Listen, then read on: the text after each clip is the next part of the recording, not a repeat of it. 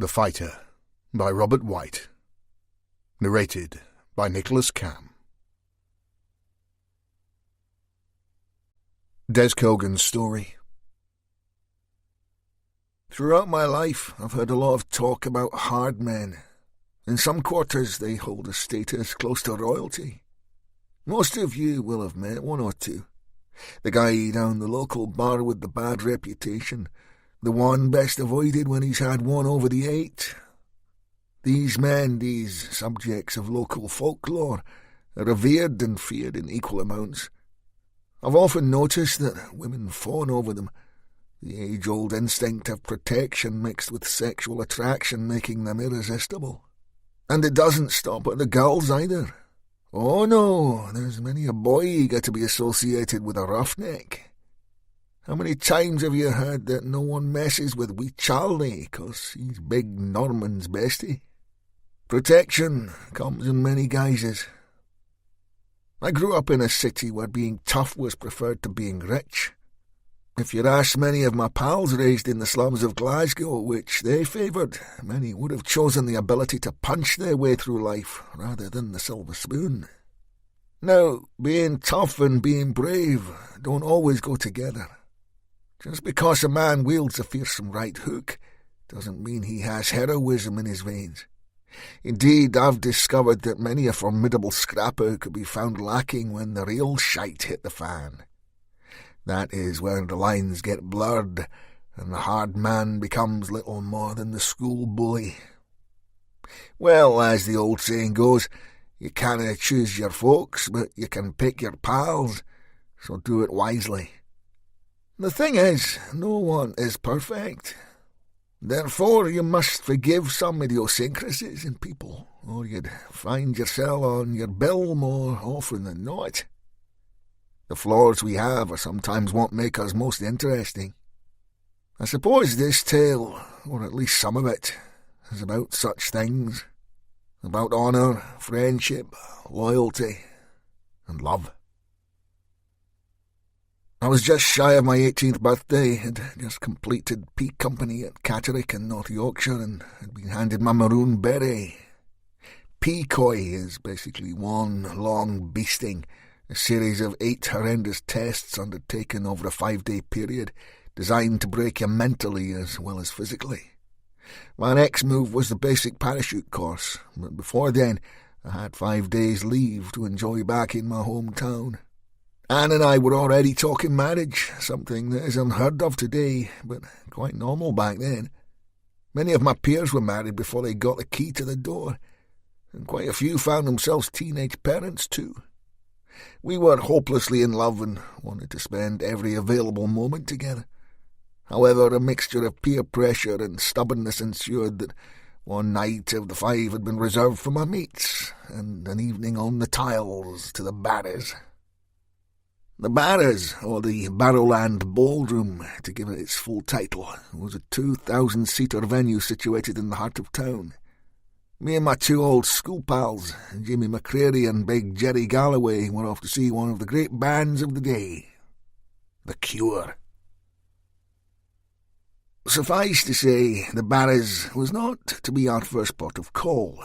Oh no, we'd started at Granny Black's in Candle Rigs, a popular pub located beside the city's Merchant Square. The place was busy from early morning as tired traders downed dawn pints and tucked into full fried breakfasts. It was a grand wee place that I'd visited for many years. Now, I'm not one for dwelling on the past, but long before Glasgow disappeared up its own arse and pandered to bearded hipsters sipping craft beers and eating pulled pork in brioche buns, Granny Black's was a top night out. Our merry band of brothers left there 4 pints deep with smiles on our faces. Sadly, the place is gone today.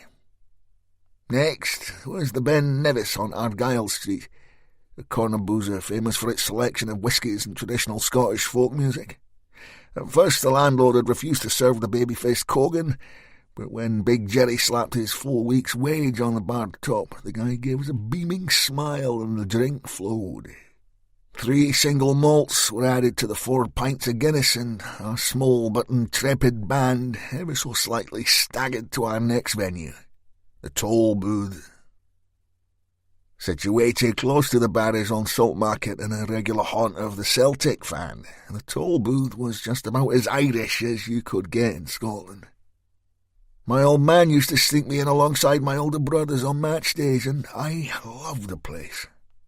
Big Jerry pushed his way to the bar, ordered our Guinness, and the three of us began the age-old game that young men played when allowed out drinking without their girls to keep an eye on them. Talent spotting. The toll booth was a drinker's pub, and men outnumbered the women by quite some percentage. However, the fact that the place was considered a real Irish bar ensured that it attracted tourists from all over the world, particularly Americans determined to find their long-lost Gaelic ancestry. These holidaying Yanks were not difficult to spot, with their perfect teeth and all-American good looks. They also appeared to have money to burn, and quite often, even in the brash and noisy atmosphere of the toll booth, you heard them before you saw them. My eyes were drawn to a group of 6 such valiant travellers, 3 boys and 3 extremely attractive girls. Now, as I've already alluded to, I was very much in love with my school sweetheart, and therefore this game was just that, a game where Jerry, Jimmy and my good self would eye up the girls and give each a score out of 10. Never played? Of course you have. The girls were all of similar age to us, late teens, early 20s. 2 brunettes, 1 blonde. All had slim, trim figures and wore skin-tight jeans to show this off. The arse on the blind is a 10, said Big Jerry. No danger. Theirs is maybe, offered Jimmy, stroking the bumfloss on his chin that he insisted was a goatee. But the wee brunette has a fine pair of tats. I like the dark one, I said, throwing my opinion into the mix. She has lovely teeth. Teeth? Laughed Jerry, almost spitting out his Guinness. What are you scoring here, Cogan? Fucking red rum. Oh, the boy's in love, eh? Offered Jimmy. He's too scared to score any good bits in case Anne hears about it. That's not so, I said, doing my best to stay with the programme. Jerry downed his pint and gestured towards the coltish beauty. Go on then, Cogan, he said mid-burp. What's God for that tight little boy? I gave the girl another once-over. Long, slim legs, pert bottom, close to perfect proportions. She reminded me of a darker-haired Dee Hepburn, the star of the movie Gregory's Girl that Anne and I had watched the night before. 9.5, I offered. Tits could be a bit bigger. I turned triumphantly to the lads to judge their reaction of my assessment. Unfortunately, rather than a raft of jovial banter, I was met with total silence and a pair of wide-eyed statues. There's someone behind me, isn't there? I asked. Big Jerry nodded slowly. He spoke to the mystery person over my shoulder. We was just having a crack, mate, he said. No harm done, eh? Just a Scottish thing, really. Really, said the deep American voice off to my right. Well, I think, in fact we think, that you have insulted our girlfriends. I turned to face the voice. He was a tall, broad-shouldered guy, the typical jock type we had all seen in the American teen films flooding the cinemas. All suntan Jim Bunny, floppy blonde fringe and pearly white teeth. Standing behind him were his 2 pals, both similar height and build and both looking particularly pissed off. Now, I must mention at this point that Big Jerry was only called Big because he was clinically obese. His fighting prowess was about as good as his ability to sprint the 100 metres. In fact, he resembled the Milky Bar Kid, except he looked as if he'd eaten old Nestle stock in the process. That said, Jimmy McCreary was a different kettle of fish. Of similar physique to myself, built like a racing snake, he was a wiry little fucker who didn't know when he was beat. I'd known him all my life, but always kept one eye on him, as you never knew which way he'd go if someone upset him. As we were outgunned and outnumbered, I'd hoped that he'd have his diplomatic head on. But it wasn't to be. Well, you're out of luck, pal, shouted Jimmy over the jigs and reels blasting out overhead. 'Course we didn't give a shite what you think. So I reckon ye shall just hold your waist and do one, eh? No, I just completed 21 weeks of grueling training. That is 21 weeks of having someone screaming in your face demanding you attack and kill another human being. I've been taught to live alongside aggression, to learn to love the pain of battle. This is all very well in the controlled environment of the barracks, as all that violence could be channeled positively. But take it out into the real world, add alcohol, and you had a very volatile mixture indeed. I'd always been a fiery fucker as a teen. I lacked the self-control that I developed in later life. At that age, I could no more have played the grey man as Platt Fog. There was viciousness in the air, and I'll be honest, I relished it. The Yank had no idea what Jimmy meant by hoarding his wisht, so I helped him out. He means keep that stupid mouth of yours shut and fuck off, I shouted, feeling the skin on my back twitch as the adrenaline coursed through my body. The American set himself, bounced on the balls of his feet and raised his arms. He then did something that I'd only ever seen in the movies. He hit himself in the face with each of his balled fists, then shook his head as if telling me he could take the blows. He looked a proper twat. His two mates shouted encouragement from a safe distance. "Go get him, Brad," shouted one. "Knock him the fuck out," yelled the other. What the Americans hadn't counted on was their surroundings. The toll booth was a Celtic pub.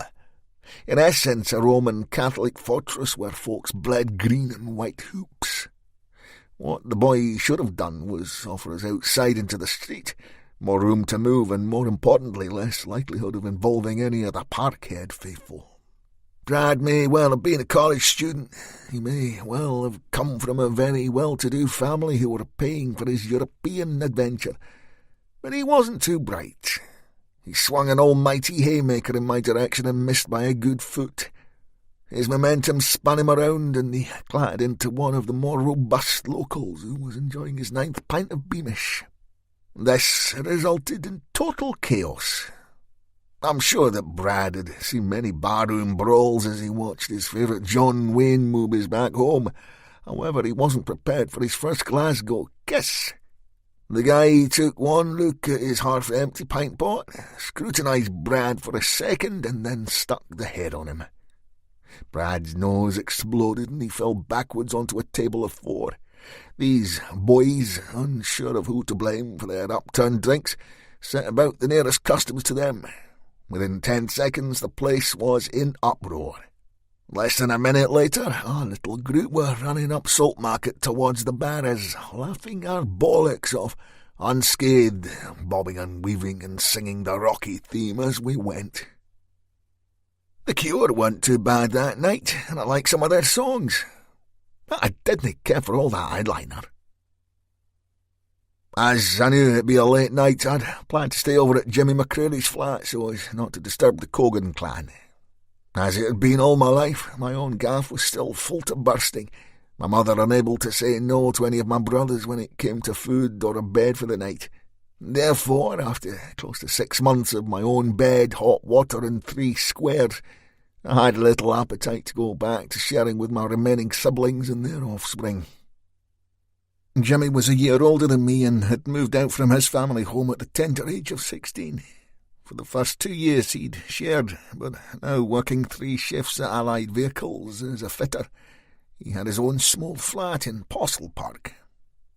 As you know, I was dragged up in the Gorbals, and he didn't get much rougher than that. But Postle was a whole new ball game to me. The housing had been built for the employees of the Saracen foundry, but when they closed their doors in the mid-60s, the place fell on hard times. By the time Jimmy rented his wee one bed, the place had become the hub of Glasgow's heroin trade. Gangs roamed the streets, and it was not a place for a stroll after dark. Luckily, our taxi had dropped us right to Jimmy's door, and I sat in a worn but comfortable armchair, sipping a cold can of Tennent's and looking out of his window at the mean streets below. At the corner under the lamp was a dealer. He had 2 other guys looking out for him, one across the road, the other a few yards behind him.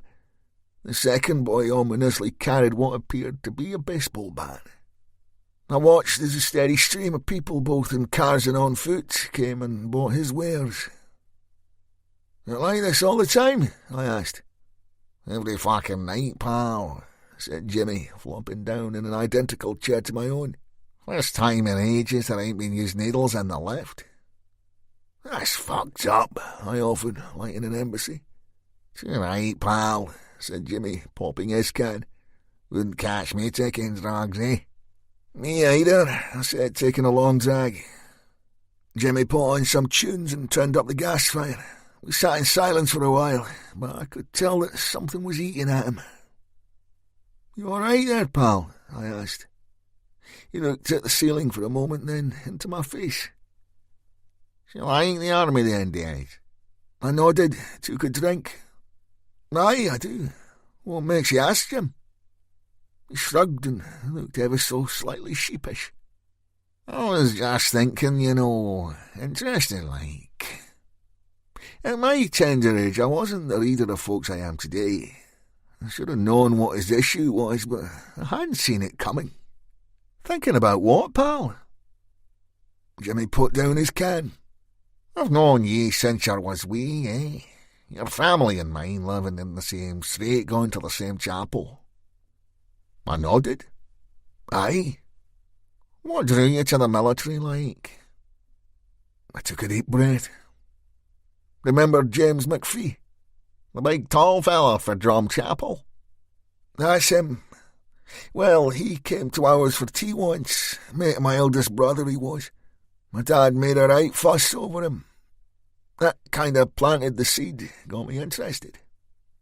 "Was that right?" "Aye. But what about..." "About what, Jimmy? Something bothering you, eh?" He took a long swig of his can. The beer was doing most of the talking, but I could see he had to get whatever it was off his chest. "You're one of them parents, eh? The same as the ones who shot all them Catholics in the back over in Ireland. How does your old dad feel about that, Des?" I was a young lad, and yes, maybe a little naive, but I'd sat down with my father long before choosing the parachute regiment. To me, they were the guys who made it to the sharp end before anyone else, the first to be deployed. They were where the action was, and that was exactly where I wanted to be.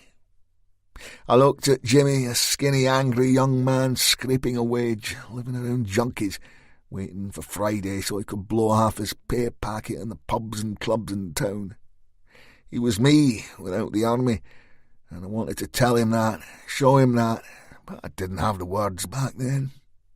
"He's proud of me, Jimmy," I said. "You know my old man, he's of Irish blood and he's more Catholic than the Pope himself, but he's still proud. All he wants is for us boys to have a better life than he had. He's never been one for the politics of it all. Neither should you be." "So you're happy to do the Englishman's bidding, is that it?" said Jimmy, face screwed up, anger seeping into his tone.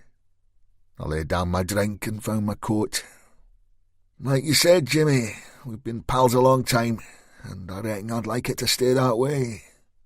We've both had a good night and a good drink. Let's leave it at that." Jimmy stood. "Oh, don't be daft nowadays, eh? I'm sorry, I didn't mean to piss you off. Sit back down. I made a spare bed up for you." I grabbed the door handle and turned it. "Another time, pal," I said. Over 2 years later, I attended the funeral of James McPhee, killed in action during the Falklands conflict, a war I missed due to applying for selection for 22 SAS. By that time, our family home was almost empty. Anne and I were married and living in quarters, and all but one of my brothers had found love and moved on. My father wasn't in the best of health, but still wanted to hear all about my escapades, even those across the water, which got me to thinking about my old pal Jimmy. The day after James was laid to rest, against my better judgment, I decided to try and look up John James McCreary. I drove my beloved Cortina back to Possilpalk and pulled up outside Jimmy's building. It seemed that the area had fallen even further from its fine pedestal, and now reminded me of some of the areas I patrolled in Belfast. Certainly felt as dangerous. On this occasion, not only did the lift contain all the evidence of heroin use, it also held an emaciated young woman who smelled worse than she looked. "Lawyer for a chain bag," she slurred as the doors mercifully opened. Jimmy's flat door was ajar, and I tentatively pushed it wide open and called his name. There didn't appear to be any furniture in the living room. Gone were the 2 comfy chairs, the big old TV and VCR. All that I could see was a filthy mattress pushed into one corner of the room, a few takeaway boxes, and what was definitely drug paraphernalia. "Jimmy," I called again, wary that I may be classed as an unwelcome visitor. There was a sound of movement, slow and stuttering. Finally, a wee girl staggered from the bedroom. She was no more than 17, a kid. There was no mistaking that had she been in better condition, she would have been a bonny wee thing. Unfortunately, she was equally as skinny as the girl in the lift, with long, straight, dirty blonde hair that fell to her elbows. Dark rings sat beneath her ice-blue eyes. Full lips were cracked, dry and bleeding. There were large black bruises around her thighs, and she had track marks on her pitifully thin arms. All she wore was a once pink T-shirt and a pair of tiny white panties. "What do you want, pal?" she said, her eyes screwed up against the daylight. "I'm looking for Jimmy McCreary, hen. Is he here?" The girl blew out her cheeks, staggered, and sat on the floor with a thump. Once down there, she immediately began to rummage through bits of tinfoil.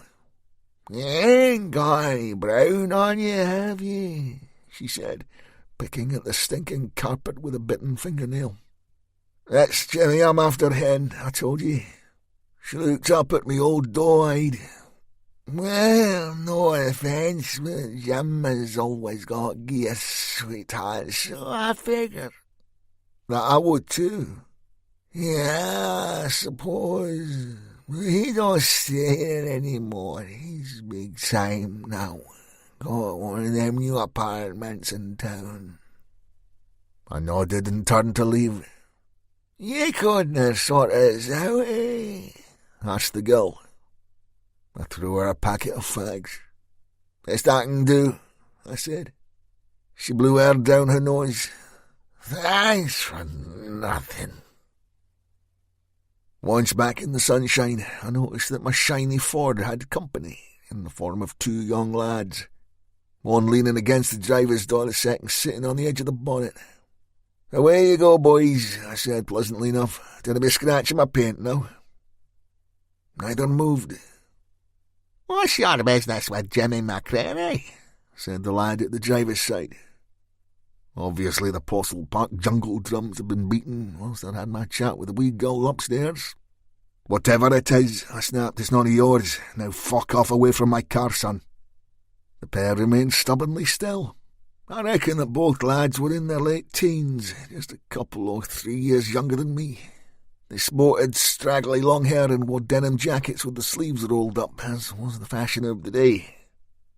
As I reached the boy with the mouth, I grabbed at his hair with my left hand and gave him an almighty slap across his cheek with my right. Now, quite often a slap is far more effective than a punch. It gets your point across, no danger, yet leaves you room for manoeuvre should you need to increase the pressure. Holding the boy by his neck, I pushed him against my motor and squeezed. Then I quickly patted him down. After all, no one wants sticking with a blade on your weekend off. His mate must have thought I looked preoccupied and started towards us. I gave him a look, shook my head, and he thought better of it. The boy I held made a few choking noises and began to turn the colour of a ripened plum. My point made, I released him, and he fell to his knees coughing and snorting between expletives. "I want to speak to Jimmy," I said, finding my spare pack of Embassy and lighting one.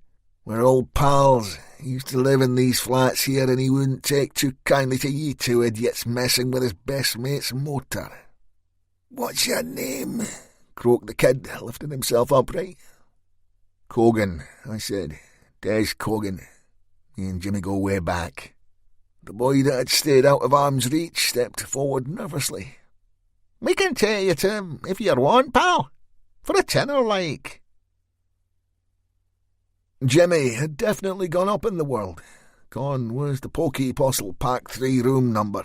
Oh, yeah, bye-bye Shitsville and say hello to Millionaires Row. Well, maybe not quite that, but moving in the right direction. My pair of now very helpful entrepreneurs took me to a very nice 3-bed penthouse flat on Great Western Road, Kelvinside. With a fiver and my second pack of embassy in their pockets, the lads wandered off, no doubt looking for the best way to spend their ill-gotten gains. I stood at Jimmy's door and knocked. It took a while, but finally he answered. He looked flustered, was red-faced and sweating. "Fuck's sake," he spat. "Can't a man have a wee bit of peace? I told you." Then he recognised me. "Well, fuck me. Isn't my old pal Cogan?" His face lit up with a beaming smile and he grabbed me in a hug. Once released, I took a better look at him. "You look well, pal," I said. "I am, son. Very well indeed. Hey, come on in." Jimmy turned and walked down his hallway. He spoke with his back to me as I followed. "How the fuck did you find us?" "Oh, I asked around. He seemed to have celebrity status back in Postle Park." He turned and beamed again. "You know what they say, pal, if you canna beat 'em." The door opened to my left and a very attractive blonde appeared wearing very expensive underwear, killer heels and nothing else. I instantly realised why Jimmy was red-faced and not happy to be answering his door. Before the woman could speak, Jimmy snarled at her. "Put some fucking clothes on. Have you no respect? Can't you see we have a guest?" Jimmy's mood swung from angry young man to perfect host with each sentence. No sooner was the girl out of sight as his beaming smile returned, as if nothing had ever bothered him. This had always been the case when dealing with my old mate. Sublime one minute, ridiculous the next. "Sit down, Days. Come on. See the weight off. My God, how long's it been here? It must be over a year." "Over 2, pal." "What brings you home? Some leave, I take it." "A funeral, actually. Remember that last night we spoke and I told you about James McPhee, my brother Tom's pal?" Jimmy looked a little blank but nodded anyway. "Well, it was his funeral I came for. He was killed in the Falklands at Tumbledown." Jimmy shook his head. "And for what, eh? So that Maggie can stay in paradise, why? Take everyone's mind off how shite things really are." I managed to smile. "Like I said to you the last time we met, Jim, I don't go in for the politics of it. I just do my job." I looked around the luxurious room. "And you seem to be doing just fine, I reckon." He shrugged as if his newfound wealth was of no importance. "And what exactly is it that you do nowadays? You're still jumping out of planes?" I couldn't exactly say too much about selection, so I kept my counsel.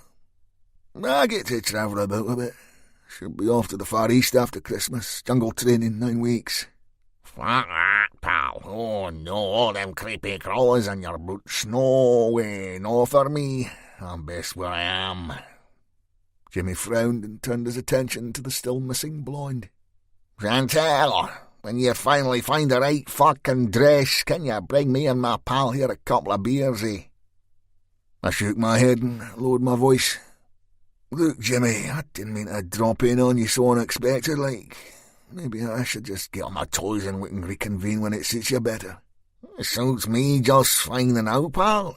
Don't worry about the gal. She gets paid by the hour." I raised my brows at that one. "You mean she's a prosy?" Jimmy shrugged. "She's a dancer at my club in town. She's just earning a little bit of spending money on the side, eh?" As if on cue, Chantel teetered in on those same impossibly high heels carrying a tray that contained 2 glasses of what appeared to be lager. I took one, sipped at it, and eyed the woman appreciatively. She was indeed a fine-looking girl. "Thanks," I said. "My pleasure," purred Chantel. She turned to Jimmy. "You still want me to hang around, Jim? Or should I go home and you can see to your company?" Jimmy turned down the corners of his mouth, checked what appeared to be a Rolex watch, and then looked at me. "You like Indian food, pal?" he asked. "Aye, I certainly do," I offered. He stood, rummaged in his jeans pocket, and pulled out a wad of notes bigger than I'd ever seen in my life. "There you go, hen," he said, handing the girl what looked to be several £100. "You go buy yourself something nice, eh? I'll see you at the club later." Chantel squealed like a spoilt child and gave Jimmy a big hug.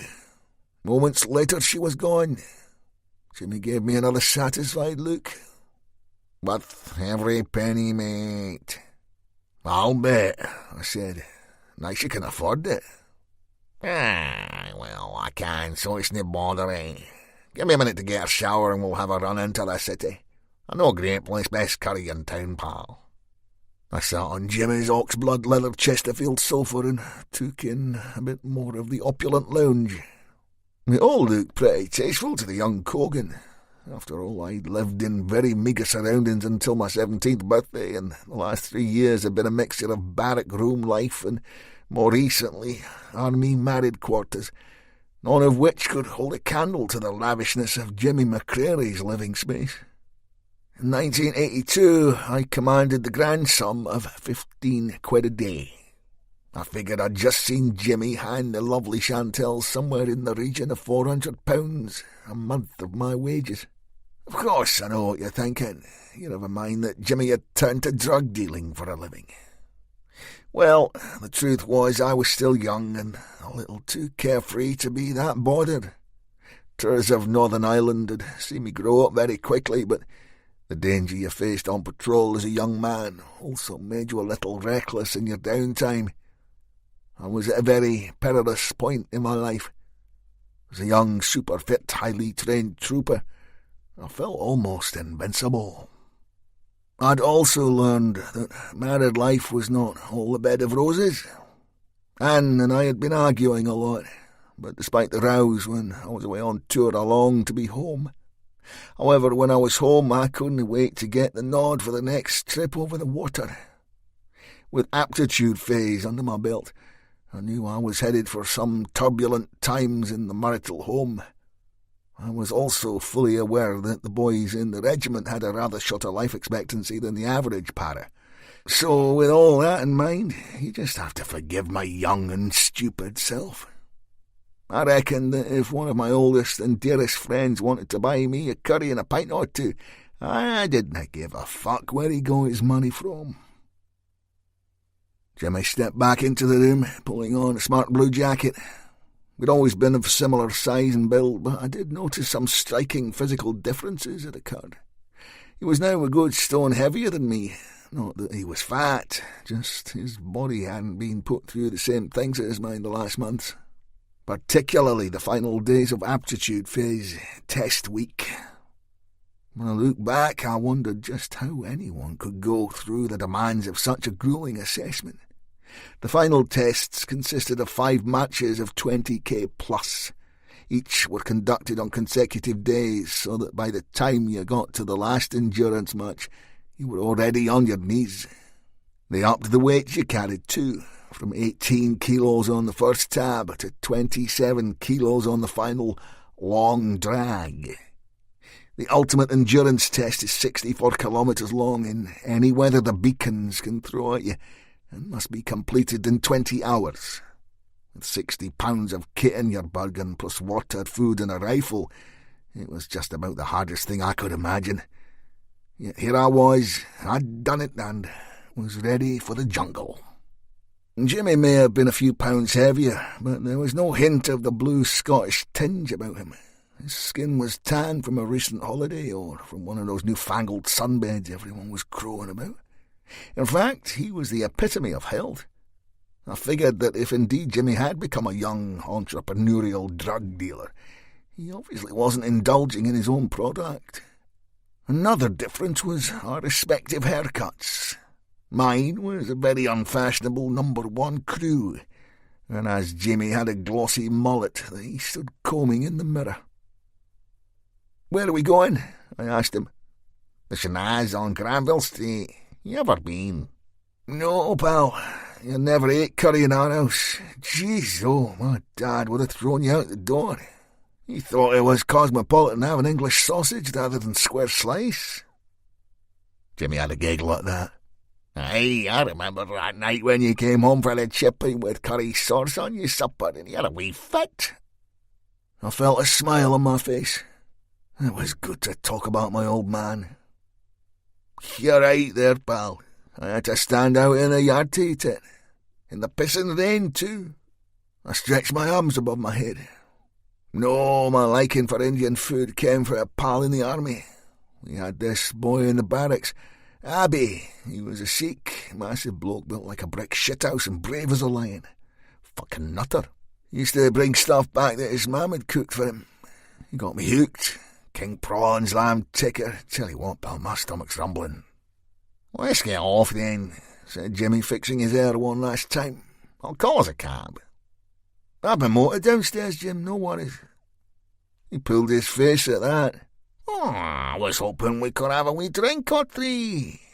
Do you have to be back or something?" I shook my head. "Nah, I've another day yet." "Well then, what's up with you? You can crash here, no bother." He pointed. "And I promise I won't spoil the party this time." I looked into Jimmy's face. He smiled at me and I knew it was genuine. "Tell you what, it's great to see you, pal," he said. The black cab dropped us at the Shanaz. It was one of the oldest Indian restaurants in Glasgow, first opened in the mid-60s. As I stepped inside, the wonderful aromas wafting from the kitchen made my mouth water. The one thing about tabbing 20 kilometres a day is you are always starving hungry, and as we were ushered to a window table, I already knew what I wanted to eat. 3 pints of stir-ratoire and a mountain of excellent food later, Jimmy and I had covered most of what had happened to him since that fateful night at the Barras. Jimmy had done a foreigner for this guy, Pete James, a face I only vaguely knew, but who had a reputation as a cokehead and gambler. Jimmy had fixed Pete's motor for him, but he couldn't pay. In the end, Jim went round to Pete's gaff with the intention of giving him a slap. Instead, he took a kilo of cannabis resin as payment.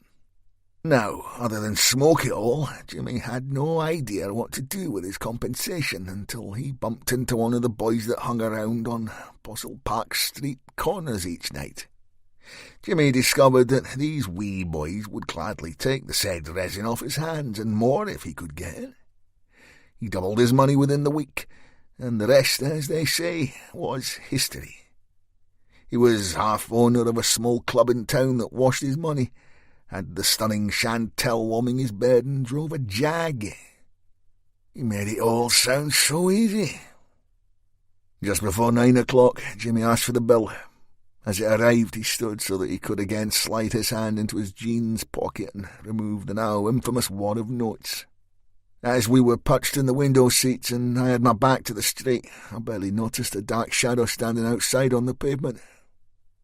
I certainly didn't see the sawn off.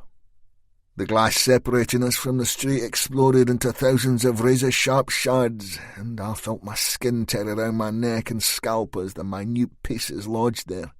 People were screaming, and there was total panic in the restaurant. Jimmy had been blown off his feet and was lying on his back, clutching his chest. I dropped to my knees beside him and pulled his hand away from the injury so I could get a better wee look. There were at least 3 entry wounds, and looking at their positions, all had pierced Jimmy's chest cavity. I've seen similar wounds before. I was first on the scene when a young kid had been shot by the UVF just off the Falls Road. That proved fatal. Jimmy was gasping for breath, his eyes wild. "Don't let me die here, pal, eh?" he managed. "No here." "You're not going to die, you daft bastard," I said, not knowing what his prognosis would be. I stretched up, found a bunch of clean cotton napkins and applied some pressure to his wounds. Looking up at the carnage in the rest of the dining area, I saw that another victim had been hit, this time a young woman. Somehow I managed to catch the eye of one of the staff. "Tell me there's an ambulance coming," I barked. "I called, sir," he said. I looked into Jimmy's eyes. His pupils were dilated. "Hold this to your chest, mate," I said, and shuffled through the broken glass towards the injured woman.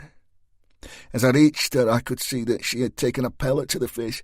It had entered her cheek and was lodged somewhere at the back of her throat. Her husband or boyfriend was in full shock and sat by her, holding her hand, muttering gibberish. Finding more napkins, I turned her into the recovery position and applied the makeshift bandage. Mercifully, within minutes, medics arrived. Jimmy's right lung had collapsed, but they managed to get some oxygen into him. Once they were stabilised, both victims were on their way to the infirmary. I sat, pulling bits of glass from my head. One of the ambulance crew had stayed behind to tend to the many diners with minor cuts and shock. She strode over to me, had a quick look at my neck and said, "Maybe you should nip up to casualty and get those looked at, eh?" She was right, of course. "Aye," I said, "I will, hen." "Well, I'll give you a ride up there," said a deep voice with an Edinburgh lilt. I looked up to see a rather burly detective dressed in a beige raincoat sitting at the next table. He had a heavily lined face and a shock of pure white hair. His eyes were dark as coal, and he examined me closely. As a young Catholic lad growing up in the west of Glasgow, I'd always distrusted the police. They were notoriously sectarian and best avoided, no matter what foot you had kicked with. "I can get myself there, pal. No bother," I said. "I'm sure you can," said the cop. "It's just a friendly offer." I nodded and kept my mouth shut. But the guy wasn't done. "What regiment?" he asked. "I mean, you're a squatty. I can see that for here." "The Shiny Two," I said, using two Paris nickname. The cop knew exactly what I meant. He nodded and rubbed his chin with his hand. "So, was a fine upstanding member of Her Majesty's military, doing sharing a table with a scumbag like Jimmy McCready?" I stood. "Why is a member of the police asking me questions rather than out looking for the guy you just shot two people?" "Touché," said the detective. "Did you get a look at the gun, man?" I shook my head. "Nothing much more than a shadow, I'd say about average height. I got the impression he was a white guy, but I couldn't be sure." "You got a name, son?" "Cogan." "Big Celtic fan, then, eh?" "None of your fucking business," I said, and made to leave. As I reached the door, the detective called out. "Hey, Cogan," he shouted. "People get judged by the company they keep." I gave the cop a look. "That's why I'm leaving." It took until just after 2 in the morning for me to be seen, have the remaining shards of glass tweezed from my head and neck, and be issued with some antibiotic powder to slap on twice a day. After some gentle persuasion from yours truly, I managed to find out where Jimmy was. He'd left theatre and was in recovery under armed guard. So, he was alive. I called the cab and made my way home. As I gently pushed the front door open, I could see a light on in the back parlour. My dad sat at our kitchen table, stripy pyjamas buttoned to the neck, dressing gown over his shoulders. He hugged a cup of what smelled like coffee. "You're late, son," he said quietly. "Aye, sorry, Dad," I said. He studied me a moment. "What you done to your neck?" "Ah," I said. "Been a bit of a night, to be fair. Remember Jimmy McCready? My dad pulled a face that I'd seen many times when he didn't care for his company." "Aye, Burners wee boy used to live by us." "That's him. Well, someone shot him through the window of the curry house we were sitting in." "Jeez, oh." "Aye, he's still in the hospital. I just got some of the glasses all." My dad sipped his coffee and shook his head. "Sit down a minute, son. I want to speak to you before you go off again." I did as I was asked. My old man ran his hands through his thinning hair. "Desmond, you need to think on a wee bit more these days. About who you knock around with, I mean. It's very easy to get caught up in the wrong crowd. Come on, Dad, I'm not 15 anymore. I know you're a grown man with your own life, and I'm proud of you, son. It's just, well, lads like Jimmy are bad news. His mother talks to your mother, and I hear all the tales. McCreary is nothing but a low-life drug dealer. Okay, he survived this one, and it looks like you struck lucky too. But one day he won't be so fortunate. All I'm saying is, you will put yourself in harm's way often enough. You'll see enough danger, enough blood. You won't be needing to hang around with gangsters for excitement, that's for sure. Believe me, son, you'll face enough enemies in your life, and you'll stare down the barrel of a gun more than most. He reached across our tired warden table, the place I'd eaten, drank, laughed, fought, cried and danced. Never a man to show his feelings, this was a rare display of affection. He slid his hand across that scratched mahogany top and took mine in his.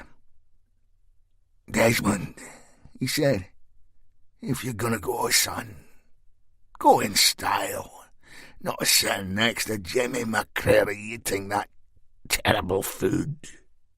"You still don't like the curry then, eh, Dad?" I smiled.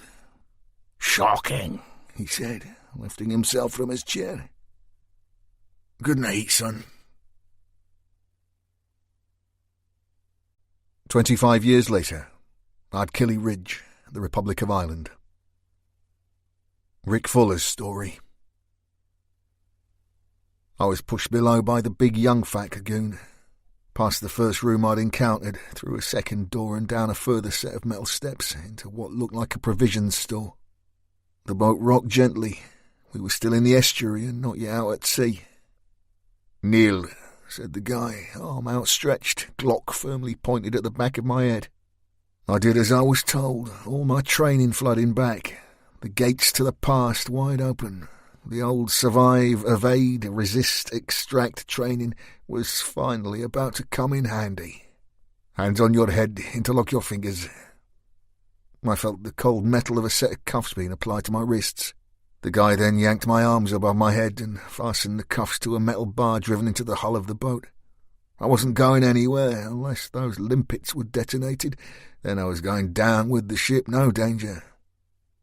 "Can I have some water?" I asked, doing my best to look the beaten man. It wasn't that I was thirsty, it was just that I wanted to know what this guy's intentions were. After all, there's no point in feeding and watering a bloke if you're going to drop him in the Celtic Sea 10 minutes later.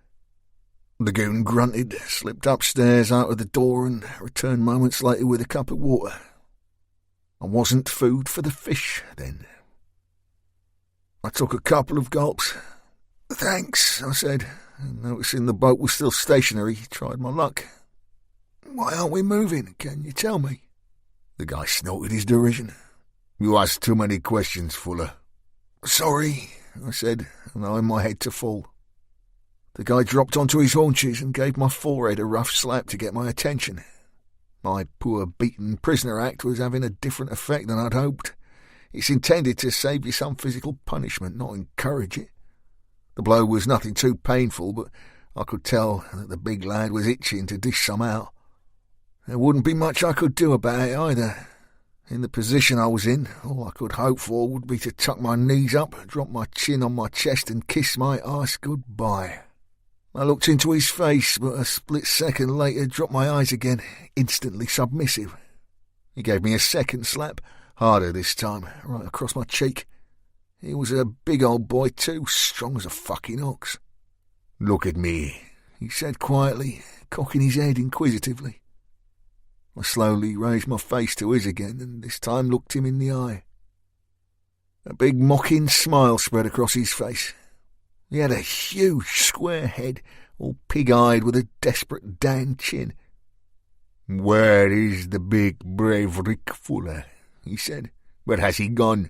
Who is this slithering weakling that has replaced him?" My mind worked overtime. There was no doubt that guy was Youngfak. He had the tattoo and fitted the type without a doubt. But he was just a big lump. He was definitely not the brains of the outfit. My capture, this whole debacle, had to have been an elaborate setup. Inside information had been accessed at the highest level. Just look at who were involved. The CIA, MI6, the IRA and Young Fac, the most powerful organised crime syndicate ever to come out of the Arab world. Someone who had access to all those agencies and criminal enterprises had conspired to ensure that it was me that did the deal alongside Finbar O'Rourke, and that it was me that would be on that beach with those AKs. Al Mufti had paid dearly for that to happen, and it wasn't just about 300 grand's worth of old PIRA arms either. I mean, look, the Yanks had just paid our team a cool $1 million just to save a senator's blushes. There was a much bigger payday for whoever had organised this little party, and it wasn't in those old crates. Al Mufti and his boss, Khalid Kunanovich, had the resources to make that kind of transaction happen, and I was very keen to find out what that was. However, first I had more pressing problems. Whatever Squareface was, who exactly he worked for and where he fell in the pecking order, he wasn't finished with me. He grabbed a handful of my hair and snapped my head back. "Where is the hero?" he sneered. "Where is the star of Her Majesty's Special Air Service?" He made a low guttural sound and gobbed straight in my face. Well, if the foul bastard had been a few inches closer, he'd have discovered that Mr. Fuller was alive and well. My teeth would have been locked onto his nose whilst I kicked fuck out of his meat and 2 veg with my timberlands. As it happened, he wasn't, and all I could do was wipe my face on the arm of my shirt whilst he stood and walked upstairs to the door. "Coward," he said, and slammed it shut behind him. The boat continued its gentle rocking motion. Whoever was doing the sailing was simply ticking the engines over and keeping her steady. Either he was in no hurry, as the vessel was in blackout, or we were waiting for someone else to arrive, the latter concerning me even more. The tracker's cellars had fitted inside the AK crates had been discovered and removed. Just how our team of happy clappers knew about those only added to my conspiracy theory. Either way, there'd be no easy way for Des and the team to find the boat in the dead of night. I was also concerned about Theo Marvellous Marvin Varese, who would no doubt be trying to call the shots on how to proceed now that I was indisposed. I trusted him as much as I trusted Mason Carver during the Todd Blackman investigation, and look what happened to him. Moments later, my thoughts turned back to my imminent future as the big young fat guy lumbered back into the room. This time, however, he had company in the form of a slightly built man. He looked to be in his 60s with small rodent-like features. I would have put him as Libyan or Moroccan. As it turned out, he was an Afghan and a fully fledged member of the Taliban. I was having a fucking bad day. "Are you comfortable, Mr. Fuller?" he said in an accent that had been moulded in the best universities any money could buy. It was, of course, imperative that I didn't lose my rag. It didn't turn up the heat in any way, so I looked towards my shackled wrists above my head. "I have pins and needles in my hands," I said quietly, allowing my head to fall, resting my chin on my chest as if exhausted. "Yes, of course, that is natural under these circumstances," said Weaselface, pushing thick glasses up his nose and peering at me. "But I assure you, Mr. Fuller, these are not life-threatening symptoms." I nodded and wondered if the guy was a doctor. "However," he added, "you should be aware that it is my task to deliver you to my great friend, Abdallah al-Mufti, with whom I believe you have had a long and difficult relationship." He pursed his lips. "Therefore, I cannot see this ending well for you." The plot grew ever stickier, but I played the game and kept my counsel. After all, there was no point in mentioning that Abdullah's only son, Sadiq, had fallen foul of an angry Scotsman and a 6-inch nail. He'd find all that out in good time. "That was a long time ago when I was in the army," I said. "I was just following orders, just like any soldier." A thin smile flickered across Weasel's face. He removed his glasses and polished them on the tail of his long shirt. "I've heard this said by your kind many times, Mr. Fuller. Following orders? However, these thin words do not bring our brothers back that you and your friends have murdered." The glasses were returned to his considerable nose. "Now, Abdallah is a wise and generous man who has supported our brothers in many conflicts and many countries where the infidel has chosen to interfere. He has quietly gone about his business, raising money for the cause, helping the downtrodden and the invaded." I wanted to say, "Oh yeah, he's a fucking pillar of the community, a drug-supplying, arms-dealing, murderous bastard." But of course, I kept my mouth shut. Weasel hadn't finished his uplifting portrayal of my favourite Arab. "I first met him in my homeland when I worked as a doctor, in Bagram. Do you know of this place?" So he was a quack after all. I shook my head, giving nothing back. I'd heard some of the stories that had come out about the airfield there and the detention centre, but I'd never had the pleasure. That said, I had the feeling the guy liked the sound of his own voice and was going to tell me all about it anyway. Dr. Weasel was warming to his task. "Bagram is the site of the strategic United States Air Base. The runway was built in 1976 by the Soviets before they ran home with their tails between their legs. But it was the Pawan detention facility that was my responsibility. The detention center was a place of torture and deprivation, Mr. Fuller. It was I who tended to some of the terrible injuries inflicted on innocent civilians by your comrades in arms, the Americans. Bagram made Guantanamo Bay look like a 5-star hotel. Men were chained to ceilings and walls and beaten to death. They lay in their own excrement, starved of food and water, unable to pray to their God." He took a breath and the thin smile returned. "So, Mr. Fuller, you now understand why your pins and needles are of little consequence to me." Lauren North's story. Despite the body armour doing its job, my whole body ached from the rounds I'd taken back on the road to the port. However, I was still able to hold a gun, and as Verezi opened his mobile to make the call that would send Rick to the bottom of the sea, I lifted my Colt to his temple and pulled back the hammer. In the confines of the small cabin, the click of the ratchet sounded like a bomb going off.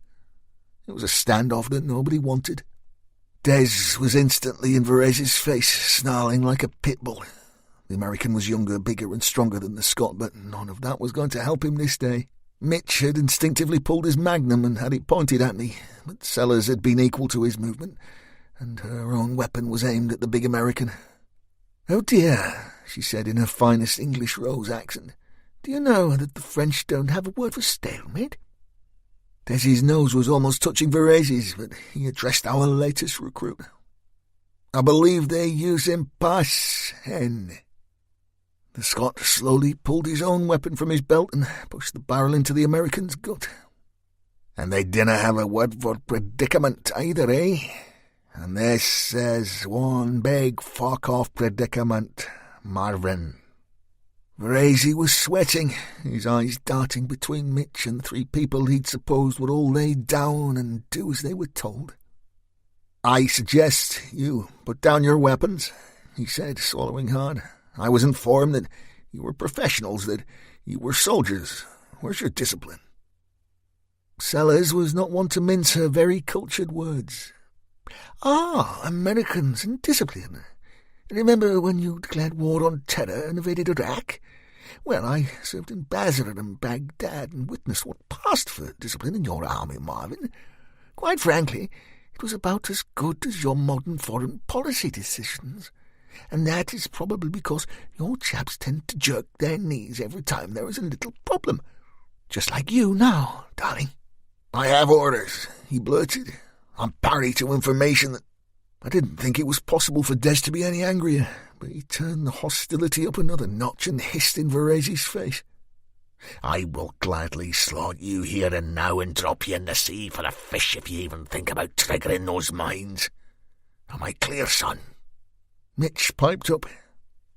"Mr. Cogan, I don't figure that—" Des didn't turn or look away from Verezi's eyes.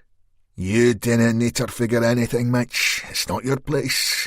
You know I like you, but don't put me in the position of having to make a choice between you and Rick Fuller." Veresi blinked, swallowed again.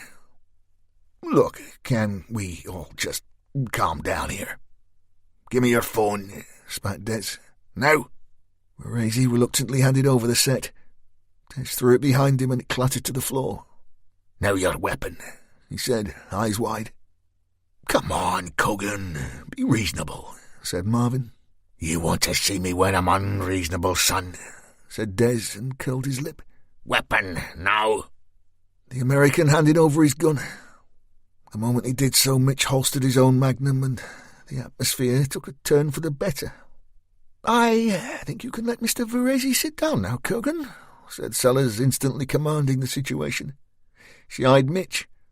"And I trust we can allow you your weapon without being murdered in our beds?" "You can, ma'am," he said. "Good," smiled Sellers. "Now, as the craft carrying Fuller is sailing in total blackout, they will be moving very slowly, therefore it is unlikely that they will have made it to the mouth of the estuary." She turned to Marvin. "How fast does this thing go? I take it you know what you're doing?" Veresi was still sulking. "Maybe 30 knots once we set sail." Another smile spread across Sellers's face. It was far from genuine, but it was there nonetheless. "Then let's get on with it, shall we? If we make the mouth before them and drop anchor, engines off, we may hear or see them leave." Veresi didn't move. "Quicker than that, Marvin," she said. "Or shall I let Cogan here keep his promise and we end up sending your relatives a cod in the post?" Veresi stepped over to the controls and started the engines. He looked over to Mitch Collins and bared his teeth. "I won't forget this one, Marine," he said. Rick Fuller's story. The boat continued to rock gently, the engines ticking over. It was like being in a holding pattern, waiting to land. I couldn't be certain, but I figured we'd travelled less than a mile. Something or someone was afoot. Dr. Weasel had returned to the upper deck, leaving me with Squareface. He sat on a wooden box and stared at me. I continued my poor, downtrodden prisoner act and kept my head down. "You have a wife, Fuller?" he asked. I stayed silent. "Children?" Again, I ignored him. "Young Vag is my family," he announced. "Abdallah is our father. He is all-seeing." I studied the guy for a second and wanted to say he was a weirdo and I didn't give a fuck. Instead, "I need the toilet," I said. He sneered. "Then go." "I'm not well," I said, looking all sorry for myself. "And if I did that, the smell would be terrible." It was a trade-off. If I'd been in a cell or some other room where he could have closed the door and walked away, I was sure that he'd have left me to soil myself, but he didn't have that option. He wandered up the stairs, muttering something in a language I couldn't identify. Minutes later he returned with a wooden pail. He shuffled over and dropped it by my side. I waited, wondering what his next move would be. I could see his mind working overtime. He didn't want to uncuff me, but he sure as hell didn't want to pull down my pants and wipe my arse either. "I'm getting desperate," I said. "Sorry, but you'll have to help me." He turned his back and bawled up the stairwell. Josip, come down here." There was movement above, and eventually I heard the sound of footsteps. The guy I'd seen up on deck during the handover appeared. He carried one of his newly acquired AK-47s. "He needs to shit," said Squareface, grimacing as if he could already smell it. He drew his SLP from his shoulder holster and rested it on the box he'd been sitting on. "Cover him," he said.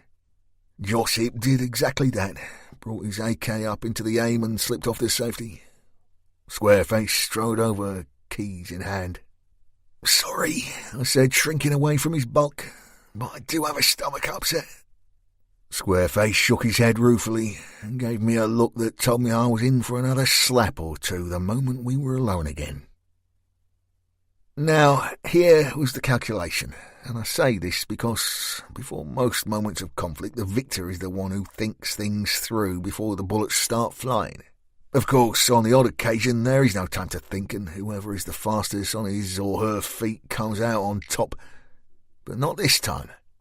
All my training told me to take advantage of any hope of escape as soon as possible, and that is just how I saw this moment. I knew as the big goon leaned over to release my cuffs from the bar driven into the wall that his body would temporarily mask me, giving at least some element of cover from Joseph's AK. I would of course still be bound at the wrists, but at least I'll be free to move. Squareface's SLP was a Glock 19, a model that doesn't require the shooter to disengage his safety, and it sat in plain sight not 10 feet from my position. The thought of spending time aboard ship with slap-happy Squareface for company didn't appeal. Neither did the prospect of being the prisoner of Abdullah al-Mufti and being nailed to a cross for a few days. I reckoned that a 7.62 in the chest was preferable to rusty nails in the wrists and feet any day. I'd never been frightened of dying, but given the option, it would be nice to go quick and clean. The bottom line was, if I had any chance of escape, I was going to take it, come hell or high water. As the big lump leaned over me, I tucked my feet under my backside, ready to move. He gave me a suspicious look. I did my best to look apologetic, shrugged my shoulders and explained, "I need to stand up so you can pull down my trousers." He pulled another face that told me he didn't care for that prospect and pushed the key into the lock. The second I felt the cuffs release, I grabbed the wooden bucket sitting at my feet by its lip, powered it upwards with all my strength and smashed it under his chin. He grunted and staggered backwards, almost falling back into Josip, who mercifully decided to stop his buddy falling into him rather than take a clear shot at me. I rolled forwards using my cuffed hands as a pivot, and a split second later was up on my feet and within touching distance of the Glock. Grabbing at the weapon, I saw that Squareface was still staggering about, disorientated. But Josip had finally got his shit together and was swinging his weapon around towards me. I threw myself to my right, hit the floor hard and dropped behind a pile of crates. The boy let go with his AK-47, and just as in countless other close-quarters battles I'd fought in, the report of the weapon turned me instantly deaf. There was no time to worry about my ears or if the thick wooden boxes would stop the high-velocity bullet, so I just gritted my teeth, popped out of cover, opened up with the Glock and hoped for the best. Now, the Glock 19 Gen 5 in my hand had the standard 13-round mag. It wasn't my favoured weapon, but I'd always liked the fact that the shooter didn't have to completely release the trigger before firing a second shot. My first two hit Josip in the shoulder and throat. His legs buckled and he went down without firing again. Suddenly, Squareface was clear-headed. However, he wasn't as big and brave as he'd been earlier when I was chained to the wall. I saw fear in his eyes. He was about to run. Unfortunately, there was no time to wallow in our reversed roles. I just put two nicely grouped rounds in that big fat head of his and felt instantly better. This too was short-lived, as the shouts and movement from above told me that I was about to have more visitors, and they weren't bringing me tea and cakes. The boat's engines went from tick over to silent, and I figured that every last man and his dog was about to give me a talking to. My next choice was in which order to recover the items I needed. Did I go for the key to my cuffs or Josip's AK? Key. I turned and put 4 more rounds up the stairwell. They clattered against the metal steps and rails and ricocheted off up toward the boys thinking of coming downstairs to read my horoscope. That gave me precious seconds. Squareface had dropped the keys as he'd fallen, and I scrambled across the floor and scooped them up. Moments later I was free. AK tucked in my shoulder, Glock in my belt. One thing was for certain. No matter how the next minutes panned out, no matter how many came for me, I wasn't going to be captured again. Des Cogan's story. We'd been on the move for 30 minutes, but despite Victoria's hopes to move quickly to the mouth of the estuary, as we too didn't want to advertise our presence, progress was slower than she'd hoped. Now, unlike my captured comrade, I'd learned the value of patience in my later years. Days of sitting in holes in the ground waiting for the enemy to arrive had taught me so much. However, with wreck taken and the seemingly endless blackness surrounding our craft, I felt not only fear for my best friend's safety, but immense frustration. There had been no sign of the target boat, or any other craft for that matter. The moon occasionally poked out from behind heavy, low cloud cover, which made navigation momentarily easier, but each time it dipped back behind the solid rain-filled banks, we were plunged into total darkness, and I fell into an ever-deepening melancholy. Then, that was gunfire, snapped Lauren, taking a break from biting her nails, obviously feeling the pressure as much as my good self. "Kill the engines a second, Marvin. Listen up." The American did as he was asked, but glared at her, still smarting from our earlier rebellion. Lauren was indeed correct. Moments later, the unmistakable sound of small arms fire, followed by some bigger caliber stuff, cracked through the night, masking the gentle lapping of the water against the hull of our boat. I stood on deck and searched the inky blackness. "I can't see anything, Hen," I said, ruing our lack of NV kit. Mitch came alongside me as we heard more shots. We both strained to see anything resembling a craft. Suddenly there was a flash of light and a corresponding crack. "Muzzle flash," said the American. "That's dead ahead, sir, and that shooting can only mean one thing." "Aye," I nodded, feeling my spirits rise. "It means he's free and is fighting." Mitch pursed his lips and nodded. "That's going to be tough, Mr. Cogan. Confined spaces, stairs, it's as bad as it gets." I turned to the big feller. He was already checking over his magnum. "Well, it don't come any tougher, Mitch, and there's no one better at close-quarter work than Rick. While the shooting goes on, he's still alive. That's all that matters, son." As if to prove my point, there were more exchanges, and I definitely heard shouts or cries ahead. I called to Marvin. "Fire her up, pal, and keep her steady on this course. Easy does it, we're close." Sellers sprang into action. "Okay, girls and boys, kit up. Marvin, steady as we go. As soon as we have a visual, aim this thing for their midships and give it some gas." "Nice to hear you have a plan, Sellers," he said flatly, increasing the engine's revs. "Do you have a plan for me, or do I get to fight barehanded?" She turned and studied our pet CIA man for a moment, then nodded at Lauren. "Give him his gun, darling." Then to the American, "Just be a good boy, Marvin, and we'll get along swimmingly." She climbed up to where Mitch and I stood and handed us an AK each, together with a couple of spare mags. I took my rifle and loaded it. "If I didn't know any better, Sellers, I'd say you're enjoying yourself." She peered ahead, her beautiful long raven hair blowing in the breeze. From somewhere in her clothing she pulled out an elastic band and tied back her locks. She then turned to me, eyes cold. "You know as much as anyone how this feels, Cogan. You can't let it go, it runs in the blood." Finally she smiled. "Besides, I like to keep my hand in." "We can see that, ma'am," offered Mitch, racking his AK. She turned and gave the American a knowing wink.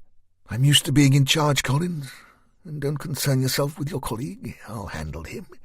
Just concentrate on getting Mr. Fuller back in one piece, eh?" Mitch nodded his gratitude. "Ma'am," he said. Then, seconds later, "There," she said sharply. "Come on, Vrazy, give it some licks." Rick Fuller's story.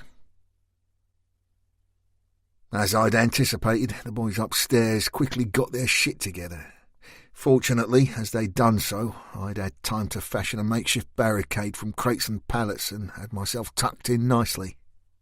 The stairs were covered, but to make life slightly more uncomfortable, there was a further door on the far side of the room. I had no idea what or who may be behind it, or indeed if it could be accessed from the upper deck. However, to keep me interested in proceedings, one of the boys above was feeling brave and kept pointing his AK around the door at the top of the stairs and letting go on fully automatic. It was more annoying than life-threatening, but there was always a chance that a stray could find its way in my direction. As my biggest concern was lack of ammunition, just after clipping the AK and 9 shots in the Glock, I waited patiently for him to make the mistake of sneaking a peek, and sure enough, after 3 bursts and no response from yours truly, he popped his head around the door to survey what damage he'd done. I caught him with a single shot just under his right eye. Jesus, those 7.62s make a mess. He slid down the stairs with half his head missing. I jumped out of cover and relieved him of a spare mag and felt instantly more comfortable. The loss of another crew member seemed to trigger all manner of arguments above. There were raised voices, including Dr. Weasel, who I presumed was under strict instructions to keep me alive until his boss could nail me to the nearest cross while slaughtering a goat or 3. I had other ideas, and things were about to improve further. There was an almighty bang, and the boat lurched to one side, sending me crashing to the floor, and boxes of God knows what falling on top of me. Then I heard the gunfire. Short, controlled bursts, big calibre. It had to be Des. Just had to be. Within 30 seconds, all was quiet. I stood up and listened. Then I heard Des shout, "Clear!" as he dropped into the first small room at the top of my stairs. As he opened the second door leading to my room, he must have been able to see the guy with half a head at the bottom. The Scot wasn't about to take chances. "Rick, where the fuck are you bastard?" he shouted, always the gentleman, but staying sensibly out of sight. "Down here doing all the fucking work," I said. He manoeuvred his wiry frame down the narrow steps, his AK smoking from use. I stood in the centre of the room, 3 bodies around me. He gave me a broad smile. "Getting you out of the shit has become a fucking habit," he said. "Glad you could make it," I offered. "Did you enjoy your cruise around Ireland whilst your best mate was being slapped about by half the Baltic states?" He smiled again. "It was very pleasurable, despite the need to have a serious word or two with one of our American cousins." "Really?" "Aye, we'll have a chat about that with Jobby later." Des made his weapon safe. "We're all good up top, no casualties. However, we have one prisoner." "A prisoner?" I said. "What's he look like?" "Small dude, big noise." I nodded. "As they say in your neck of the woods, pal, you fucking beauty. Just the man I wanted to chat with." Des was about to turn and go back up top, but I held up a hand to stop him, pointed at my eyes and then the closed door at the far end of the room, the one I told you about, the one I'd never seen behind. The Scot gave me a knowing look, drew his BAP, and we made our way quietly over. Des lifted a boot and smashed the door open. I was through first and stepped right. The Scot was in behind and left. "Clear," he said. The room was indeed empty, other than for 2 items, a 3-legged stool and a polished wooden coffin. "The captain?" offered Des. "Only one way to find out," I said, doing my best to lift the lid. After 2 vain attempts, I turned to my mate. "Would you believe it's nailed shut?" "I've seen a few dead blokes in my time, pal," said Des, checking the lid for himself. "I didn't ever recall one opening the lid of his own casket. Bit creepy if you ask me. Like one of them horror movies where the devil jumps out, eh?" I shook my head and smiled, happy to have my pal back alongside me. A bit of banter always went a long way to calm a sticky situation. He stepped out of the room. Moments later he returned with a small jemmy and hunkered down next to the rather expensive-looking coffin. Des eased each nail upwards until the lid was free. Once the last one was out, he looked up at me, holding the lip of the casket in his hand. "If fucking Damien jumps out of here, pal, I'll be swimming for it, I tell you." It wasn't anything to do with a horror flick. Indeed, there was no body at all. Rather than a corpse, packed inside the casket were dozens of rectangular packages wrapped in thick plastic and bound with packing tape. Des pulled his old service knife and carefully cut into one. He raised his eyebrows and looked at me. "Well, isn't that how we turn up for the books, eh, pal?" he said. I stood next to him. "Oh, yeah, you can say that again. Now that shut, pal, and keep this to yourself, eh?" Des began the task of hammering the nails back into place, and my thoughts turned to that big payday I was talking about earlier. As I kept watch at the door, I heard footsteps treading the stairs. It was Marvellous Marvin Verazzi. "All clear down here," I shouted. He stopped in his tracks. There was a look on his face that I couldn't quite read. Guilt? Suspicion? I couldn't tell. One thing I did know was I trusted him about as much as a wounded lion. "Okay," he managed. "Good to see you're in fine health, Fuller. We were worried about you for a while there." "I'm sure you were," I said. Lauren North's story. I watched as Rick dipped his head and stepped out onto the deck. His shirt was drenched in sweat sticking to his body. There was a slight swelling around his left eye, as if he'd been punched, but other than that he looked well. Actually, he looked good enough to eat. He dropped an AK and spare magazines onto the deck and wiped his face with both hands. Just to see him alive and well caused tears to form, and I felt them dribble down my cheeks. I thought my heart would burst. He caught my eye briefly, but there was no smile, just a nod of acknowledgement. That, I suppose, was all I could hope for. Mitch was covering our prisoner with his AK. He was a small Arabic-looking guy, and he lay face down on the deck, his hands tied behind his back, legs crossed. Rick stepped over to him. "Hello, Doctor," he said. "Well, this is a turn-up for the books, eh? Care to tell us where you were headed?" "I'm alive, I say," said the guy. "He doesn't know anything," explained Sellers. Verazzi, who had been remarkably helpful once he realised we had control of the target vessel, looked over to Victoria. "You speak Arabic?" he asked. Sellers pulled her hair from her ponytail and shook it, looking every inch a sex goddess. "I'm not just a pretty face, darling." She smiled and walked over to our prisoner.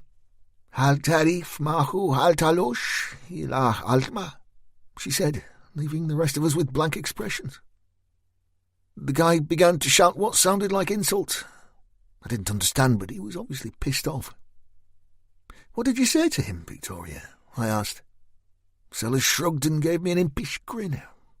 "I just asked him if he knew what waterboarding was, darling." Rick lifted his foot and planted his boot firmly on the neck of our small friend. He leaned in until the guy began to choke, his voice low, threatening.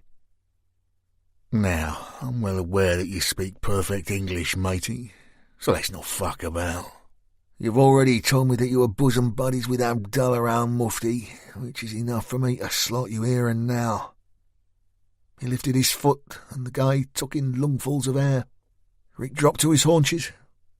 "Care to enlighten the group where you were taking me, or shall I let our very capable Ms. Sellers wrap a towel over your face and play Let's Drown the Man from the Taliban?" "Ana la arif ayashe," repeated the guy, and spat on the deck. Sellers let out a long breath. "Right," she said, rubbing her palms together. "Kogan, North, find something weighty to tie to the corpses and chuck them in the drink. Fuller, find us a decent sturdy plank, some towels and a bucket, will you?" Verazzi had been suspiciously quiet during the proceedings, but on hearing Sellers begin to bark her orders, she held up a hand. "Whoa there, Sellers, let's not get ahead of ourselves here. Firstly, if you hadn't noticed, we have left the island of Ireland. If you recall, the deal was that I would take charge from here on in. Secondly, said Sellers, "I've changed my mind on that one. Woman's prerogative and all that. The moment that you decided to try and blow this boat sky high with a team member aboard, you sort of played your ace, shot your bolt." Rick's head twisted around so fast I thought he may spin off his shoulders. He glared at Marvin. Sellers noticed but ignored the issue, cocked her head and looked at me. "Can you think of any more idioms to describe Mr. Verazzi's lack of composure, darling?" "He flies off the handle," I offered. "Ah, yes, nice one, Miss North. Yes, he does, doesn't he?" Verazzi's face was thunder. "You can joke all you like there, Sellers, but when Whitehall finds out about your treachery and deceit, there'll be hell to pay. And if you think I will stand idly by whilst you play fast and loose with the Geneva Convention, you can guess again." Rick's face was ashen with anger. "And where in the Geneva Convention does it stipulate that it's okay to drown me, you cowardly fuck?" Sellers turned down her mouth. Good point well made, Fuller. By the way, are you currently employed by HM Forces?" she asked. "No," said Rick, lifting the boat's gangplank from the end of the deck and resting one end on a chair. "Why, does that mean blowing me to bits doesn't fucking count?" "I wouldn't have thought so, darling, but you miss my point," said Sellers. "Cogan, what about you?" "Retired," said the Scot, rolling one of the dead players into the water. "I'm a pensioner, would you believe?" Sellers found her smile again. "So the only military employee on board is Mr. Collins over there, and as the Bush administration only banned waterboarding on detainees by military personnel, it would seem that he alone would be exempt from such barbarism. However, that ruling does not apply to anyone else, even you, Varese, so don't worry, darling. I reckon the interrogation of our Taliban friend here by any means we see fit shouldn't offend your sensibilities." Big Mitch shrugged his huge shoulders. "You do what you like to the dude, ma'am," he said. "Me and the Taliban go way back." He then shuffled over to help Des with another body, seemingly unconcerned about our prisoner's fate. Rick disappeared below and returned with a wooden bucket and a towel. Varese was at his side in seconds. "You can't really be serious about this, Fuller.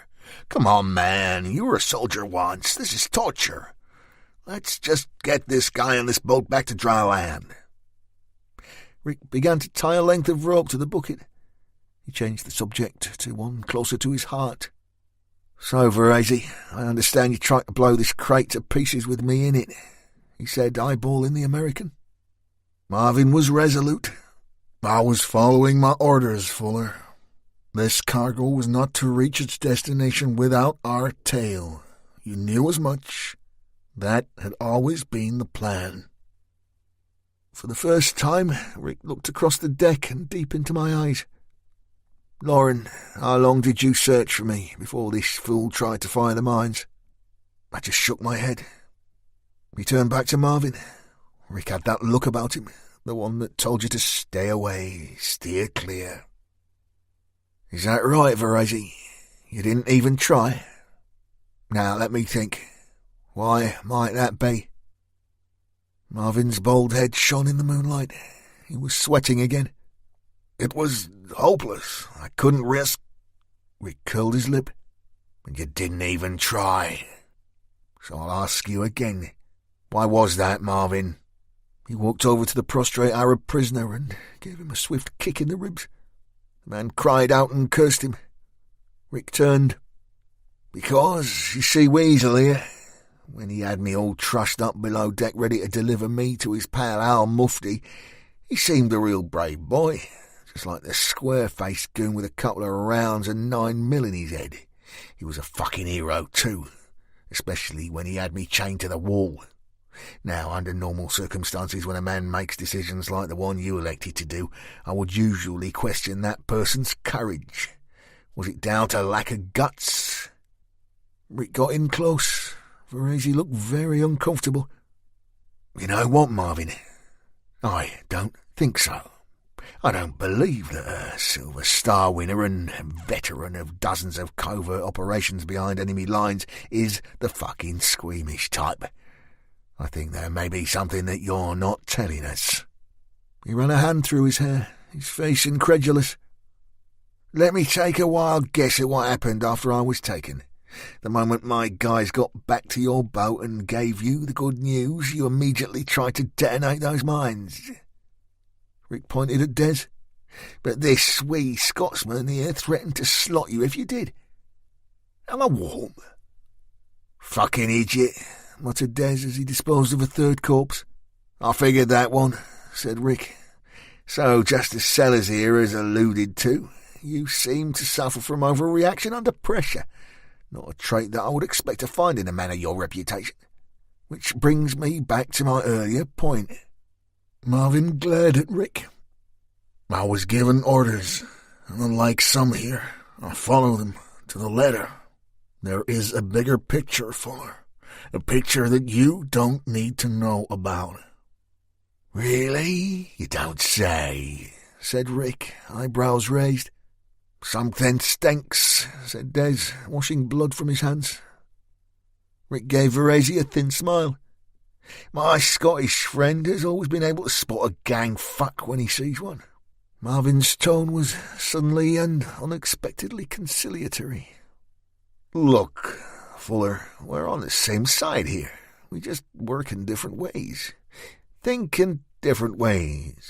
As I said, the priority now is to get this cargo back on dry land. Contact HQ and take stock." Rick shook his head. I could almost hear his mind working overtime. "Dr. Weasel here knew all about me. He knew I'd be waiting for this very boat. He knew I'd be delivering those AKs." "How do you think he knew all that, Veresi?" "I don't know," said Marvin. Rick pointed in the American's face.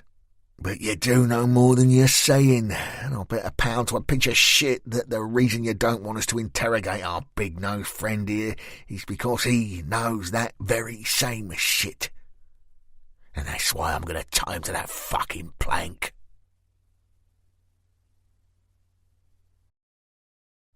Rick Fuller's story. Dr. Weasel was fastened firmly to his board. Des was sitting at the stern smoking his horrible pipe. I reluctantly joined him as we watched Veresi bitching about his lack of authority and trying to persuade Sellers not to go through with what we were about to do. He just wouldn't shut the fuck up. "Do you think this Yank is in on this?" asked Des, blowing smoke over his shoulder and thankfully away from my face. "I don't know, pal," I said. "When you deal with MI6 and the CIA, nothing is straightforward, eh?" "Where did the intel come from that the AKs were bound for young fat use?" asked Des. "Ask me one on sport." "You think Cartwright will tell you?" I shrugged my shoulders. "I reckon there's another bigger puzzle to solve." "Oh, aye, you mean the box down below?" "I reckon there is close to 100 kilos of Charlie stuffed inside that coffin, pal." "Jeez, oh." "Exactly. And where the fuck was that going?" "Maybe the wee boy with the big conch will tell us." "Maybe," I said. "And maybe that's just why Marvin is so touchy about how we obtain that information." Waterboarding was nothing new. It had been around since the late 70s. It's a form of torture where liquid is poured over a cloth covering the face. The subject, in our case, Dr. Weasel, is immobilised on their back at an incline. You then pour water into the breathing passages, causing an almost immediate gag reflex and creating a sensation of drowning. The trick is to pour just enough, or you kill your prisoner, drown the boy. Either way, it's extremely painful, causes harm to the lungs, brain damage from oxygen deprivation and other physical injuries, including broken bones if your boy struggles hard enough. It is most fucking unpleasant. As I sat and watched Veresi argue his corner to the point of ad nauseum, I still couldn't get my head around the man. On the road to the port where the shit had been flying, he'd fought like a lion. It was as if he needed to get us to our destination at all costs, but as soon as I was taken, something had changed. He'd been like the worst kind of Rupert. It was by the book and hang the consequences, and that worried me on a job like this. I needed him gone, out of my hair. Veresi was a problem. I didn't trust him. But it was the drugs stored in the hold that worried me even more. Drugs, especially in that amount, meant big trouble. I turned back to Des, my head spinning with information. "Why would you be transporting weapons and drugs on the same boat?" The Scot lit his pipe again. "You wouldn't it? All your eggs in one basket, like. Too risky." "That's what I thought, pal." The Scot blew out another long plume and tapped his pipe on the rail to empty it. "You know what I think, Rick? I reckon the AKs were bound for the continent, but the coke is meant for the UK. and I reckon the buyer's word or still hard waiting close by. This boat was never going to enter the open sea with all that gear on board. You could be right there, Des. The boat pulled away from the coast, then sat in some kind of holding pattern. It's possible they were waiting for another craft. But I know one thing. Some very powerful people will want their Charlie back. And until we get it off this boat and out of our hands, we are all in the proverbial brown stuff. Aye, said Des, stuffing his pipe back in his pocket and eyeing Marvin again. Greed is a terrible thing. And that kind of money's at stake. It makes good folks do bad things. It does indeed. You think he knew it was aboard all along? Is he on the take like missing covered? I shook my head. I couldn't say, but I better know a man who can. I rubbed and cricked my neck. It was creaking and cracking like an old sideboard. Then I stood and stretched the pain from my back. I was definitely getting old, feeling my age, my body complaining at every juncture. As I stood there in the darkness, the breeze in my face, the aches in my muscles paled into insignificance as I was overcome by another, greater pain. At that moment, I longed for a little normality, the tender touch of someone who cared about me for who I was. I yearned to step away from the violence and betrayal, to find compassion, kindness, maybe even love. Looking across to Lauren, I knew the answer to all of that lay with her. She stood close to Sellers, staring into space. How did I feel about what she'd done? I knew how angry I was, but I also realised that during those awful moments on the road to the handover, as she lay motionless, slumped across the wheel of her car, that there were more important things in life than a man's pride. She looked over and there was a hint of a smile. Despite everything, her injuries, the fighting, the lack of sleep, she looked beautiful. I nodded and her smile broadened. There were no words required. Pushing thoughts of predictability and passion from my mind, I couldn't help but feel that Des was right. The reason the young fac boat had made such little progress was that Dr. Weasel and the crew had been waiting to offload the contents of that coffin below. Maybe a meet at a nearby cove, maybe another boat. We needed answers, and quick. On the other hand, Marvin was not only a liability, but he was getting right up my nose with his constant whining about the rights and wrongs of drowning the good doctor. He was fast becoming a pain in the arse, so I decided he was better out of the picture. If I was right and we were due a visit from some very big hitters in the nose candy world, the last thing I needed was someone I couldn't rely on aboard. However, even though he tried to top me, I still didn't have him down as a traitor. No, there was more to this story than another bent CIA agent. Ferrazzi was not only a tough cookie, but a follow orders at all costs type of guy. Someone at the very top chose him for this task, just because of that.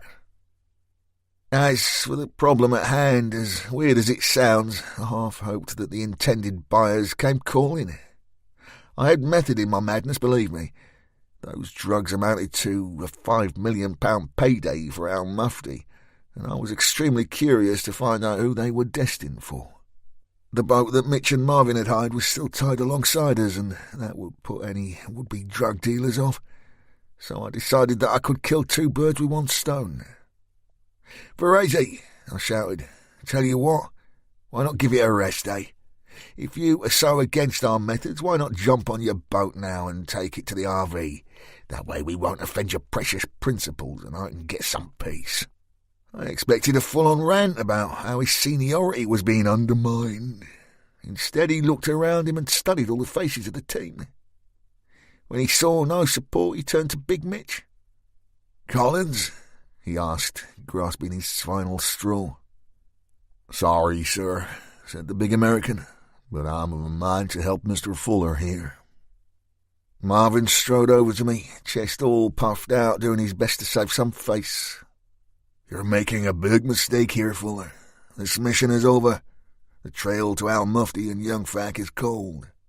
I say we take both craft back to the RV, call the job in, and await further orders. You can't risk losing this cargo." I looked into his eyes and tried to read him. Whatever was going on in that shiny head of his, whatever the cock-up with the intelligence, one thing I was certain of. Marvin was desperate to make sure the contents of this boat stayed in his hands. Did he know what was down below? On a scale of 1 to 10? A solid fucking 8. Pulling my Glock, I pointed it straight at his chest. "Just get aboard, Verezi," I said. "This mission is over for you." "You wouldn't dare," he hissed. "Oh, yes, I would." I smiled. There was a moment or two of defiance, but he got the picture, and with his cruiser unleashed from our craft, he reluctantly stood behind the controls and began to edge away. I heard him fire the engines. The black water foamed white behind the boat, and moments later he was out of sight. Des stood alongside me. "Did you tell him about the Charlie?" "Nope, but that doesn't mean he didn't know, eh?" "True, pal. Either way, good riddance, I reckon." I shrugged. "Fuck him. Let's see what our good doctor has to say, eh?" Lauren North's story. I watched Marvin guide the boat away from our craft and disappear into the night. Within minutes, silence had returned, and Rick rekindled his interest in our prisoner. "Gather round, chaps," he said. "Now, this is Dr. Weasel, a self-confessed Taliban member who speaks the Queen's English almost as good as Sellers here. His plan was to deliver me to his good pal, Abdallah al-Mufti. Someone on our side of the fence has been a naughty boy and sold us down the river, and I'm sure we'd all like to know who that is, eh?" The guy stayed silent. Rick wasn't done. "In addition to the spy in our camp and the location of the said al-Mufti, there is also the pressing little matter of some unusual cargo down below. I wonder what our friend here would be doing with a coffin full of cocaine, say 5 million quid's worth." "That's one hell of a party, darling," said Sellers, a face full of surprise. "Tell me about it," said Des. "And I'm really interested to know if our friend Marvellous Marvin knew it was down there when he was about to pull the plug on this wee boat." I felt my stomach turn. "Maybe Verezi was right, though, guys. Maybe we should get back on dry land. I mean, what if someone is out there right now waiting for that shipment? They'd have to be pretty serious players, wouldn't they?" Des racked his AK. "So are we, Hen. Bring it on, I say." Rick checked the Afghan's ties and dangled the bucket into the water. "Let's have the cloth over Sellers," he said. As I looked out to sea, just a few 100 metres to the south of our position, I saw navigation lights and instantly felt that my worst fears were about to become a reality. "I don't mean to worry you guys, but we have company," I said. Rick looked up and threw the bucket to the floor. "Sellers, Des, Mitch, sort yourselves out. Lauren, stuff a rag in Weasel's mouth and kill the lights. We may just have a customer for our coffin." The Scot and the big American didn't need any further encouragement. They began to tuck themselves in and check over their weapons. One thing was in our favour. With all those AKs and ammo in the hold, we wouldn't be short of firepower. Rick walked over to Sellers. It was obvious he respected her, and I couldn't help but notice the way she looked at him. Despite our precarious position, my green-eyed monster reared its head. "How do you want to play this?" he asked her. "There's only one way, darling," she replied. "Reel them in, and then pop them off." He nodded and smiled at her, and I felt another twinge of jealousy. "That's what I thought you'd say," he said. I could hear the other boat's engines burbling away in the distance. This was not some pleasure cruiser approaching. This was a big, fast vessel, something to outrun the Coast Guard or any other nice folks that might want to interfere in their business transactions. I knew that Rick had been part of a few of these dodgy deals in his time, providing security for both buyers and sellers. Not something he was proud of, but he couldn't turn the clock back, and as things stood, his wealth of experience in that department wouldn't do the team any harm. "You think it's them?" I asked him. Rick shrugged and checked over his rifle. "What I do know is even when a deal is worth thousands of pounds, everyone gets a little edgy until the transaction is completed. With somewhere in the region of 5 million at stake, these boys are going to be properly on top." He reached out and held my chin between his thumb and fingers, looked deep into my eyes and said, "So keep that pretty head down, okay?" He walked back to Sellers, leaving me with a stupid grin on my face. "What do you know about boats?" he asked her. She smiled, not taking her eyes off the approaching vessel. "Your boyfriend punts you along the river in one, then buys you a nice lunch." Rick pulled a face. "Can you start this one or not? Get us ready to move if we have to." "Of course, Fuller," she said. "Just my idea of a little joke." He shook his head. Sellers stepped to the controls and fired the twin diesels, revving them hard. Our boat had 2 large spotlights on the cabin roof with controls that allowed you to maneuver them from inside. I found the power switches. "Shall we light them up?" I asked. "Go for it," said Rick, then shouted to the team. "Stand by! On me!" I hit the switch, and the ocean turned from black to emerald green. The craft in question was cruising straight for us. "Fucking hell," said Sellers. "Now that is what you call a toy." "It's a barracuda," said Rick. "I've only ever seen one in pictures. 40 feet of bulletproof beast. 2 600-horsepower engines designed right here in Cork." "Are we getting a visit from James Bond?" shouted Des over the engine noise. "Maybe his evil twin," said Rick, pushing spare mags into his jacket. "But whoever it is, we've been easy to spot for some time. That thing has sonar, thermal imaging and night vision surveillance. If they'd been hostile, we'd have known about it by now." He walked over to the Scot and lowered his voice. "You got any morphine on you?" Des pulled 2 field doses from his pocket. Rick nodded. "Put the good doctor to sleep for a bit, eh? I have a feeling our visitors will value their secrecy." Des walked over to the prostrate doctor and jabbed him twice. Within seconds he was away with the fairies. The Barracuda's engine note fell and the bow of the boat settled in the water. Seconds later it was the turn of the impressive craft to show us its lighting array, and we found ourselves squinting against its many millions of lumens. There was the whirring of electric motors, and a pair of carbon fibre doors opened on the foredeck. More concerning for our little crew was the evil-looking gun that popped out from the hole below. "Fuck me, it's Thunderbirds," said Des. A cultured and instantly recognisable voice boomed out of an unseen PA system. "In case you're wondering, Fuller, this monstrosity you see before you is a Barracuda XSV-17, and the weapon currently pointing in your direction is a remotely controlled, gyroscopically stabilized 12.7mm machine gun fitted with a 40mm grenade launcher." "Impressive," shouted Rick to the as-yet unseen Cartwright. He lowered his voice and turned to Des. "Told you it was Bond's evil twin."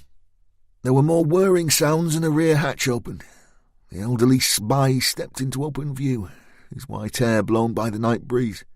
He wore his trademark Savile Row number, but rather comically had been forced to add a bright orange life preserver by whoever crewed the boat. He also looked very pale. "Sorry about the show of force, old chap," he shouted, "but your old SBS pals wanted to play with their new toy. Besides, with that chap Varese aboard, it was a case of better safe than sorry." "I can imagine," said Rick, seemingly as relieved as the rest of us, that the craft contained friendly faces. "However, he's just left, with his toys and his pram." Cartwright manoeuvred himself on the rail of the Barracuda. Sellers grabbed his arm and helped him aboard our creaking boat. Once on deck, he immediately removed his orange vest, threw it petulantly onto the floor and gestured towards the state-of-the-art machine alongside. "Fucking Nazis," he said. "Don't know what has happened to selection these days, forcing an old man into such discomfort." The special boat service crew remained inside their craft unseen, and I considered that was the way it was going to stay. Cartwright hobbled towards a wooden chair fastened to the deck, totally ignoring our now unconscious prisoner, who was still strapped to his plank. He sat heavily and pointed at Rick. "Please tell me that you have tea and fresh milk, Fuller. That and a damned good brandy, preferably an Ashbach 21. You have no idea what it's like to travel around the coast in that carbuncle of a vessel and with those children as crew." "I imagine the lads gave you the full tour," said Rick, doing his best to hide his amusement. I feel like I've done the full 10 rounds, I'll tell you. Cartwright took in his surroundings. Where's Varese, you say?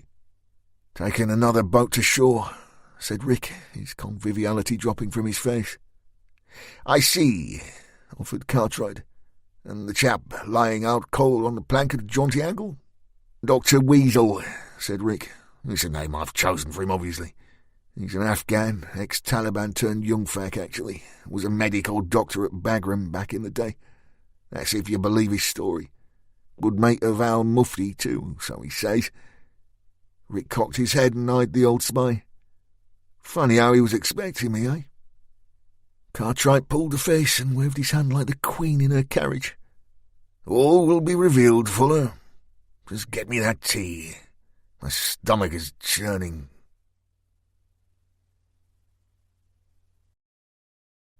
Rick Fuller's story. Sellers found tea and milk. Unsurprisingly, there was no alcohol on board. I mean, heaven forbid, the mere thought of having a bottle of Jack in the cupboard would see the weasel slung out of paradise in an instant. The 100 kilograms of cocaine nestled in the stores were okay, though. No problems at all with that. Cartwright sipped his tea, grimaced and set down his cup. "Close the door, Fuller," he said. I did as he asked. We'd moved to the small room that I'd first been taken to and sat opposite each other. It afforded the old spy the privacy he desired. On the small polished table between us lay the case containing the 320,000 euros that had been intended for Finbar's back pocket. Cartwright tapped it with a bony finger. "You chaps can't keep this, I'm afraid. Destined for our forensics department." I shrugged. "It's hardly the pressing issue, is it? Not when there's 5 mils worth of Charlie in the hold and we've just lost any hope of finding our mufti." The old spy took another sip of tea and raised his brows. "There is always more than one way to skin a cat, old boy. We're not done yet, although I have to say the intelligence that the benzoyl methyl ecgonine you refer to was aboard came to us very late. Indeed, far too late to inform your good self. Strange how it's become so popular, isn't it? The Incas chewed coca leaves to increase breathing in order to survive in the thin mountain air, you know." "Fascinating," I said. "May I see the booty?" said Cartwright, placing his cup delicately on the table. I blew out my cheeks. "It's in a coffin with the lid nailed shut." "Really?" "Yes. Most ingenious. Sigmund Freud was a big advocate of the drug, you know, and John Pemberton used coca leaves as an ingredient in Coca-Cola. Not that it is present these days. Your lesson of cocaine history is riveting, Cartwright. However, what I want to know is how did that little Taliban guy out there know that I will be meeting this boat in this cove on this day?" The old spy sniffed. "There is a mole somewhere." "You've always got a fucking mole somewhere." Cartwright lay his hands on the table. "It's a constant battle, Fuller. Unfortunately, it goes with the territory. We turn one of theirs, and they turn one of ours. It's been going on since time immemorial. The informant's identity is currently a mystery, but I'd wager it was someone above my pay scale." Talking of traitors, you realise that Varese tried to slot me?" "Ah," breathed Cartwright, reaching for his cup. "So hard to get the right people these days. I would wager his actions had more to do with the coffin full of fun than the AK-47s down below. You see, our good friends, the Americans, came up with the remotely controlled explosives idea during their final briefing.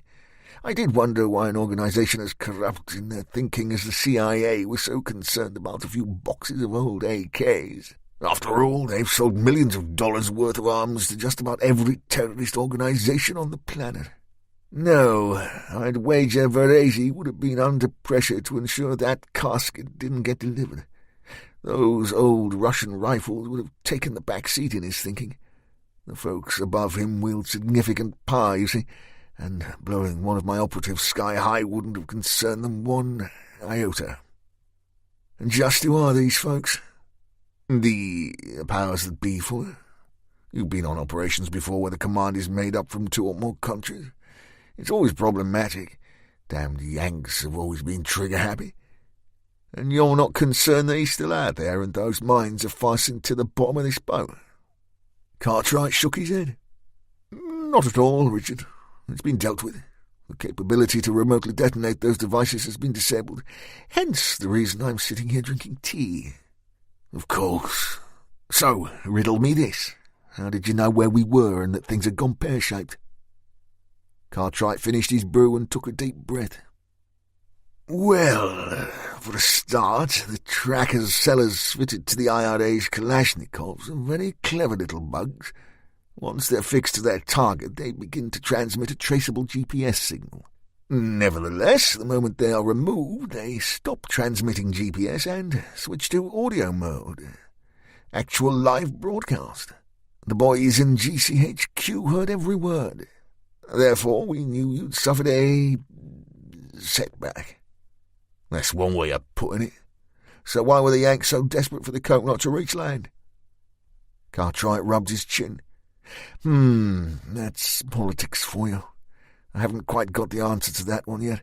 As soon as I know, so will you." "So you're saying Verazzi knew about the additional cargo?" "It's possible. No, probable. Have you ever heard of lateral thinking, Richard?" "I had no idea, but as I knew the old git was going to tell me anyway, I stayed quiet." "It's a matter of solving problems using an indirect and creative approach via reasoning that is not immediately obvious.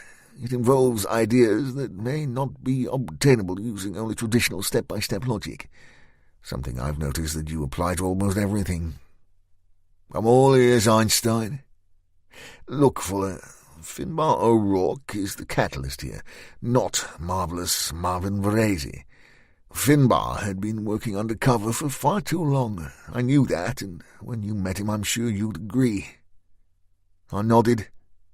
"Anyway, Finbar came to us with the story that he'd made contact with these Balkan chaps and had brokered a deal to sell them the very weapons sitting in the hold right now. He was to buy them from his old PIRA contacts, turn a profit, and that was that. Our initial interest was twofold. One, get rid of hundreds of automatic weapons from the island of Ireland, and two, track the passage of the cash to its final destination and pass on the intelligence to the relevant parties. Everyone's a winner. However, as you know, further information surfaced that these Balkan arms dealers were to sell their goods to young Fack. Indeed, directly to al-Mufti himself." "And where did the intel come from?" "Finbar. I'm starting to see a picture." "Indeed, Fuller. There is no doubt that Finbar O'Rourke was a thief and a tad eccentric, but I still don't see him as a traitor. The Balkan chaps passed on the information to him, and I believe he passed it to us in good faith. It was they who set the young Fack trap, and we fell for it. Now, I agree that there has to be another leak somewhere, someone who knew that you had travelled to Ireland, someone who could confirm that their rules had worked." "Another mole? There are two?" "Yes, but this particular mole is closer to you than you think. Look, Fuller, on board this very boat is a large amount of cocaine, so large that the Americans were prepared to kill you to ensure it never made its final destination. Then there is your good self, a precious prisoner that the young Fack has gone to a great deal of trouble to capture, not forgetting an IRA arms cache and 300,000 euros in cash. Like Des said, too many eggs in the basket. I concur with Mr. Kogan, and here is my lateral thinking. Our Taliban chap, you, and the weapons were bound for one location, and the narcotics were destined for elsewhere, on a different vessel. You think the coke is payment for my head? It makes sense, if your mole is a Whitehall big hitter with underworld contacts." Cartwright blew air down his nose and rubbed tiredness from his face. "I'd be more inclined to suggest that the euros were meant for that particular loose-lipped traitor, possibly to be handed over once you were on dry land and in the hands of al-Mufti. No, I have a mind that the cocaine was destined to pay for political influence. American political influence. Hence Vraze's desperation to drop you, and it in the drink, old boy. He was losing me altogether. OK, so where is this other vessel? Again, an enigma. Maybe the Barracuda scared them off. Possibly they heard your gunfire as they approached. Any of the above. I shook my head. So, what now? I start by finding out exactly what your good doctor knows. As for your good self, here is my suggestion. Lauren North story. Rick finally emerged from his meeting.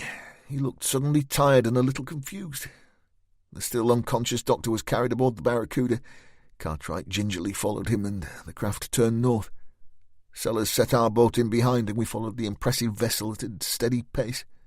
Rick had remained tight-lipped about his lengthy conversation with the old spy, and sat deep in thought throughout the whole journey. I, like the rest of the team, let him be. We made land at Rosslare, County Wexford. It's a large port with all the trappings of an international passenger terminus. Ferry operators run regular trips to Fishguard, Cherbourg, Roscoff and Pembroke Dock. Cartwright had pulled out all the stops, and men in suits ushered us away to a small porter cabin where we were given clean civilian clothes and a chance to freshen up. Our prisoner, however, was not so fortunate, and I'd seen him being led unsteadily away in the distance. He'd been hooded and shackled by another far more churlish-looking squad and bundled into the back of a black transit. As we stood on the dockside, a smart, silent man gave Rick, Des Sellers and me tickets for the next ferry to Fishguard. He turned and looked up to Mitch. "Mr. Collins," he said, "your people have requested that you make separate travel arrangements. Come with me, please." The big American turned to the group. "Looks like it's really the end of the road this time, folks. I'm of a mind I'm going home," he said with a smile. I walked to him and wrapped my arms around his huge frame. "It's been a pleasure, Mitch," I said. He gave me a playful squeeze. "It was all mine, ma'am." Then looking over my shoulder, "Mr. Fuller, Mr. Cogan, Miss Sellers, God bless you all now." He released me. The suit gave him a nod, and they walked away. We all watched him go until he was out of sight. It was like losing a good friend. But at least, unlike our great ally and colleague, J.J. Yakim, Mitch Collins was still breathing. Rick stepped over and stood alongside me. "See that?" I watched as a long line of vehicles began to board our ferry. "What?" "The hearse." "I don't understand." "Oh, I didn't mention the cocaine was hidden inside a coffin." "No." "Oh, yeah, and there it goes." Cartwright is no fool, eh?" "No, but I'm beginning to wonder if I am." "Meaning?"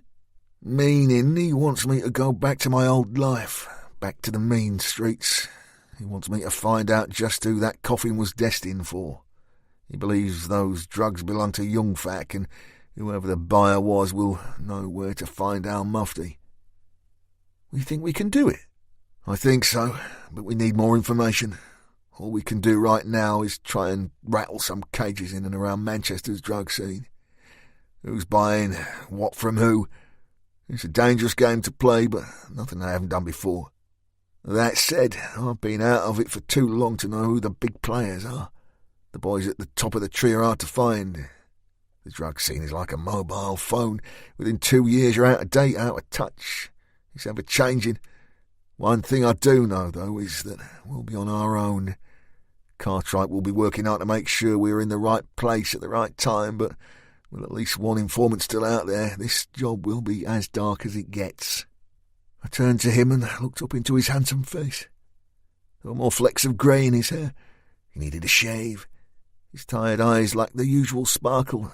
They demanded sleep, but he made my stomach flip all the same. I desperately wanted to hold him. I was terrified he would rebuke me for what I'd done, for my stupidity, my infidelity. Yet for all my trepidation, I felt my arms lifting until they draped around his neck. He let his head fall and I lifted mine to meet him. I felt his strong arms wrap around me as he drew me ever closer. Lifting my palms, I held his cheeks. "I'm so sorry," I whispered. He raised a hand and rested a single finger to my lips. "Listen to me, Lauren," he said. "This is the last one. I know I've said it before, but this time it's the truth. I don't know if Al Mufti knows about Siddiq yet, but he will soon, and that'll drive him on. He will never stop looking for us. Even if I turn this one down, we would always be at risk from a man like him. We would never be free. So this is it. The final mission. Find the buyer, slot Al Mufti, and walk away." What Rick was saying was music to my ears. I knew that Des was thinking the same way. He desperately wanted to go back to Scotland and take Grace and Kaya with him. I mustered all my courage. "And me?" I asked. "Me and you?" Rick swallowed hard. "Over in Ireland I killed a man by the name of Tommy Brannigan. It was him and his sons that were holding the AK-47s at their farm. By pure chance, I'd found out that he was the second of 3 shooters that murdered Kathy back in Hereford. Before I shot him, I told him that he'd killed me that day too. Killed me as sure as any bullet could ever do. I told him that when Kathy took her last breath, mine went along with it. That I didn't live, didn't feel any more, and that my tolerance, understanding, forgiveness, they all left me." He gripped my arms and looked deep into my eyes. I told him the truth, Lauren. I told him how it felt to grieve, to lose. I've always asked myself, how could any woman love someone like me? Someone who can't give everything he has. Someone who's always holding something in reserve because he just can't bear to lose again. "But Rick, we can make it work. I'm sure we can. I love you. What I did was crazy and..." He stopped me in my tracks. "Lauren, for all my misgivings, for all my self-doubt, I love you too. Back there on the road in the firefight when I thought I'd lost you, my heart was breaking all over again. I held my breath so long I thought I might go with you." He smiled, and I thought I may burst. "So, Ms. North, it would appear that you're stuck with me." Cartwright may have seemed generous when it came to our welcome on the dockside. However, our travel tickets were sail and rail, meaning a long and laborious trip back north. Our team sat around a circular table in the Stena Line's comfy bar. Sellers and I opted for a bottle of white to share. Rick sleepily nursed an Evian. Des eyed his ticket suspiciously whilst holding his second pint of Guinness. "They're having a laugh here, pal, eh?" he said, holding up the offending travel document. 9 hours from Feshguard to Liverpool. That woke Rick up. He peered at his own docket. 2 train changes? Fucking hell. Sellers sipped what had turned out to be remarkably decent Chablis. "I take it we're babysitting the body all the way to Manchester?" Rick shook his head and gestured towards a band of very serious-looking suits several tables away. "No, the spooks have taken charge of the coffin, the AKs and the cash." "How do you feel about that, Fuller?" she asked. Rick shrugged and threw his bottle of water aside. "I feel the need for a beer or 2. Fuck it, we'll get a taxi home." "That'll be a few quid," said Des, frowning. "I bet it's a 4-hour drive at least." Rick stood. "You can afford it, Desmond. I just negotiated us 10 grand a day for this next job. So, what are you having?" Des turned down the corners of his mouth. 10 grand each." "Each," said Rick. That made the Scot smile. "Well, if you're buying like, I'll have a Guinness and a wee Jameson's chaser." I sat and watched Rick walk to the bar, shaking his head at his best friend. For the first time in ages, I felt comfortable and happy. One last job, one last push, and we could think about the rest of our lives. For the next 3 hours we drank, laughed and took the piss. It kept catching my eye, and I figured I must have looked like the cat that had got the cream. As the ferry docked, I switched on my personal mobile and it instantly began to vibrate. I checked the screen. Dozens of messages began to come through. The first read, "Where have you been? I miss you. Larry. Kiss."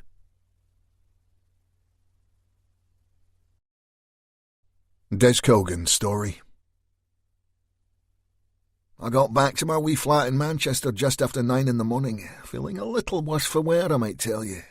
Pushing open my door, I was met by a carpet full of mail and the good news that my water had been disconnected due to a leak in the flat above. The life of a jet-set mercenary, eh? I flopped on my bed and fell asleep in an instant. However, it was not to prove a blissful rest. Just before 11, I was awakened by a fervent knocking on my door. This was most unusual, as I had no friends in Manchester, and other than a young lady who I'd had a brief and rather tiring alliance with, I didn't think anyone knew my address. Peering through the spy hole, I saw that my visitor was indeed Estelle from our office. She looked rather flustered too. I opened the door and she stepped inside without being asked. "Finally," she said with more than a hint of annoyance. "I can't keep on like this, you know. Nobody answers the phone. No one's ever in. I mean, this is the third time I've been here. It's cost me a bomb in cabs, Mr. Cogan." She flopped in the single chair I possessed and took in her surroundings. Estelle Ryan was in her late 20s. She was a born and bred Mancunian, and despite trying to hide it during her duties as our much maligned receptionist, she possessed one of the broadest Manchester accents I'd ever heard. She sounded like Noel Gallagher on acid. "There's all your stuff?" she asked, noticing the distinct lack of furniture. "This place was meant to be temporary, Hen," I said, "but you know how things have been lately. I never got round to looking for something else." She sniffed the air and pulled her pretty face. "Smells of damp. You need to get onto your landlord and get him to look at it." I shrugged. "There's been a leak for the upstairs, like. The water's off. I can't even offer you a brew." I sniffed my armpits. "I can't get a shower either." She rummaged in a cavernous bag, pulled out a bottle of water and held it up. "I take it you'll have coffee?" I nodded. "It'll have to be black, I'm afraid." She smiled to reveal perfect teeth. Estelle had fine cheekbones and beautiful almond eyes, but there was a hardness in them. Just before our last mission, she'd told me how she lived with her disabled mother and that she had a brother with a bad coke habit that got him in regular trouble with the cops. I didn't know for certain, but I figured that she was probably the only breadwinner in the household. Taking the water bottle from her, we wandered to my small kitchen. Estelle instantly began to delve in my empty fridge and cupboards. "You need a home help," she said. "I'm not geriatric," I complained. "It's just that I'm never here, and I'll be honest, I've never learned to cook." She found the kettle, plugged it in. "What, not even a breakfast? Bacon and eggs?" "I'll tell you this, Estelle, no one got anywhere near my mother's kitchen unless it was to clean it or wash the pots. Then I joined the army and there was no need to learn, eh? Suppose," she mused, finding 2 cups, then changed the subject. "So is everyone back? Mr. Fuller, Miss North, Mr. Collins? What happened to that nice lady? Victoria something?" "Sellers," I said. "Aye, but I think Mitch has gone back to the States for a while. Victoria'll be helping us out in the short term. Can I ask you something, Estelle?" She looked up from her task and cocked her head. "Of course you can, Mr. Cogan." "Why are you here? In my house, I mean." She handed me my coffee. "Well, that's simple enough. I needed to speak to one of you, and you live the nearest." "Okay. What is this about, Hen? What's so important that you come knocking on my door?" In that instant, Estelle's confidence, that hard exterior, seemed to fall away.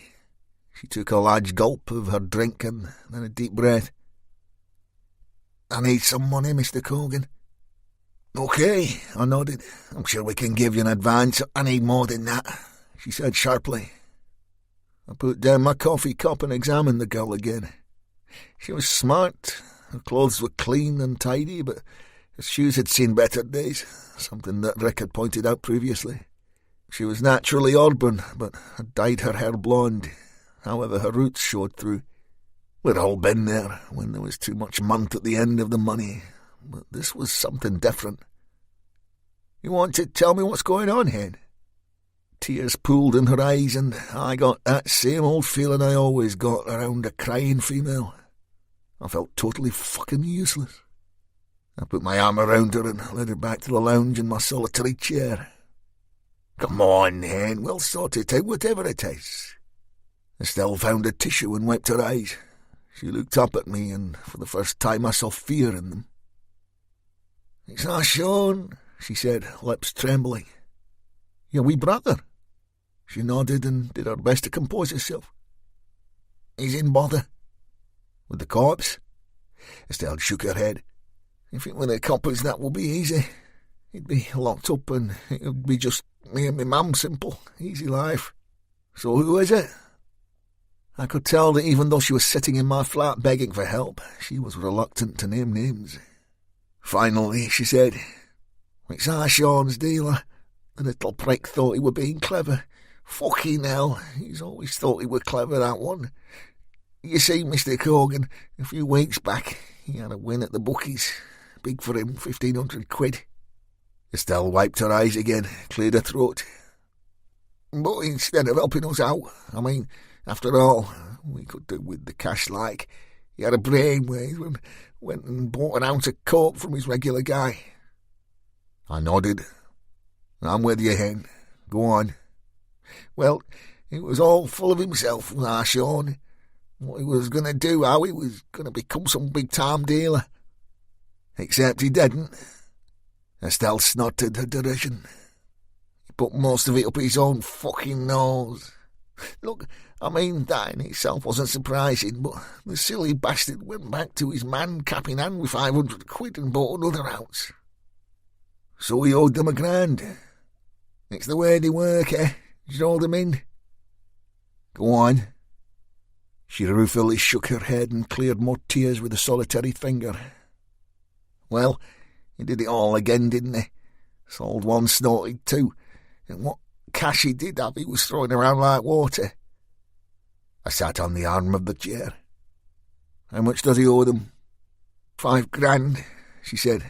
"And not to his regular guy, to his supplier, Artie Jonas.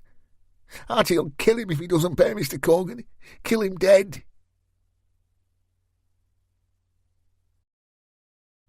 Lauren North's story. I'd hoped for an invite back to Rick's apartment, but it wasn't forthcoming. I was desperate to hold him in my arms, fall into bed and spend the day making love to him. But he'd muttered something about business and pleasure and keeping a clear head. I wasn't surprised. I wasn't even that disappointed. I told myself there would be time for that. I was, however, determined to deal with the problem of Larry Simpson. But not before I'd rested my body. I'd slept most of the day away, and in that time many more texts had appeared. They all followed the same theme. "Are you avoiding me? Kiss. Can we have dinner? Kiss. Are you okay? Kiss. Please call, I'm worried. Kiss." I was worried too. Larry the text pest wasn't the Larry I knew.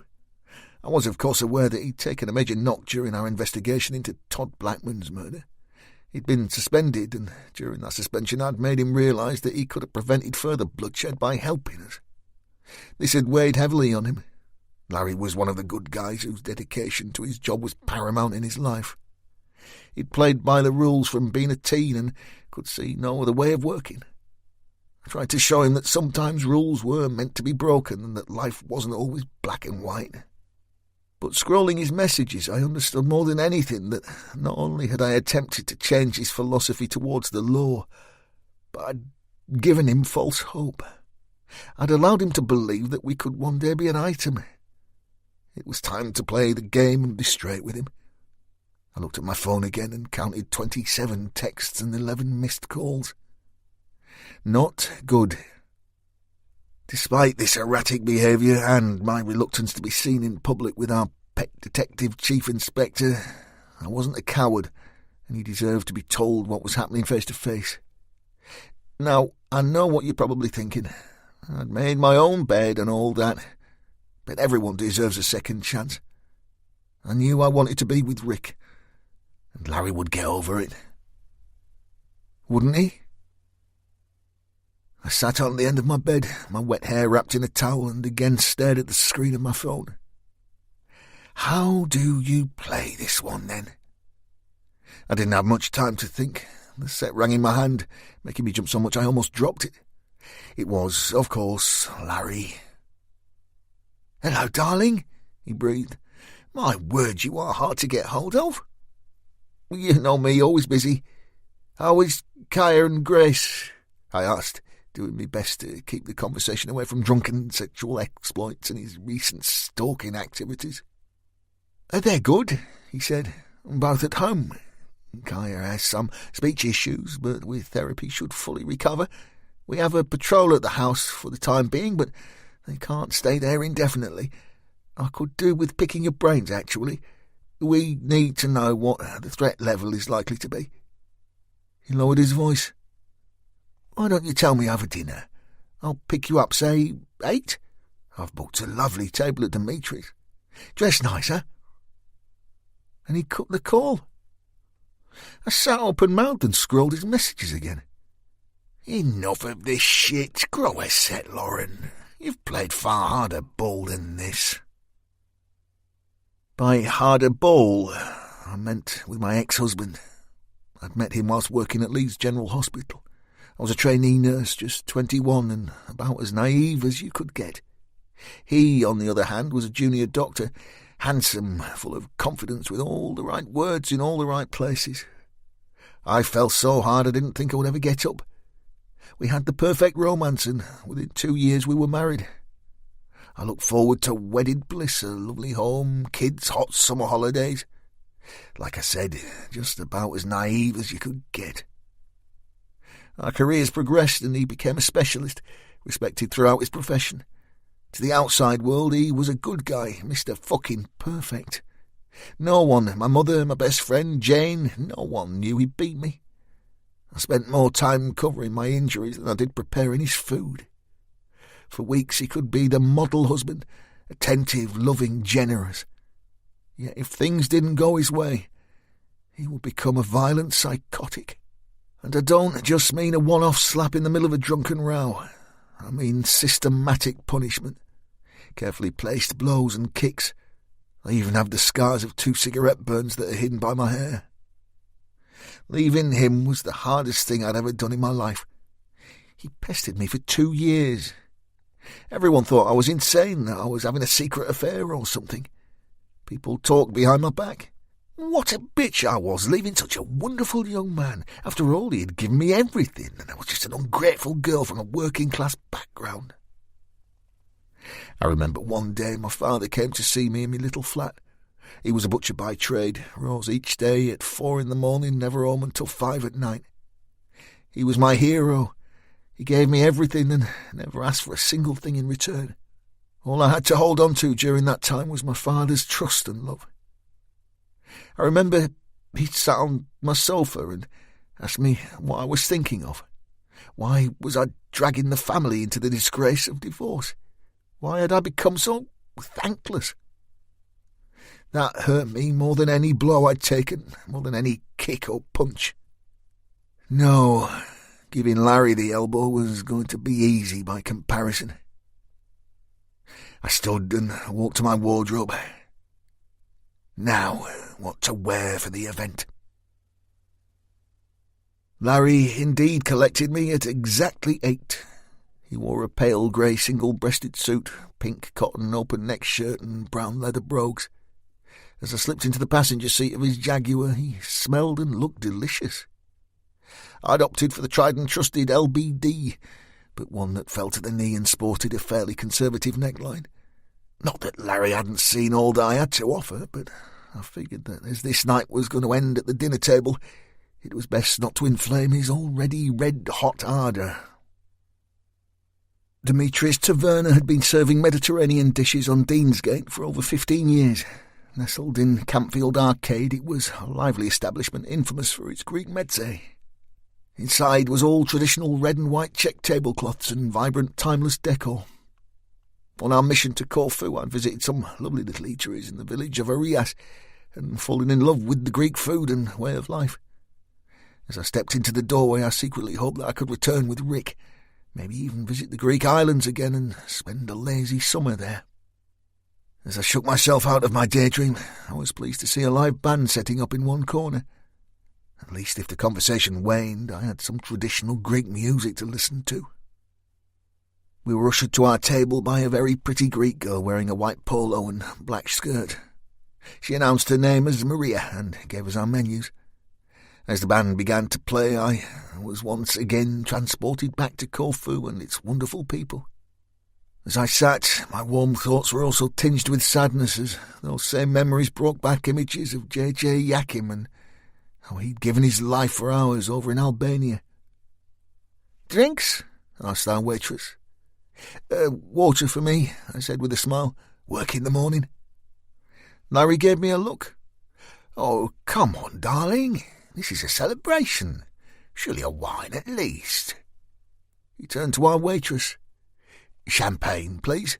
A bottle of Moet."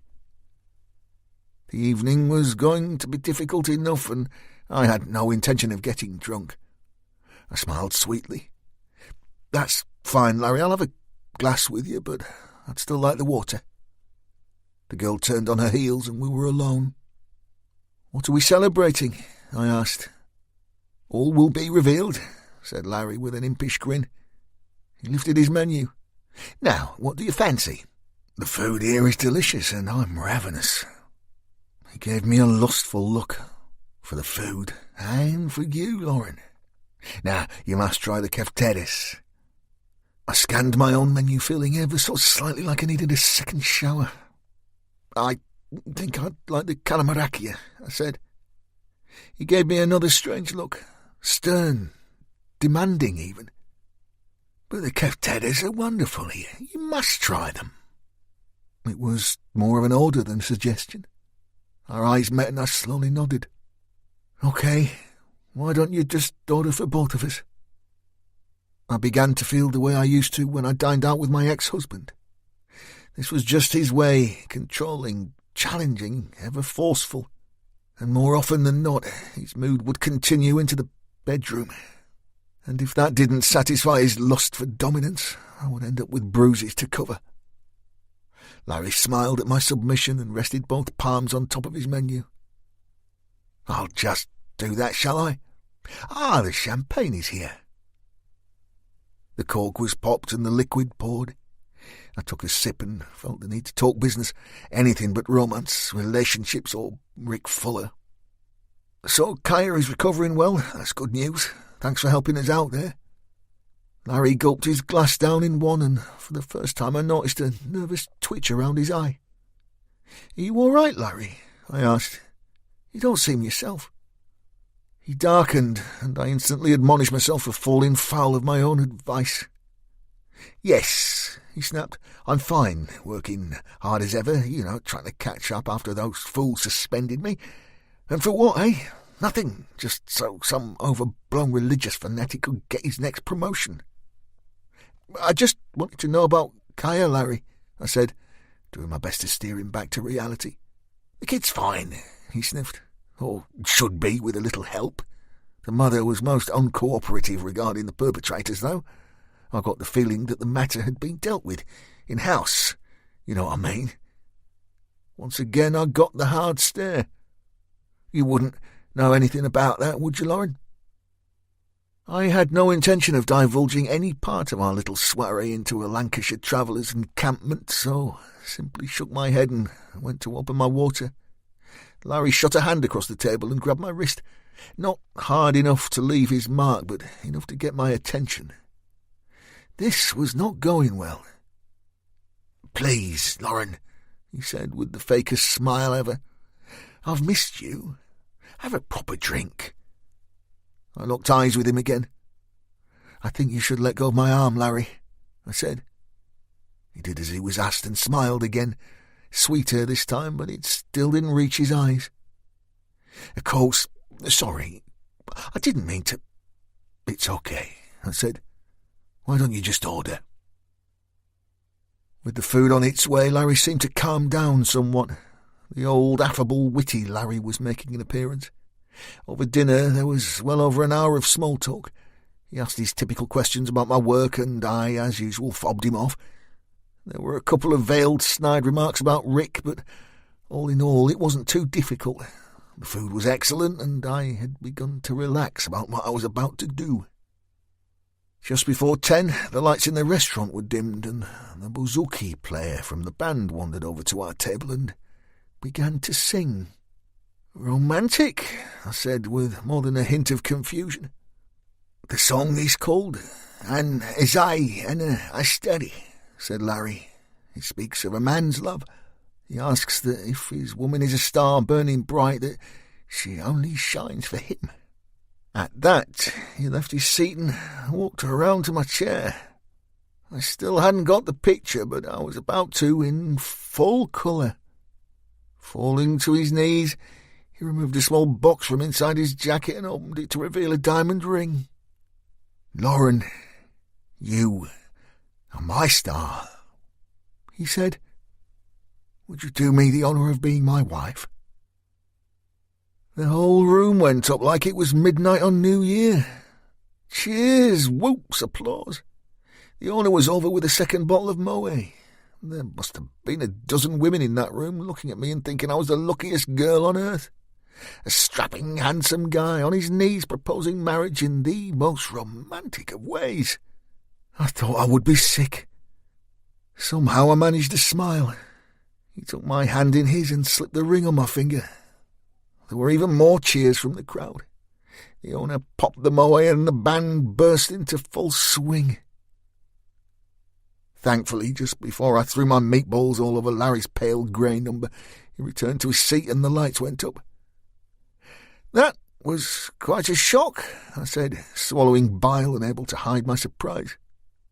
"I'm nothing if not spontaneous," smiled Larry.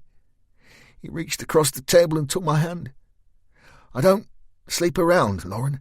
That night, our night together, was very important to me. It cemented our love for one another.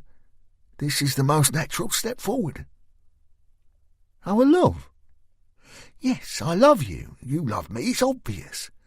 We should make the arrangements immediately. The church and the honeymoon. Of course, you will have to give up that crazy job you have. I mean, you can't possibly be around Fuller anymore. Such a bad influence on you. You should go back to nursing. I can help you with that." I pulled my hand from his and slipped off the ring. My head spun. "Help me? Leave my work? Leave Rick? Marry you? Are you mad, Larry? Are you having some kind of breakdown? I don't love you. What happened between us was a drunken mistake. Surely you must be able to see that. I like you. You're a handsome, intelligent, decent guy, but I'm sorry, this is crazy. I came here tonight to tell you that Rick and I are going to give our relationship a go. That I couldn't ever see you again." I stood. "I'm really sorry, Larry. Good luck. Goodbye." Standing on the pavement, trembling with emotion, I looked up and down Deansgate, hoping to see a cab with its light illuminated. As I stood there, the crowds of Manchester filing by, I felt a strong push in my back, almost sending me into the traffic. As I staggered, I was grabbed by the wrist and a napkin was thrust into my hand. Larry strode away without a word. I opened my fist and noticed that something had been written on the paper. I read the text, then looked as Larry disappeared into the crowd. "You'll be sorry," it said. Rick Fuller's story. I was so exhausted that I slept until late afternoon. Rolling out of bed, I pulled on my running gear and tried to clear my head by taking a late run. I managed a little over 10k, then stepped into my home gym and worked my back and biceps. I always felt better after a workout. No matter how bad things were, I could always put things in order as I ran or worked my muscles. It seemed that the simplicity of exercise brought order to my life. What Cartwright had asked me to do was not only dangerous, but it could get us all locked up until Spurs won another title. The old spy believed that the coffin full of cocaine was destined for a major UK supplier, and that no one but Al-Mufti himself would have been trusted to complete that deal. In Cartwright's thinking, Al-Mufti would have wanted to dispense with me and then complete the transaction for the Charlie. Therefore, we both agreed that our enemy wouldn't be too far away, maybe even in the UK. However, his plans were now in tatters, and the Egyptian could only assume one of two outcomes. His drugs and guns were in the hands of the authorities, or my good self, a man who had tried to kill him, being hounded from the SAS in disgrace, and worked for the most ruthless drug lords in England. Either way, he would not be a happy bunny. Cartwright was very keen to let Al-Mufti think the latter. The Egyptian would come for me, come to Manchester, and take his revenge. To make this little ruse work, the old spy needed a deep cover team, a crew full of experience in urban combat and an intimate knowledge of the UK's drug culture. A group of individuals with the bottle to take on the boys at the top of the tree and discover just who was waiting for that £5 million worth of pure cocaine to be delivered. That, of course, was us. We would play our new role, muscling in on the mean streets of Manchester, breaking some legs, making some noise, and letting it be known that the lack of happiness powder could be rectified by yours truly, but only for the right price and the right information. I'd done it before. Joel Davies took me on because I made a show in the Hacienda one night. I'd shown him just how ruthless I was, and just how much he needed someone like me. The Davises of this world were all the same. Once they got to the level of buying 100 keys of Charlie in one hit, it wasn't about the cash anymore. It was all about the power. However, this ruse was anything but simple. I say this because it wasn't just as straightforward as walking up to a well-known Manchester dealer and asking him if he was in the market for £5 million worth of Brazilian marching powder. For a start, I'd lost touch with the really big players, certainly those with that kind of coin. To be fair, most of them were dead, and anyone in their right mind, and believe me, drug dealers at that level are very smart cookies, would smell an almighty rat. New faces, even those like yours truly with some previous, are viewed with considerable suspicion. If Cartwright did his job right, Al-Mufti would be telling his buyer that he'd been ripped off and that his coke was in the hands of a man called Fuller, a man with Manchester connections. It would only be a matter of time before the big boys came asking for their ball back. Of course, if it went wrong, we were totally deniable, and if we got caught, Larry Simpson and his cronies would be laughing us all the way to Strange Ways. One difference to all the other jobs the firm had recruited us for was that this particular cunning plan was put in place by Cartwright himself. Not even Whitehall would know about it. His concern over a high-flying informant and his inherent distrust of the CIA meant that this job was to be the most secret of them all. Until it came to pay our bill, of course. The old spy wanted us to turn the screw on the mid-level boys first, tax them and cut the last of the stock to the street dealers, bleeding the city dry. You see, the cocaine business is like the car manufacturing trade. Ford don't have all the parts to make a car just sitting in a yard in the back. They have a supply chain that is on demand. Stockpiled car parts are an expensive commodity. Now, the boys that sell gram bags in your local pub on a Friday night don't have a couple of ounces of pure sat in their front room either. They buy from the guy above them on a Friday lunchtime, cut it, bag it and sell it. By Sunday, it's all gone up the good folks' hooters and the game starts again. Now, the same applies to the Al Pacino-type character that was awaiting Al-Mufti's very expensive oak casket. His last delivery would already be in the system, which meant his cocaine cupboard was currently bare and the party-goers of the UK were about to be disappointed. With what I had in mind, we could make sufficient waves within days. Slap the mid-ranking boys about a bit, nick what was left of their stash and point out that there was a new show in town. A new show in possession of a very large quantity of beak. In drug dealing terms, from zero to hero in less than 4 days. Whatever part of the country our big hitter came from, once our mufti gave him my name, it wouldn't be long before things got really naughty. The buyer would have to save face, come looking, and if we were really lucky, our mufti wouldn't be far behind him. The thought of going back to my old life didn't sit well with me, and anyone working with me would make enemies by the hour. From the little street rats riding BMXs to the boys hiding behind electric gates with an army of security and paid muscle at their disposal. Still, at 10 large a day, who were we to complain? As I pulled on a new pair of duck and cover chinos, I began to feel that familiar tingle of excitement that only a new mission could give me. However, I couldn't quite decide how to sell the whole idea to Lauren. That and which of my Thomas pink shirts to wear. Choosing the blue gingham number, I wandered to my kitchen, only to find the cupboards bare and the fridge full of out-of-date delicacies. No sooner had I binned the contents of my chiller, I was saved from ordering takeaway by my phone. It was Des. The Scot had a similar predicament and wanted to meet and eat. That made me feel better. It gave me a chance to run my ideas by him before we met the rest of the team.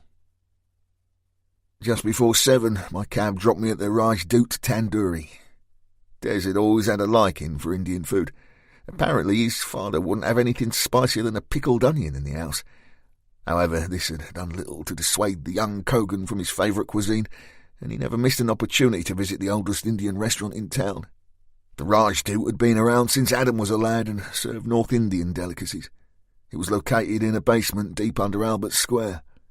The interior was a little brash for my liking, with lots of brass, wooden carvings and bronze statues, but its reputation for excellent food ensured the place was always busy.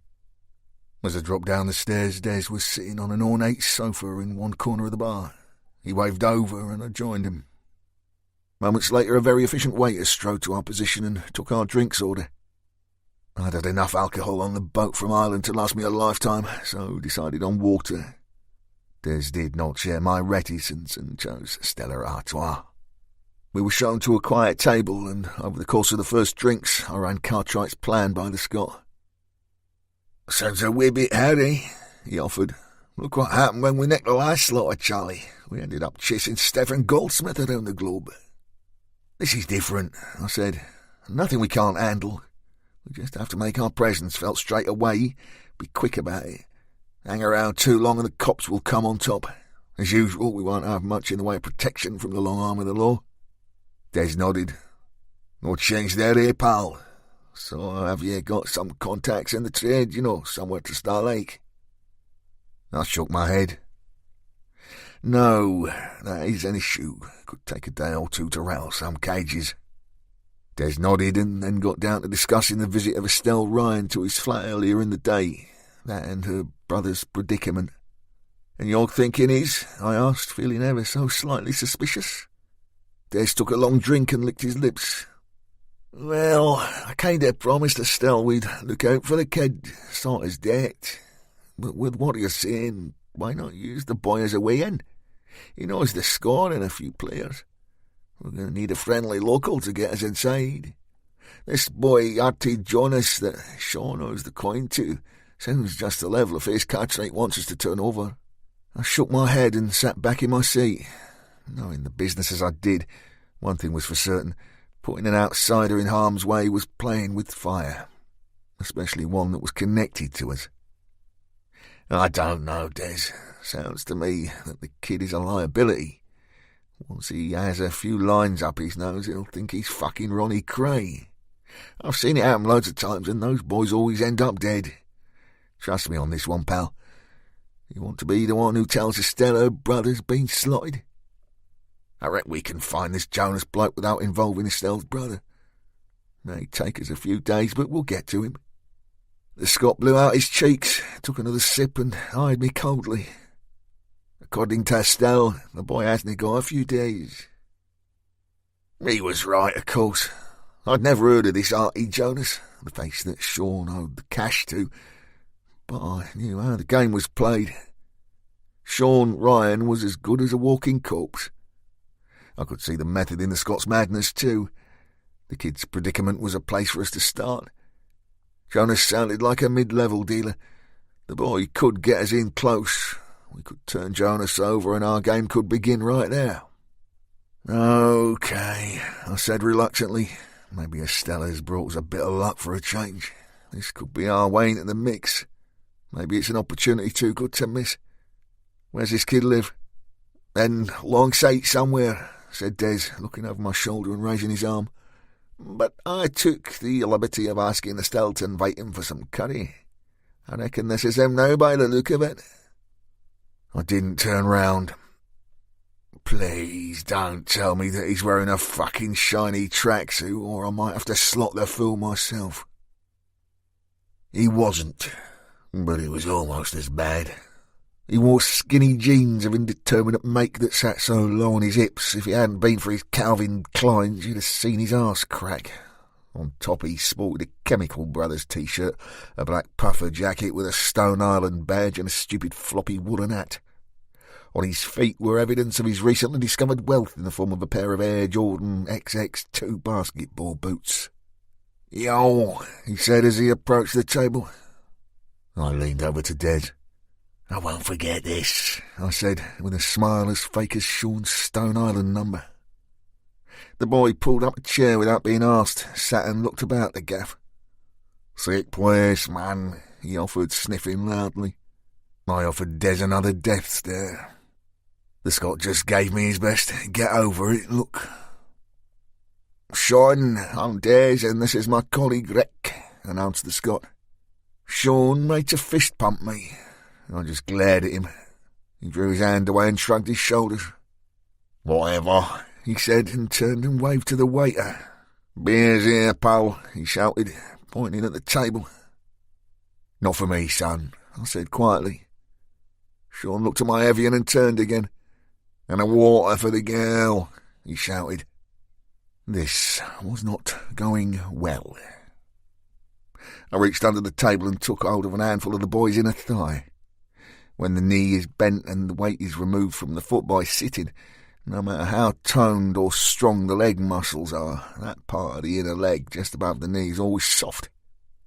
I applied just enough pressure to get the kid's attention, then spoke quietly as Sean did his best not to cry out in pain. "Listen to me, you little shit," I hissed. "Your big sister has come crying to us to get you out of the brand stuff and into Artie Jonas's good books. As I understand it, he's looking to chop off your bollocks and feed them to his pit bull. So," I squeezed just a little harder, "show some fucking manners." The boy was bright red. He went to grab my hand. "Touch me and I'll snap your fucking neck," I said. Sean nodded like a budgie at a mirror. "Big sister? Oh, yeah, man. You mean Estelle? Okay, pal, sorry, mate. Come on, you're fucking hurting me, eh?" I released him and looked him in the eye. "You're stoned," I said. "You've been snorting your own shit and don't even think of fucking lying to me, son." "I just had a quick line, he's all," stammered Sean, looking across the table to Des for some kind of support. "You know, just to take the edge off, like." Des leaned over, his nose almost touching Sean's. I've seen a lot of menacing men in my time, but never one like Des Cogan. Face deeply lined by the countless hours spent in the driving rain, eyes as sharp as razors, a wire in his veins. His voice was low, intimidating, in fact, downright scary. "You turn up here to meet men that you hope will sort your wee problem and you show no respect," he said. "You come to share our table, to listen to our proposition, a proposal that'll keep you alive and put money in your pocket, and yet you disparage us by your childish behaviour." Sean gave himself some space and wiped his nose with his palm. Despite his obvious predicament, the kid wasn't for backing down so easily. "Look, man, Estelle said you guys would help me out, right?" He sniffed. "You know, front up some cash, bail me, pay Artie off, and I could pay you back whenever. She never said anything about becoming a fucking priest." I thought Des was about to slot the boy right there. His hand shot across the table, grabbing Sean's right wrist and pulled the kid to him. Out of sight of the restaurant's customers, Des pushed his steak knife into the boy's ribs. Sean winced as the tip pierced his skin. "Don't ye dare insult the clergy, son," hissed the Scot. I could just gut you like a fucking fish right here and not lose a wink of sleep. Do you understand me? Sean resumed his budgie impression. Des let him go and the kid sat heavily on his chair. "Fuck's sake, man," he muttered. "Fucking nutters, the pair of you." "What did you expect, you wee jobby?" said Des. "A pair of Avon representatives. I mean, you wouldn't be thinking that we would just help you out without anything in return, eh? This Jonas fella's going to slot you, son. You can't just pay him off and you're in the clear. You've disrespected him. He needs to show his strength, show his muscle. A man like Artie can't be weak or he'll be eaten by the sharks. Every wee shite in alongside will be trying to take his patch from him. Do you get my drift, son?" Sean swallowed hard and looked at us both in turn. "And what kind of stuff would you be wanting me to do, like?" "Take us to Artie's house," I said. "Get us in close, inside his gaff." Sean was wide-eyed. "In close? Why would you—" The light came on. "Oh, I don't know about this, man. I mean, Estelle said that you'd just flunked the cash. I'll pay you back, honest." I could see the kid's bottle going. There was fear in his voice and we hadn't even started. "Besides, man," he whined, "oh, he's not a nice guy, he's got a temper, and with all due respect, you guys look a bit long in the tooth to be taking him and his crew on." I caught his eye. "Let me tell you how this is going to work, son, then you can make your decision. We're going to order some very nice food, and by the time the bill gets here, you will have plumped for one of two options. First is you walk out of here and take your chances with the big fella.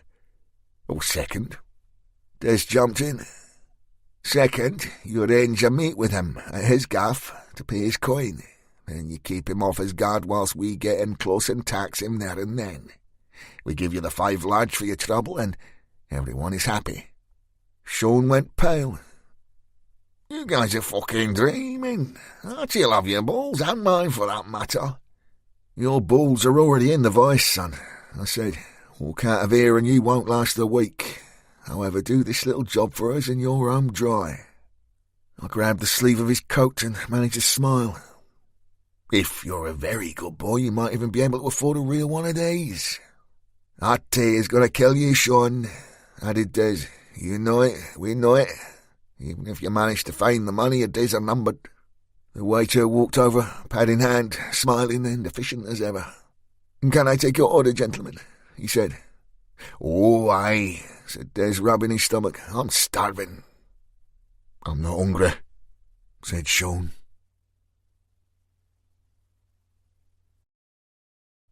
Lauren North story. I hadn't slept well. I mean, would you have? What a fucking weirdo, eh? The more I thought about Larry's behaviour, the creepier it seemed. He was delusional. Last night had taken some planning too. The ring, the song. I mean, it seemed everyone in the restaurant knew what was about to happen. Everyone but me, that is. The napkin he'd written on sat atop my bedside table. It had drawn me to it several times during the night, and I'd read and reread the words scribbled there. I have to say, they gave me the chills. As I pulled a brush through my hair, I couldn't take my eyes from it. As crazy as it seemed, those words haunted me. Rick had called just before 7 a.m. to organise a meet at our offices. Apparently he'd been having a meal with Des whilst I fended off Larry, the wedding planner, and as a result needed us all to get together to discuss our next moves. I still didn't have my own car. The insurance company had written off my RS6 rather than repair it. Therefore, until I had the chance to visit the showroom, it was public transport. I'd called a cab service, and within minutes my phone vibrated to tell me the car was outside. Pulling on my jacket, I made for the door, stepped into the hallway, and instinctively checked I was alone. I then made sure my flat was secure and strode to the communal exit. Walking into the garden and the morning sunshine, I fell straight into anti-surveillance mode. I had to admit, I was spooked, and I just bet the bastard knew it. A tedious and traffic-filled 40 minutes later, I arrived at our Piccadilly offices. As I stepped inside reception, Estelle nodded sheepishly. I opened the conference room door to find the remainder of our team sipping coffee, Within minutes, the gravity of our situation became obvious. "Let me get this straight," I said, eyeing Rick. "I know you said that Cartwright wanted you to return to your old life, but are you really saying that we're going to run a fake drug-dealing operation? Have you gone mad?" Rick ran his fingers through his hair. "Not a fake dealing operation, just making ourselves visible. We need the buyer of that shipment to come looking for us, for him to believe we have his Charlie. I never said this would be easier, and I'll understand if anyone wants out." I looked into Rick's face. "I never said anything about wanting out, but surely there has to be an easier way. What about our prisoner, the doctor from the boat? What's he come up with?" Rick shrugged. "I'm still waiting to hear from Cartwright. I'm sure as soon as he has anything worth telling us, we'll know." Sellers took a sip of her coffee. "Cartwright is out on a limb, darling. This is his game, he'll play it his way. He's concerned about the leak in intelligence. Will slow up any process. You don't know who you can trust." I sat back in my seat and rubbed my face with both palms. "This is just crazy. Young Fack already know about our team. They were all over us like a rash in handcoats. It's obvious they have informants inside the security services. Look at Mason Carver. If they've infiltrated the CIA, why not MI6? "And that is why Cartwright is so keen to play his cards close to his chest," said Rick. "There are informants in all organisations, especially when there's big money at stake. Cartwright wants Al-Mufti and the buyer. Once he has those, he'll figure he'll have the traitor too." "Fuller's right," offered Sellers. "All the major security services suffer breaches, and mark my words, Cartwright will want that mould. But he'll be equally desperate to find the buyer, the guy who was waiting for that boat." "Why?" I asked. "What has MI6 got to do with catching drug traffickers?" "The Irish connection," offered Des. "He'll be thinking that there's a terrorist connection there somewhere. Al-Mufti and the PIRA go back decades, back to Gaddafi." "That's just peachy," I said. "And the best plan we have is to stroll around town taxing dealers waiting for some gangster, or worse still, some terrorist, to come and kill us." Rick stood up and paced the room. He tapped his temple with a finger. "Right now, Al-Mufti has no way of knowing what happened to his cargo, or me, for that matter. I personally don't think that the deal would have been completed at sea, but that is all conjecture. However, neither player will yet know if it was the cops, the security services, or our team that spoiled the party. One thing is certain, though. Al-Mufti won't make a move if he thinks the cops have me and his gear. No point." "But if he thinks you have it," offered Sellers. Rick pointed. "If he thinks I have it, we'll all be dead," I said. Rick pulled a face. "Don't be negative, Lauren. Once we start to make waves on the street, the word will spread like wildfire that I'm back in the game, and Al-Mufti and whoever his customer was will believe that their product has been stolen by me. Buzz. Look, I know it's a dangerous game, but it's the game we've always played. Al-Mufti is being fed information from the inside, so even if we turn down this job, he'd find us eventually. He won't rest until he has taken his revenge. If we back off now, call it a day, it'd play into his hands. He'll keep building his empire and wait for his opportunity, take his chances, simply pick us off one at a time. Now, I can't speak for us all, but I, for one, have no desire to be looking over my shoulder for the rest of my days. This way we are visible and we get it over with." "Al-Mufti will take the bait, I'm sure of it," said Des. "The scam isn't that hard to believe, eh? He knows your history, knows who you've worked for. Besides, how many mercenaries do you know that would leave 5 million quid's worth of beak behind on some boat?" Rick nodded. "Exactly. Now, the presumption is that both the main players are in the country, or damn close, so we must suppose that one or both parties will already have boots on the ground looking for their missing product. As you said, Al-Mufti knows of our Manchester connection. Therefore, from today, this office is closed and we go dark. The only time we go out to play is to turn the screw on the locals. We'll be visible to all the right faces, and the word will spread like clap in a whorehouse. Costas Macris will provide all the papers should we need to skip the country for a while once the job is over. I've located us a place to work from, and we will all reside there from today. Our first target is a guy called Artie Jonas. We close him down, take what product he has off the street, and begin to make our presence felt. And where in God's name are we going to keep 100 kilos of cocaine? I asked. We're not, said Rick. The drugs are already destroyed, along with the AKs. So we're the only drug dealers in Manchester, with no drugs to sell? I said, unable to hide the incredulity from my voice. We actually don't need any hen, said Des, standing and finding his lighter. The trick is to make the boys believe we have their gear and at the same time create a drought so folks are desperate to buy. Des stood up and stretched. Anyway, I think the plan is a winner, so if we're done here, I'll just nip and tell Estelle she's going on a long holiday. Des Colgan's story. Whichever way you looked at it, this job was not for the faint-hearted.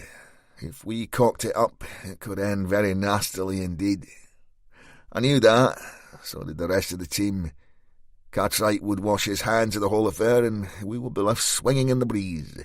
Still, with a day rate that would outstrip most merchant bankers, I figured it was a risk worth taking, particularly if it concluded with Abdallah al-Mufti dead in the ground. I'd sat with Estelle and explained that we were closing down the business for a few weeks. I'd made the excuse that Rick and Lauren needed time together and that I had some family issues in Scotland. She asked about Sean, of course, and I'd made platitudes in that direction, without going into details. Then I sat at her computer and began to book her and her mother 3 weeks all-inclusive to Mallorca, leaving just before midnight. She looked worried and rested her hand on mine. But I still need to keep an eye on Sean, Des. I'm so worried about him. What about you, Rick and Lauren? I assured her we would all be fine. More importantly, she and her mother would be safe. We were going to go in hard in the area of the city notorious for violence and drugs. Rick had rented a 3-bed terrace on Longdon Road, Longsight. It was a grubby little gaff that had been previously occupied by a number of student types. I'd stayed in worse myself, but had a sneaky suspicion that young Victoria was not going to be a happy bunny when she saw the place. It was, however, tactically ideal, being close to the heart of the city and smack-banging Artie Jonas's drug territory. Once we gave the boy the good news, we would all have our hands full for the next few days, and that was before young Fat got a sniff. Me, as strange as it seemed, I couldn't wait. I knew I'd said it before, but one last bit of fun, a nice big payday, then some peace and quiet on the loch. With Estelle and her mum out of harm's way, I now wanted to ensure the safety and well-being of 2 more people, Grace and Kaya Yakim. They were probably the 2 most vulnerable people in my life. Arriving at the home address, I was instantly concerned that the police protection that had been promised was not in evidence. So much for our pet Chief Inspector, Larry Simpson. Grace opened the door and gave me a tired smile. "Oh, thank the Lord," she said, holding out her arms to hug me. As we embraced, she spoke into my ear, her voice cracking with emotion. "No one could tell me anything. I had no way of knowing if you were alive or dead." Of course, there had been no time to tell Grace about the island job, and some things are best left unsaid. "I'm fine, Hen," I whispered. "How's the wee boy?" Grace stepped back, yet held on to both my hands. She was tearful, but managed to keep her composure. "Sleeping. He's doing okay. So they say. I don't know how to thank you, Des. I can't believe what you did for us." "It was a pleasure," I said. She nodded and then suddenly appeared to realise that we were standing in the doorway. "Oh, look at me now, how rude. Come on in, I'll put the kettle on." I stepped down the hallway into the parlour. The place looked like a bomb had hit it. The usually pristine room was awash with piles of clothes. Dirty cups and plates littered the floor and coffee table, and an empty bottle of Gordon's was balanced precariously on the mantel. Our Grace had obviously been having a hard time of it. She turned and gave me a guilty glance. Sorry about the mess. I've... I put my arm around her, and she instantly buried her head in my chest and began to sob. "Oh, it is," she said. "Kyle can hardly talk, and when he does, he says some terrible things." Hey, come on now, Hen. He's had a bad time, eh? He's lucky to be alive after what those idiots did to him." She looked up into my face, wiped her eyes and swallowed hard. "The cops, they said they didn't know what happened to those men, the ones who took Kaya. But this morning that detective Larry Simpson, well, he came over and pulled the guard from the house. He said the case was closed. I don't understand this." "Did he now?" I said, feeling for my pipe and heading for the back kitchen door. "Well, I can tell you this, Hen. You'll have no more bother from them boys, that's for sure." "So it was you," she said. "Wasn't it? You found Kai, you saved him from those men." I stroked her face. "It was a team effort, Hen, and you'll have no more trouble, but mum's the word, eh? That detective isn't to be trusted. You mustn't tell him a thing." Grace nodded and bit her lip. "Of course. I mean, I couldn't bear to lose you too, Des." I stood on the patio, indulged in my bad habit, and made a mental note to speak to our Lauren about Mr. Simpson. Minutes later, Grace stepped out with 2 cups of tea. We sipped in silence for a while, and then I broke it. "You know the cottage I put in your name?" I asked. Grace smiled and shook her head in disbelief. "Yes, how can I forget this?" I took on a serious tone. "Well, I want you and Kaya to go and stay there for a while. Just a week or 2, maybe longer." Grace was no fool. After all, she'd been married to J.J. Yakim. She knew when things were getting hairy. "What's going on, Des? Is it to do with me family? I mean, they've never been in touch since that night, not even to ask if Kaya was alive." "No, Hen, it's not about them. And the 2 men that took Kaya are dead. Like I said, that part of your life is behind you. They'll send you no more." She held her hand to her mouth, her eyes wide. "They gave me no choice, Hen." I lied. "So, in a way, Chief Inspector Simpson is right. That particular problem is dealt with. But this is another matter. It involves some very dangerous people that will stop at nothing to get to me and Rick. That means anyone that I'm close to would be a target for them." She looked into my eyes for the longest time. "And are we, Des? Are we close?" I swallowed some nerves at that one. "I think so. I hope so," I said. "But we need to be focused on the job at hand, not worrying about the safety of people we care about." She nodded, and there was a hint of a smile, but I could tell she wasn't convinced.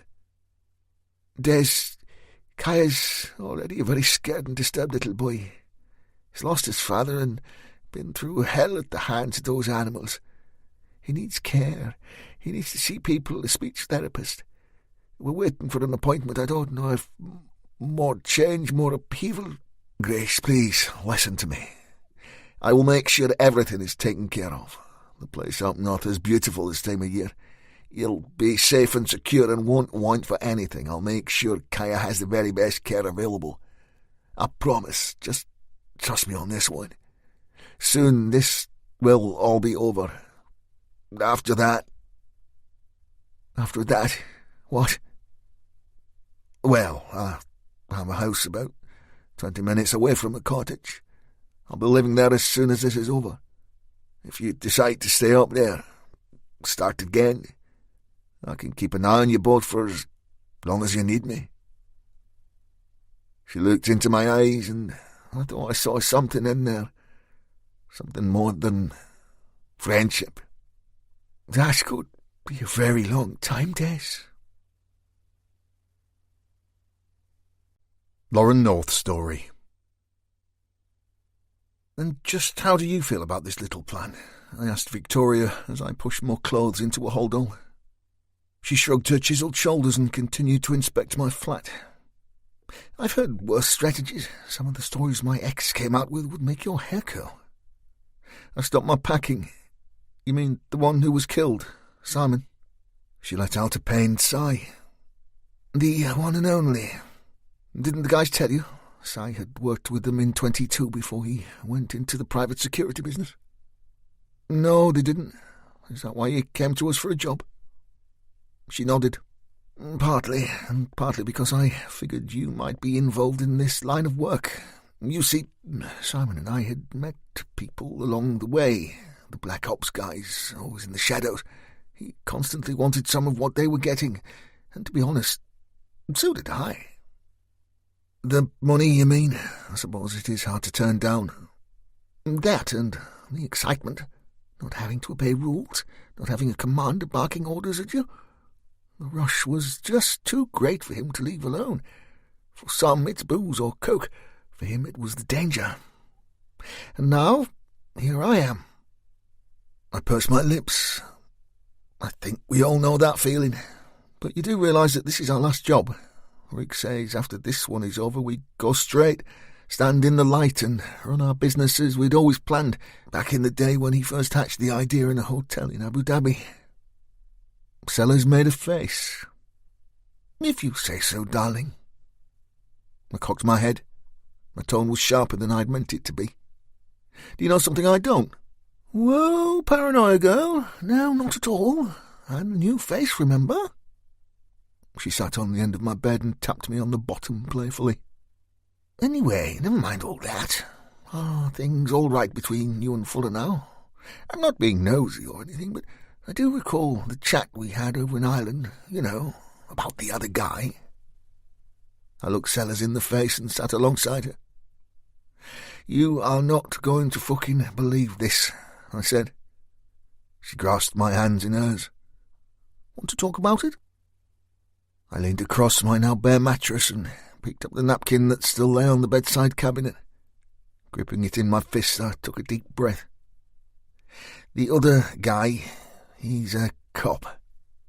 Shit. Exactly. When I first met him, he was working undercover, trying to infiltrate our team. Believe it or not, he posed as my boyfriend. Now you are pulling the other one, honey. I shook my head. I found out long before, well, you know, before we did anything. Before you had sex, you mean? Yes, but later on, after I knew who he really was, we badly needed information regarding a case we were working on, and I called his bluff and went to see him, sort of payback for what he'd done to me. And he helped you out?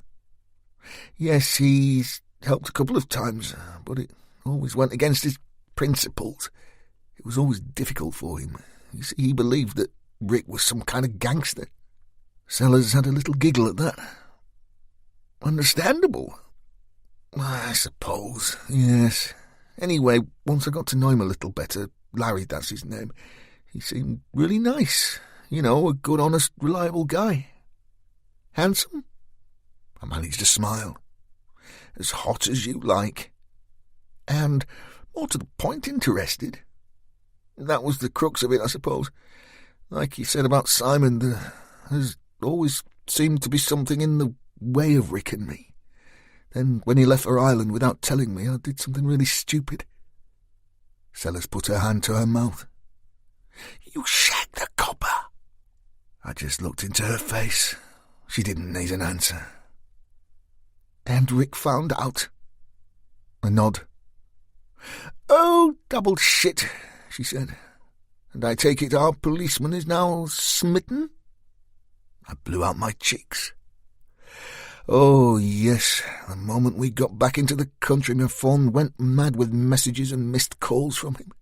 All the usual stuff. I miss you, can we go out? Are you okay? Lots of kisses and smiley faces. You know what I mean. I do. I put my head in my hands for a moment, sorted my thoughts, took another breath and told Sellers the whole story of the previous evening. Now you are fucking joking me, darling, she said, pushing her hair behind her ears. He actually proposed after one shag? I nodded. Sellers couldn't stifle another giggle. Well, you must have done something right, lady. I handed her the napkin. She unfolded it, read the text, and looked into my eyes. Ah, and he wrote this?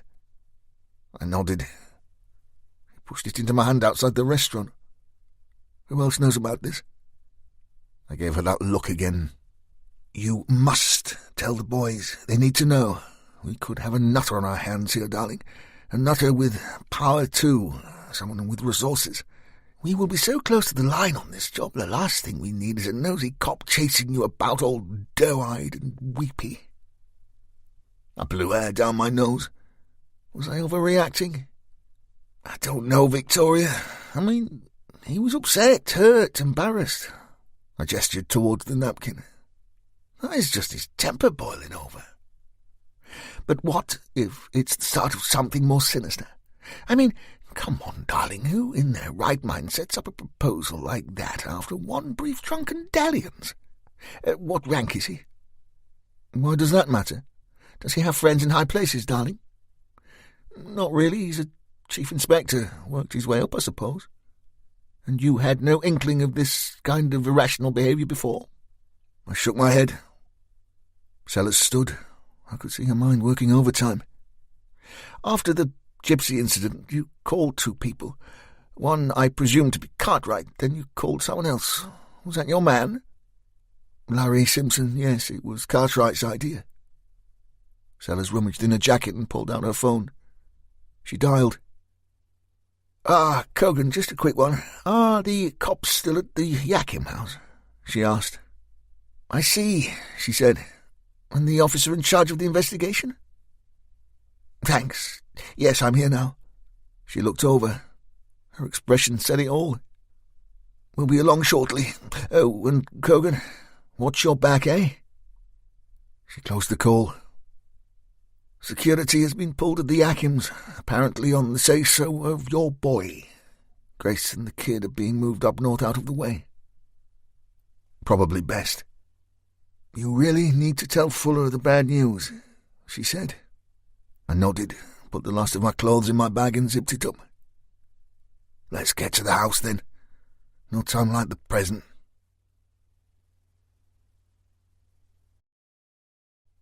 Rick Fuller's story. I held the napkin in my hand and read Larry's message once, twice. It didn't get any better. Then I listened to the story that Lauren told. The restaurant, the proposal, all of it.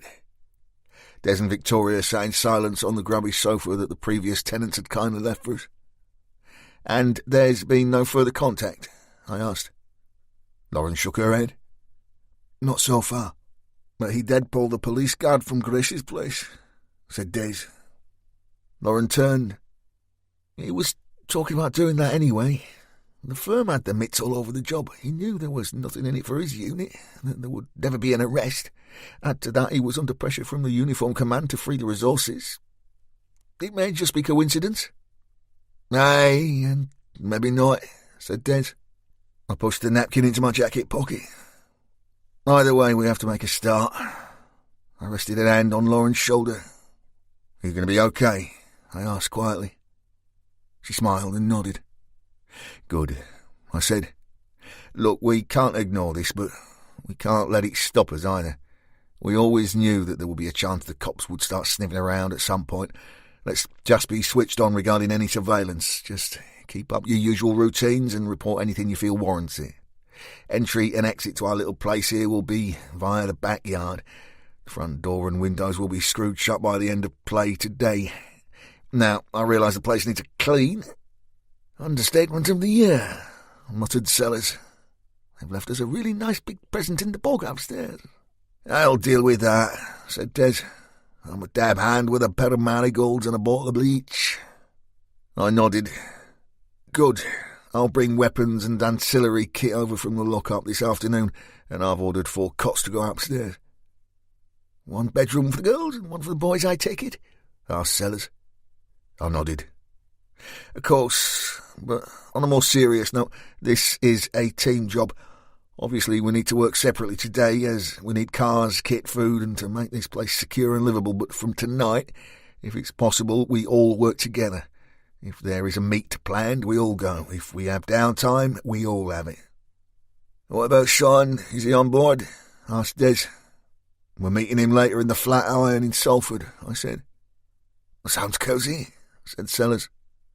Cosy my arse, said Des, finding his pipe. You need to wipe your feet on the way out of that, boozer. Bit like this place, added Lauren. Yeah, I said.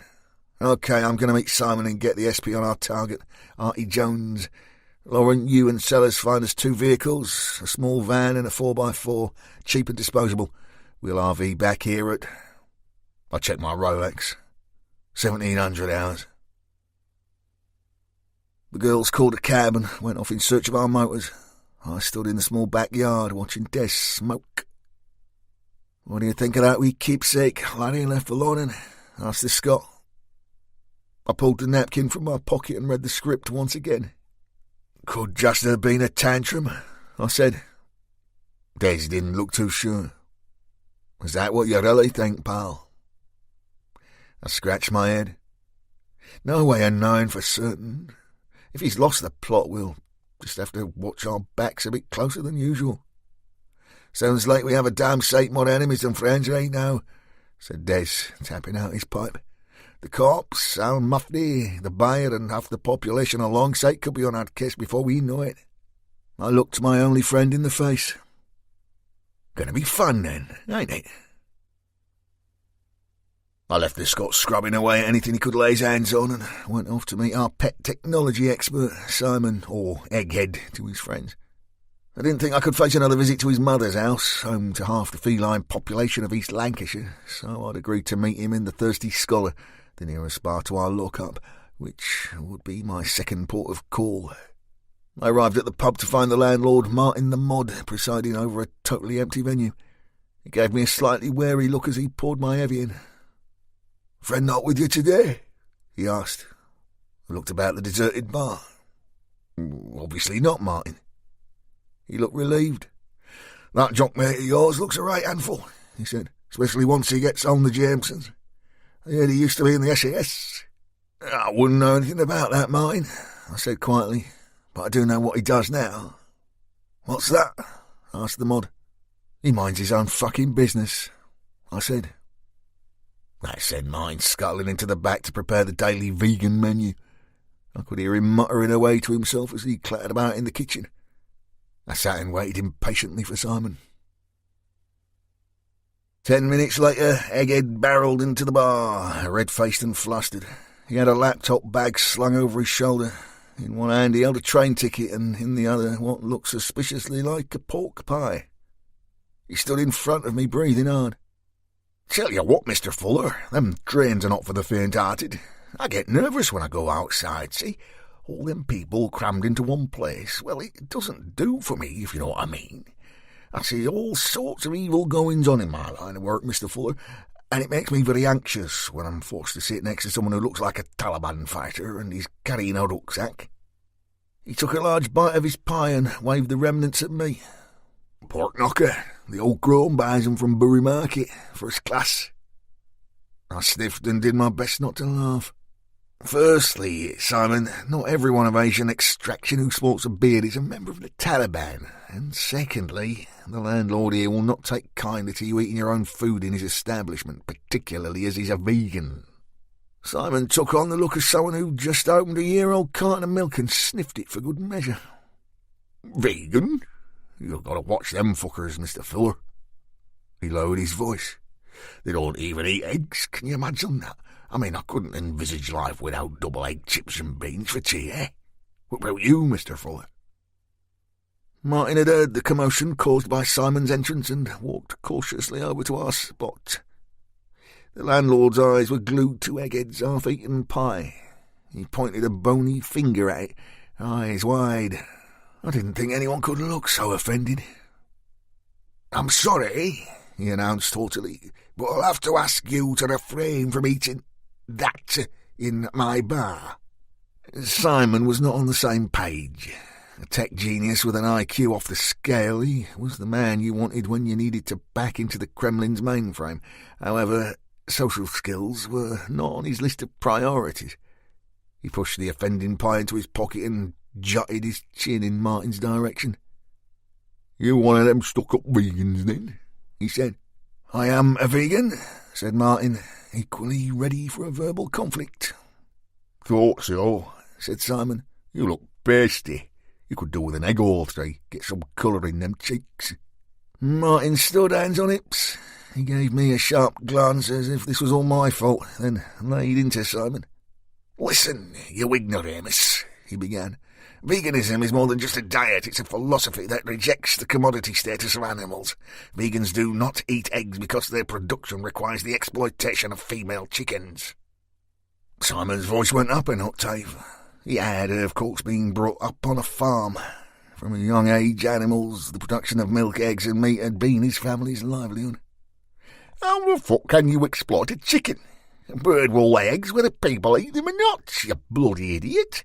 And for your information, a chicken is always female, and a cockerel is the male, sometimes referred to simply as the cock. Just like you." "I'm going to have to ask you to leave," said Martin, pointing at the door. Simon pulled his pork pie from his pocket and stuffed it all in his mouth in one go. He chewed slowly, crumbs of pastry dropping down his chin, his face inches from Martin's. "I'd seen enough." "Right," I barked, "when you two girls are quite finished." I grabbed Simon by his collar and marched him out into the sunshine. Sitting on an outside table, I waited until my guest had finished chewing the remnants of his beloved pie. Once he'd swallowed, I asked, "Are we okay now, Simon?" "Folks like that get me goat," he said, wiping his mouth with the back of his hand. "I can see that, but do you think it might be possible that we can get on with the business I mentioned to you on the phone, rather than arguing with the locals about the rights and wrongs of commercial food production?" "Sorry, Mr. Fuller," he said. "Is there another boozy you fancy? I could go a good pint, and I say I will wash that pie down just grand." At that, we walked under the arch, where just 20 yards along the cobbles nestled the Salisbury. It was a traditional pub in every way. Lots of real ale, pickled eggs, even more pies and cheery staff. At first I couldn't recall why we didn't use it more often. It wasn't until Simon and I sidled up to the bar that I remembered. Every other drinker looked like an extra from Spinal Tap. Feeling ever so slightly overdressed, I ordered our drinks and found a quiet corner.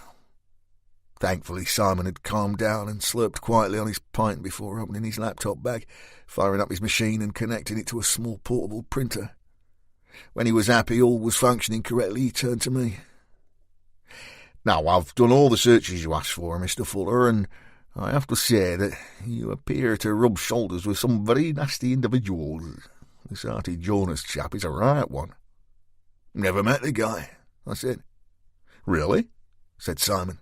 "Well, might I suggest that you avoid this gentleman, if at all possible?"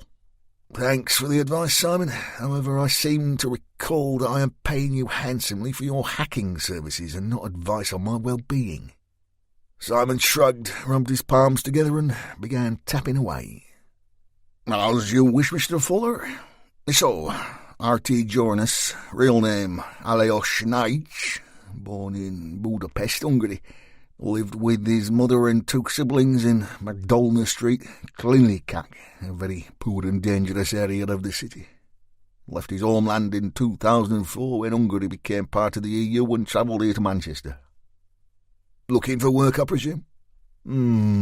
Said Simon. "We'll get to that." He did work several manual labour jobs in and around Salford, but it didn't take him long to become embroiled in the city's drug trade. He was first arrested around 2005 for possession of an offensive weapon, wounding with intent and drugs offences. His co-accused was another Hungarian male, Gaja Molnar, who now uses the name Tony Jacket. The pair were taxing another dealer who lost an eye and suffered several stab wounds during the assault. The case never made it to court as the victim couldn't be traced. "Dead?" "Was a dodo, I reckon," said Simon. Anyway, Jonas and Jacket then appear to have formed their own little gang in and around the Longsight area and quickly established themselves as medium-weight cocaine providers. Neither have since been arrested, but there is plenty of intel to suggest that they are rising stars when it comes to Manchester's preferred narcotic. Neither the cops nor Interpol have a current address for either male, but trolling their social media platforms, I would suggest that they still live in the Levenshulme or Burnage area of the city. Any pictures? I asked. Simon pressed some more keys, and moments later his printer whirred and clicked before spitting out the first sheet of A4. He took a quick glance to ensure it was the right shot. This is the Jonas mush, taken straight from his Facebook page. The guy reminded me of the big meathead that spat in my face back on the boat in Ireland. He had a vast, square, ugly mug, tall forehead, piercing blue eyes and thin lips. In the shot he was making his hard man face and held the Hungarian-made Vrš Danuvia pistol, or the VD-01, in his right fist. It was a bizarre-looking semi-auto, having a cylindrical magazine situated underneath the barrel. A rare beast of a weapon. Only 150 or so were ever manufactured, with production ending in 1998. But with a 33-round capacity, it was a very handy and accurate little gun. However, its presence in the shot did make me wonder just how stupid you had to be to announce to the cops that you were in the possession of an illegal firearm.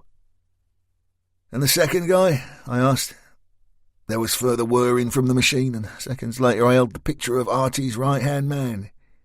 He looked to be of similar height and build, same large features and deep-set light eyes, but Tony Jacket, as he liked to call himself, had a real nasty look about him. The lights looked on, but there was nobody home. That said, at least he wasn't waving a piece around. So they only have one arrest each, no convictions? Ah, said Simon, holding a solitary finger in the air. Not quite.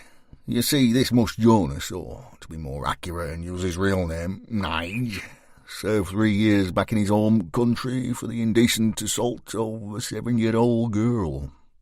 So he's on the sex offenders register? Nope, said Simon, picking up his pint. It would seem that the Hungarian authorities did not share this snippet of information with either Interpol or the British cops. I let out a low whistle. I'll bet he keeps that dirty little secret from the good residents of Levenshulme. Simon nodded disapprovingly. It wouldn't last 2 minutes, Mr. Fuller, fancy gunner or not. They'd have his balls in a basket. I agreed. Sean Ryan would of course know how to get hold of this pair, no doubt, but just in case our pet cocaine sniffer got cold feet, it was always wise to have a backup plan. And you say you don't know where to find these two? Well, if it helps, Mr. Fuller, Jonas checks himself in at Murphy's Sports Bar on Stockport Road quite a lot. I slid $2,000 in cash across the table and Simon smiled broadly. Always a pleasure to do business with you, sir. Once Simon had finished his beer, he packed up his kit, stuffed his cash in his bag and was off to take on his next train journey. I sat in the bar for a while, had a ginger ale and studied the 2 pictures he had printed for me. I knew where Murphy's Sports Bar was. It wasn't far from the spot where I'd been arrested by Larry Simpson's Serious and Organised Crime Unit. The same day Lauren had been taken by a new IRA Active Support Unit consisting of you and Mark Findlay, Christy MacDonald and that delightful pillar of the community, Doogie McGuinness. Murphy sat in the area that used to be controlled by a Somalian called Maxi Toure. Between our little crew and Larry Simpson's Soku, he was no longer in charge. It never took too long to fill a void in the drug world, and no doubt the Hungarian boys had identified that gap in the market. Funny, eh? That's exactly what we were about to do. Create that hole and fill the void. 30 minutes after Simon's departure, I stood in our lockup. Now I knew that the girls would come good with a small van and maybe something Land Rover size, but if you were a drug dealer with a few quid, you needed something with a bit of flash too. So I decided my 1988 Porsche 944 Turbo S could have a run out. I'd won the car in a game of cards not long after I'd made the trip north to Manchester. Finished in stone grey metallic with black leather trim, it was a cracking little motor. Not only that, unlike the Aston, at 20 grand, just 2 days' wages, I wouldn't be crying in my soup if she got trashed.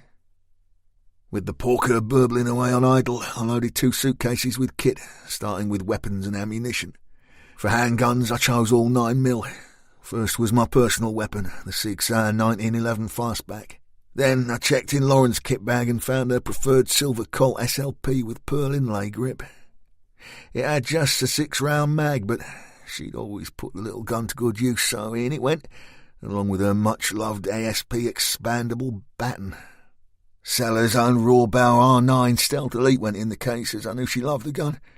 Des could hit a gnat's arse from 100 yards with just about anything, but I knew he preferred the old-school BAP, so that's exactly what he got. For some extra firepower, I threw in 2 H&K MP7A1 machine pistols with suppressors, extended magazines and Elcan reflex sights. The weapon only fires its own bespoke ammunition, and I'd been fortunate enough to acquire a very special job lot from the remaining members of the Macris family. VBR of Belgium produces a 4.6 by 30mm 2-part controlled fragmenting round that increases the size of the wound cavity and doubles the chances of hitting a vital organ. Very nasty stuff indeed. I dropped in 8 boxes. In the second case, 4 sets of covert body armour, shortwave personal comms, a set of NV Beanos and my trusty lockpicking kit. The 944 sat down on its axles with all the extra weight, but as I negotiated the city centre, windows down and Ray-Bans on, I felt ready for anything. I arrived back at Longdon Road to find the whole team in attendance. The house smelled of disinfectant, but Des had done a great job, and at least you felt like you could sit down without catching something nasty. He'd also built the 4 cots, so we had a place to sleep. Lauren and Victoria had spent just over $4,000 on 2 vehicles. A 12-year-old Land Rover Discovery fitted with a very thirsty but quick 3.9-litre Rover V8 and a 6-year-old Ford Transit, sign written as a local builder's van. Perfect. With less than 2 hours before we had our meet with Sean Ryan, we had just enough time to go through the weapons and ancillary kit and grab a sandwich. We all sat in silence, and between bites of tuna mayo and brown, loaded magazines and checked and rechecked our weapons' moving parts. Finally we were done, and I lay out the 2 pictures and antecedents of Artie Jonas and Tony Jacket on the table. "So this is who Sean buys from?" asked Lauren. "Actually, they're one rung up from his usual supplier," said Des. "The wee boy made the mistake of getting a little bit too big for his boots, and is in debt to these 2 to the tune of 5 large. Estelle came to me and asked we sort his problem, lend him the cash like." "And you gave him another option," said Sellers. "Aye," said the Scot, making for the kettle. "We want him to get in close to this pair so we can make our presence felt." "They'd look a right pair of darlings," said Sellers. "Pair of pussy cats," said Des. "But what the young Sean doesn't appear to grasp is that even if he pays the boys, they'll still make an example of him." "You mean kill him?" asked Lauren. "Oh, aye, nae bother," said Des. "And I'm not about to let that happen, eh?" This was going to be a devil of a job, and I knew it. But as I sat there in that poky terrace, I also believed I had the right crew and the right kit to make enough waves to draw out our enemies. The game was well and truly on.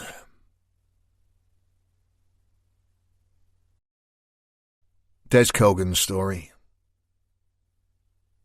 We all piled into the Discovery, Victoria driving, Rick directing, with Lauren and I stuffed in the back. The old 4x4 needed a valet as much as the gaff on Longdon Road had needed a clean. It smelled of wet dog and fags. I opened the window for good measure. With the evening traffic, the drive to Salford would take 40 minutes. We were bound for an infamous boozer called the Flat Iron. The pub had started its life as a hotel called the Royal, but it never did well, being situated in one of the roughest areas in the city.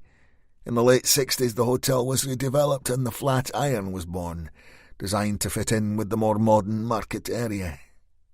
It was an oldie bar, similar to those found in Scotland and Ireland, with an 8 a.m. licence. This did not help its reputation for being full of drunks and ne'er-do-wells. Folklore would have it that the local thieves would ravage the nearby market stalls to order, The receiver of those said stolen goods simply sat and enjoyed a pint or two in the flatty, whilst waiting for his knock-off items to arrive. All in all, my kind of gaff. However, I did feel that Victoria and Lauren would get far more attention than the average imbiber. Even though both had dressed down, they couldn't hide their beauty in live frames. I just hoped young Sean was on time and on message, and that our visit would be brief. If not, I could easily envisage things getting naughty. As we stepped inside, all heads turned. If it hadn't been for the jukebox blast in dirty old town, you would have heard the tumbleweed. The girls went to find a seat, and every male eye followed each step they took to get there. Rick and I went to the bar to order. One very rough-looking boy with a face full of scarred tissue and more busted knuckles than a blind cobbler was straight in. "Not seen you before, lads," he growled. "First visit," said Rick. "What brings you?" said the bruiser. The landlady pulling our drinks must have had one ear on the conversation. She dropped my pint in front of me and looked over to our inquisitor. "Play nice now, Billy," she said. "Let these folks about their business." "Aye," I said. "Best you do that, son." He looked at Rick and me in turn, seemed to weigh up his options, and decided to leave well alone. As I pushed the girls' drinks across the table, Victoria managed to smile. "Lovely," she said through gritted teeth. "You bring a girl to the nicest places, Cogan." "I tried my best," I said, taking a sip of a very well-kept pint of Guinness. Rick checked his watch. "The boy's late," he said. I shrugged. "Give him a few minutes, pal. You were young once, eh?" I could see Rick was uncomfortable. I knew it wasn't the pub or the clientele. After all, we'd both been in worse places, and all four of us could handle anything the locals could throw at us. No, I knew the reason he wasn't happy was that we were relying on an outsider and one prone to snorting his own product. 5 more minutes, he said with a grimace. 30 seconds later, in walked Sean. He wore the same clothes that he had had on his back in the Indian, the same skinny jeans, the same floppy woolen hat. More importantly, he wore the same stoned expression. "Fuck's sake," spat Rick. "Look at the state of the kid." Sean was unsteady, eyes like piss-holes in the snow. He stood at the bar, feet planted, doing his best to fish a fiver from his tight trouser pocket. The boy looked over to our table and raised an arm. "Yo!" he exclaimed. "I'm gonna slot the fucker myself," said Rick. We waited until Sean was served and made it over to our table. "Sit down before you fall down, son," I said. He waved an arm. "I'm cool, man, honest I am." Rick was on him in an instant. "What did I say to you? You're fucking off your face. You are no good to us, a waste of our time." Sean was indifferent, the coke boosting his already cocky attitude. "Look, dude, that's what I'm here to tell you. I already said your gig's not my scene, man. It ain't for me. I work alone, I'm a lone wolf, me. So if you could just see your way for the large 5, you know, sort us out, I'll pay back soon as." Victoria was unimpressed. "As I understand it, Mr. Ryan, this deal was non-negotiable. The money will not be forthcoming. For this arrangement to work, you had a task to complete, and from then on we would look after your well-being. However, from what I can see, you aren't fit to tie your shoelaces. Never mind, do our bidding."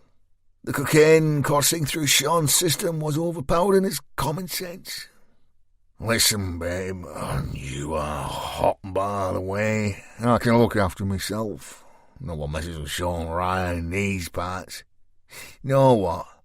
I say, me and you get out of this shithole, lose these donkeys and hit the town. What do you think, sweet cheeks?" Victoria managed that grim smile again. "I'd say you were delusional, Ryan. A stupid boy who can't control his urges." She looked over to Rick. "Well, I don't know about you, Fuller, but I've seen enough. I say we regroup, rethink, and leave Mr. Ryan here to his own devices. You know what they say, horses to water and all that." I knew she was right, of course. I'd seen this many a time, with boys who drank too much, never mind drugs. Every time they had a skinful, they thought they were 10 men. That said, I'd made a promise to Estelle that we'd look out for the kid, and a promise is a promise. You need to keep your head down for a few days, son, I said reluctantly. Lay low and we'll sort your problem. The rest of the team looked at me like I'd lost my mind, but I had no choice. You just tell us where to find Artie, I said, and he'll have his cash by tomorrow. Sean sat back in his chair and smiled. He really was playing the big I am. I told you I ain't playing your game, Jock. I ain't no grass. I saw Artie earlier, man. He was cool about the door, just as I said he would be. He'll wait for his cash, no problem. Sean leaned forward and lowered his voice. Listen, Jock, baby, I reckon me and you will get on just fine. You're a businessman just like me. What do you say, Desmondo? You front me the 5G, I turn it into 10, slip Artie a few quid to keep him sweet, and then everybody gets a drink. What do you think? Banging idea or what? Lauren North's story. Maybe it was the subject matter. Maybe it was just that Sean Ryan was the most irritating young man I'd ever met. Or maybe it was just because we were sitting in Manchester's answer to the Wild West Saloon. But I'd zoned out and was checking the comings and goings at the front door. At some point since we'd sat down, a doorman had arrived, and he stood at the entrance giving all new arrivals the hard stare, flexing his muscles and checking the odd ID. I watched him as 2 young lads arrived. Both were early 20s and, despite the warm weather, had their hoods up. Again, not that unusual in this part of town, but the doorman had been making all the other youngsters take theirs down on entry. Not this pair. No ID check, no hard look, just a courteous nod and a step away. Rick sat side on to the door, but Sean had his back to it. The 2 new arrivals looked to our table and simultaneously lifted their hoodies at the waist to reveal a pair of SLPs.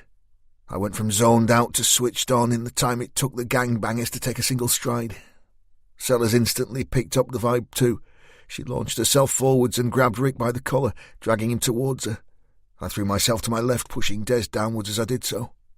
It all happened too fast for me to see what exactly the boys were waving about, but by the time they let go their first rounds, all our team were on the floor. Except Sean Ryan. The sound of any unsuppressed weapon being fired in an enclosed space is painful on the ears. Indeed, most of the Flatirons drinkers would have been instantly suffering from tinnitus. Both young hooded assassins opened up at close range and kept pulling the trigger until Sean fell. Then one of the boys calmly walked over to his convulsing body and put 2 rounds into his skull. The place was pandemonium. Chairs and tables were knocked over, broken glass crunched underfoot as drinkers clambered over each other to escape the violence. This was a tough area, and the Flatiron was a rough pub, used to fists flying. However, a right hook is no match for a 9mm, and the customers knew it. The 2 boys turned, still holding their SLPs in their fists, and walked calmly to the door. One gave the doorman a nod, and he held back the panicking customers as the pair sauntered out into the evening sunshine. I crawled over to Sean Ryan's body, already knowing the outcome, yet praying for a different one. As I did so, I felt a strong pair of hands grab me and lift me to my feet. "He's gone," said Rick. "Leave him." I nodded. I know. I'd gotten used to witnessing violence and death, but it never got any easier. "We all okay?" he asked the team. "Aye," said Des. "Tip-top," said Sellers sarcastically as she brushed broken glass from her jeans. She looked at me and nodded towards the exit. "I say, you and I go and get our car while the boys ensure that the bouncer over there joins us back at the ranch. We need a chat with that chap." "Aye," said Des ominously. "I'm wanting a wee word with Mr. Muscles myself." Des Cogan's story. I looked down at Sean Ryan's bullet-ridden body, his blood slowly seeping into the purple carpet beneath him, and I felt true sorrow. The boy wasn't my flavour of the month, that was for sure, but he didn't deserve what he got. Things were not going too well for me. My head was all over the place, and I was beginning to question whether I still had the mental capability to function under such pressures. Losing Anne, JJ, Maggie, Kaya's kidnap, they all weighed me down. I knew that there'd been times of late when I hadn't been in control, and that was a very dangerous situation for everyone in the team, not just yours truly.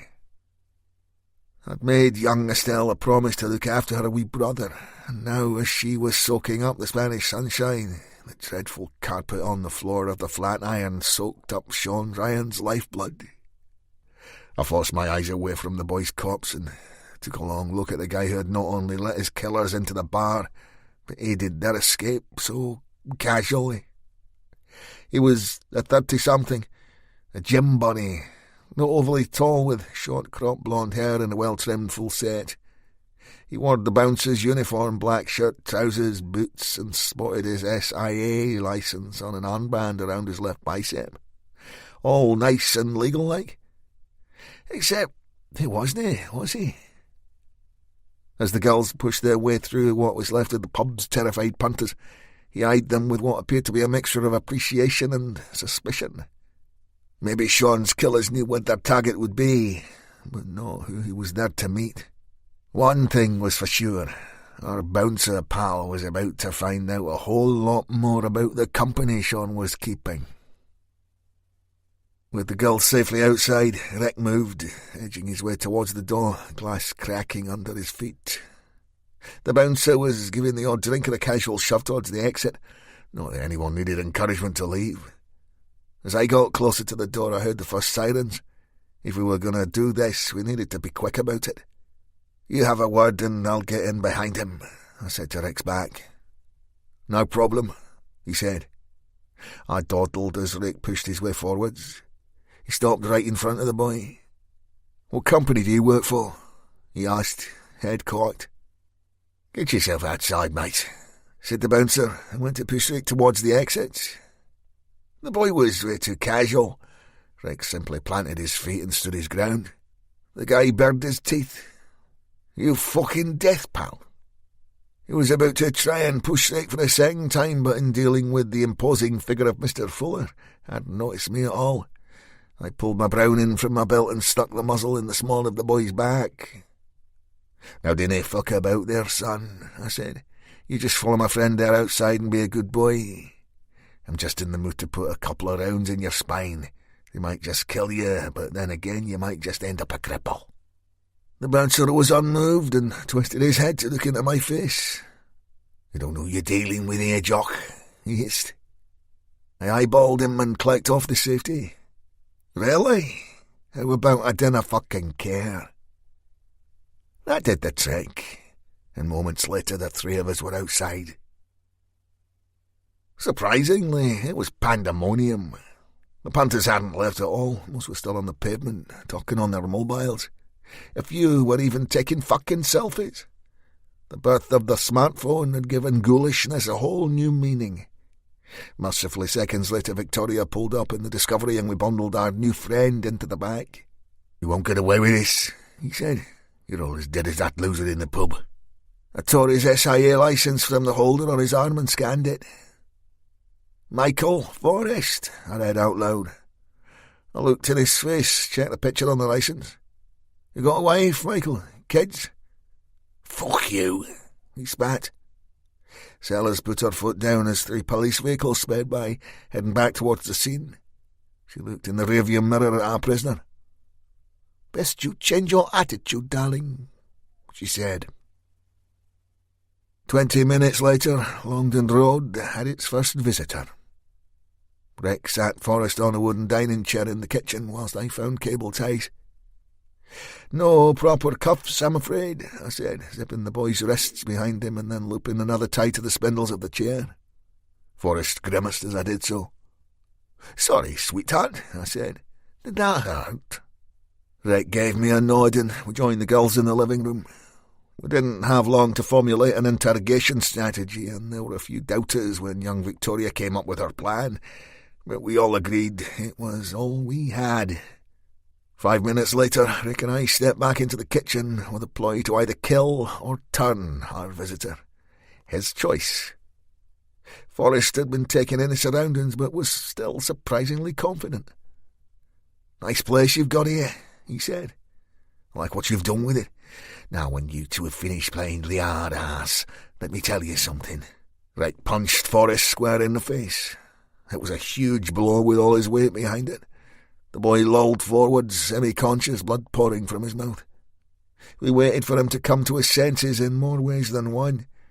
Finally he opened his eyes and spat a tooth out onto the carpet. "You were going to tell us something," said Rick. The boy stayed quiet a moment, and sudden realization of his situation etched across his face. "Look, lads," he began, "I'm just an hired hand here." He spun his head and looked at me. "You were right before, Jock. Have a wife. Come on, I don't need this shit." "Names of the 2 shooters?" asked Rick quietly. Forrest blew air down his nose. "Oh, come on, man. If I tell you anything, I'm dead." "What about Sean Ryan?" I asked. "He's dead, and you helped kill him." "What about him?" Forrest ran his tongue over his teeth, eyes closed, checking the damage. When he was done, he looked me in the eye again. "The boy was a fool. He took the piss. Owed money and took the piss. You can't do that in these parts, pal." "The 2 shooters," said Rick, irritation creeping into his voice. "Names and where to find them tonight." Forrest gave another snort of derision. "You think you can go back into Salford tonight and take those boys on? Fuck off, you're dreaming. I told you, you don't know." The second punch was even harder. This time Forrest was out cold. At that, Sellers popped her head around the door of the kitchen. She looked at Forrest for a moment, then smiled. "Any chance of a cup of tea whilst you're at it, chaps?" Rick shook his head at Sellers' indifference, ran his fist under the cold tap, then filled the kettle. Victoria pulled up a chair and sat herself in front of our boy. This was her field and her plan, an army intelligence officer battle-hardened. She knew all about the psychology of interrogation. Forrest began to come round again. He raised his head and squinted at Victoria, one eye beginning to close from Rick's second blow. The boy was tougher than I thought he'd be. He actually managed to smile. "You the good cop then, ma'am?" he asked. "'Cause that's what you are. Or were, I bet. A Rupert." Sellers stayed silent. Forrest did not. He looked at Rick and me, then back to Sellers. "You're all ex-army, ain't you?" Rick poured water into a teapot. I opened the fridge for a milk. We both made the brews in silence before Rick handed Sellers her cup. "Thank you," she said, taking a sip and setting it down on the worktop. "Now, Mr. Forrest, from your last comments, I take it you served?" 16th Air Assault. "Impressive," said Sellers. "A Pathfinder?" "What if I was?" "I see. So, Kosovo, Sierra Leone, Macedonia?" "Spot on, ma'am." "Afghanistan?" Forrest shook his head. "I was discharged before my unit were posted there." "Discharged?" "Medical," said Forrest. "I lost the plot for a while." I knew how the boy felt. "How long have you been in Civvy Street, then?" she asked. Forrest shrugged. 4 years, just over. "And now you're a doorman?" "I've done all sorts, ma'am. Labouring, warehousing, even tried telesales." "Not for you, then?" Forrest shook his head. "I did all right for a while, but Lucy, my missus, well, she'd had enough. My moods, the depression, things weren't too good between us, and she eventually kicked me out. I slept rough for a bit, but one night 2 blokes tried to turn me over and I dropped them both. I got nicked and did some time." "Oh dear." "Actually, in one sense it did me good. I got diagnosed with PTSD and got some help from the prison quacks." "I sense a big but coming." Forrest turned down his mouth. "Well, you meet all sorts in those places, eh?" "I can imagine." Forrest shook his head. I don't think you can, but anyway, I was introduced to this face in strange ways. Big hitter. Actually ran a business from the jail, a security company. I tossed Forrest's SIA licence over to Sellers. She caught it. Big C Securities, she read. That's what it says on the tin. And you work for them directly? Me and dozens of others. They run over half the doors in Manchester, but they've fingers in lots of pies. Some legit, some not. And they gave you your brief tonight? I'm wearing the badge, aren't I? Word was your boy owed a face from Burnage 5 Large, and he'd as much as told the bloke to stick it up his arse. All I knew was he was due in the flatty, and that the two boys were going to pay him a visit. I had a drink in it, 10%. And you weren't to get in their way? That's about it. Sellers nodded, stood and walked out of the kitchen. I heard her talking with Lauren in the front room. Then moments later she returned with a battery-powered hammer drill in her hand. She sat back down in front of Forrest, checked the chock on the drill was tight and squeezed the trigger. The high-pitched sound of the tool rotating even made me wince. It was like the worst dentist nightmare you could imagine. "You were fucking nuts," said Forrest, eyes wide and suddenly much less confident. Sellers blabbed the trigger again for good measure. The drill screamed. "Nuts? No. You see, Michael," she said, "people are often incredibly naive when it comes to military officers, those of higher rank. For some ungodly reason they have it in their heads that we are somehow more forgiving or less ruthless than those who, shall I say, are further down the pecking order. This is not so. Even your associates that shot poor Sean Ryan tonight would probably balk at drilling into your kneecaps. It takes a certain kind of human being to inflict that degree of agony and still feel absolutely nothing. So," she looked up at me and then to Rick. "I'd never seen anyone so calm." "Stand on his feet, chaps," she said. "I don't want him kicking me in the lady garden." "Miss North, if you please," she shouted. Still in the living room, Lauren turned up whatever she was watching on the TV. "Right," said Sellers. "That should cover the screaming." She cocked her head quizzically. "Now, Forrest, last chance. You will tell us those names, either after the left knee or maybe the right. I've never known anyone get past the first elbow joint, though."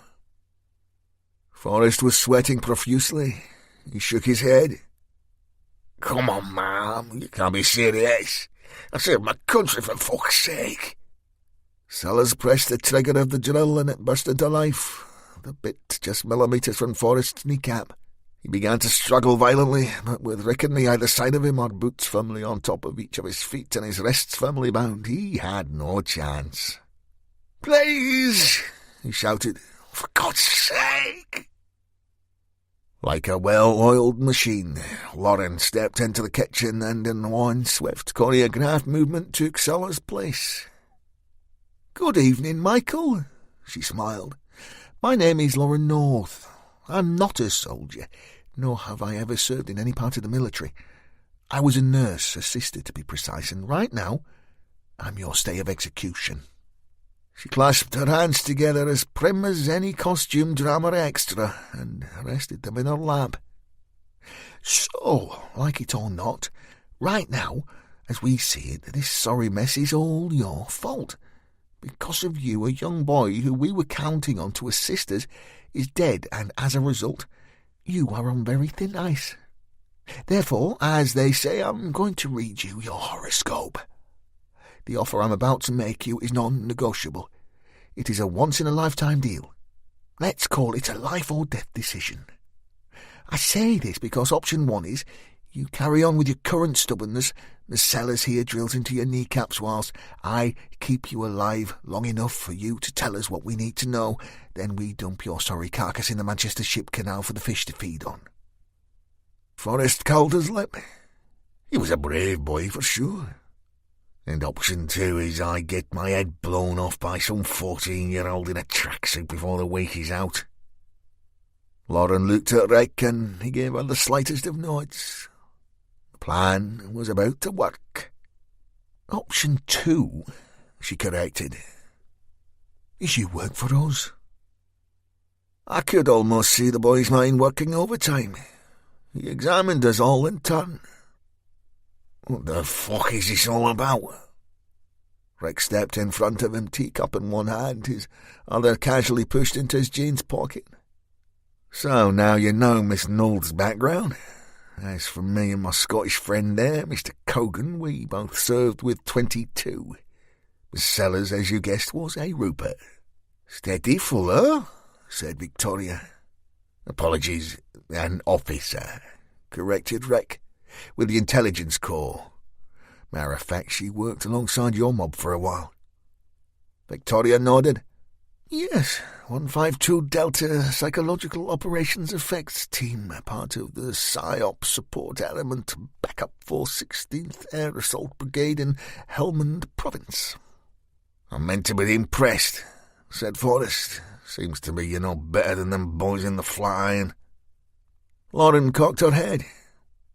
Wrong, Forrest. We run a legit CP business, amongst other things. Occasionally we get asked to complete the odd delicate task for the powers that be. You mean Black Ops? Asked Forrest suspiciously. Call it what you like, said Lauren. For the next few weeks, our job is to rattle some cages here in Longsight and the surrounding area. You can help us do that. Front an op or two. Make a lump of money. Then when it's all over, we'll give you some bodyguarding work, well-paid jobs. You'll be tucked nicely away from prying eyes. Dubai, maybe? Rex stepped forwards again. Look, pal, I know what it's like to fall off the perch. I left 22 under a cloud and came here to Manchester. But I've been lucky. I made some money and I'm alive to tell the tale. Look, think about it. A week's work, maybe 2 max. 30 grand cash. Forrest looked around the room. Have you any idea what and who you are taking on here? We will take on all comers, said Rick. But let's start with the 2 shooters. That should send Auntie Jonas the right message, and we'll take it from there. You are fucking crazy, said Forrest. They're all connected. If you're implying that I have mental health issues, said Rick, I think all in this room would agree with you. Also, I'm fully aware of Jonas's antecedents. The boy took a deep breath. We all waited. 30 grand, you say? Rick nodded. In cash? In cash, said Lauren. Forrest pursed his swollen lips. I don't have any choice, do I? Lauren shrugged. Forrest shook his head. That must be fucking insane too, but... Okay, I'm in. Rick Fuller's story. Once again, Dish stood in the backyard smoking whilst I stood at arm's length.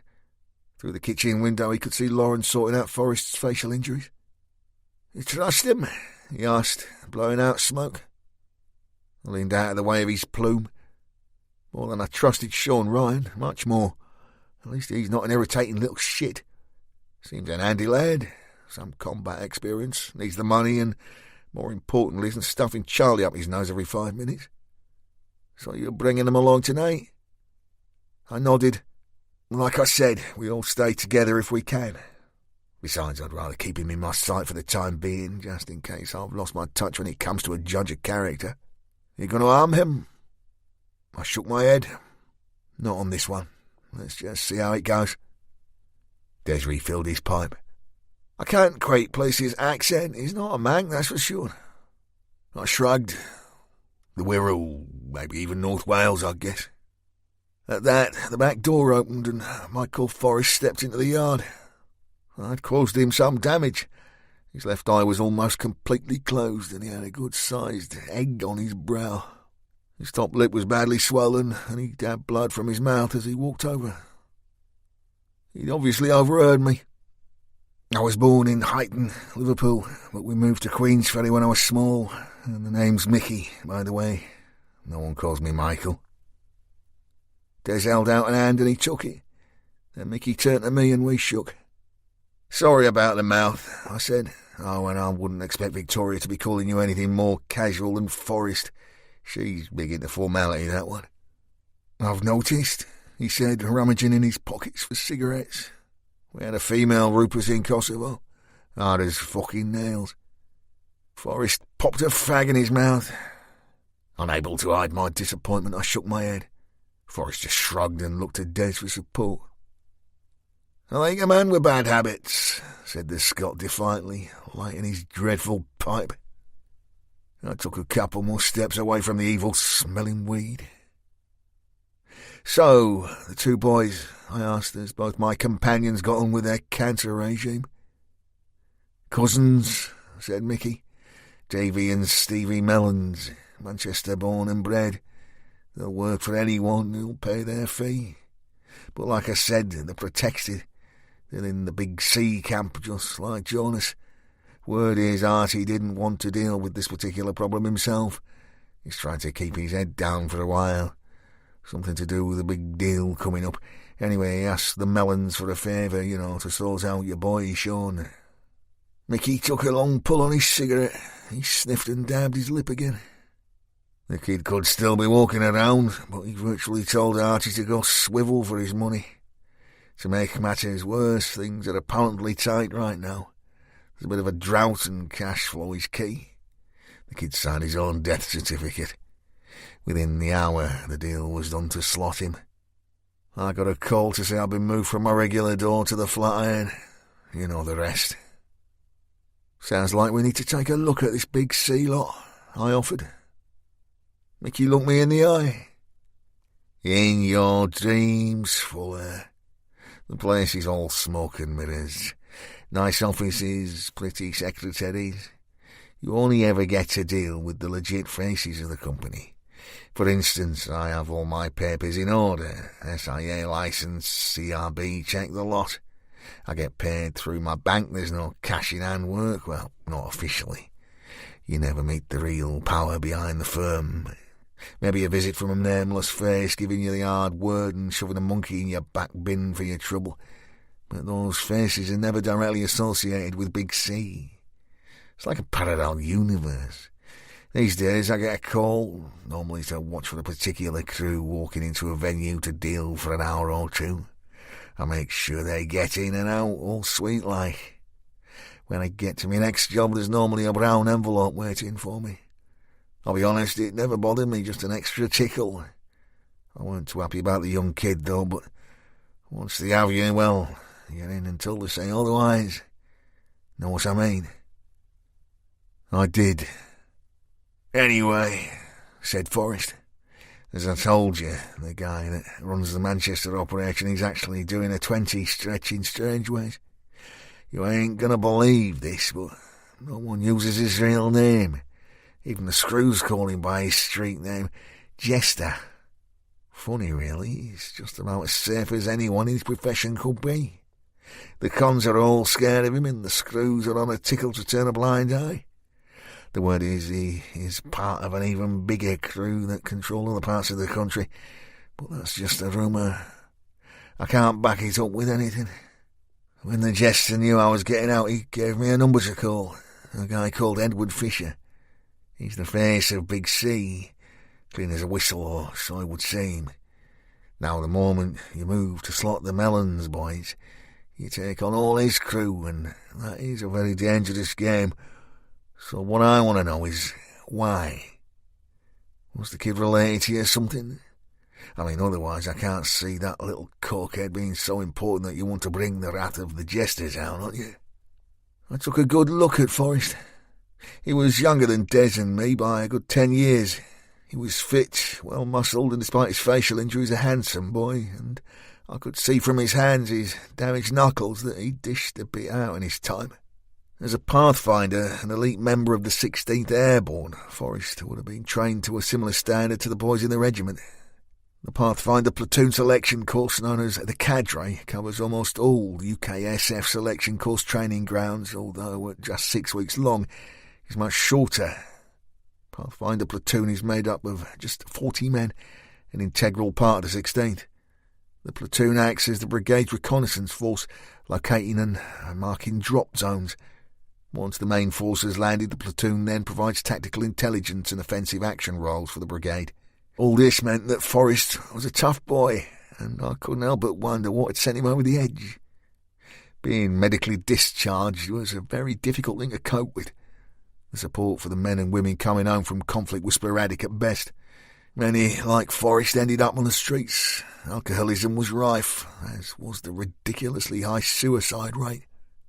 There were some charitable organisations who did excellent work, but it was no more than a sticking plaster for a much larger problem. I knew all about mental disorders. You only needed to look in my wardrobe to see that. As if to prove my point, I couldn't help but admire Forrest's timberlands as I considered my reply. The boy was the brother of our secretary, I said. She was worried about him, knew he owed money to the wrong people. We were going to pay his debt and he was going to front a couple of smaller jobs for us. A familiar face on the block always opens doors. Unfortunately, he was a silly boy, and now his job will be down to you. The powers that be want us to make waves and quick. Once we start to make a bit of noise, they think our real target will come looking for us. Artie and Big Seal do that, mate, but I'm guessing there's another face involved, an even bigger hitter, said Forrest. That's classified, said Des. A need-to-know basis. Sounds like a gang fuck, said Forrest. Aren't they all? I said. So, slight change of plan. We take the Mellons boys first, then Jonas and his sidekick. Mickey raised his brows. Tony Jacket?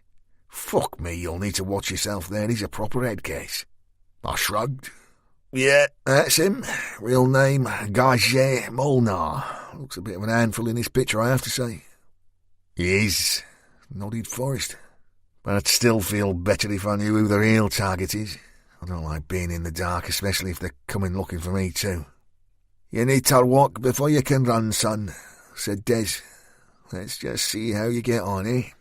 Oh, and for the record, if we end up confiscating any gear, it gets destroyed. Nothing actually gets sold and none of our team use.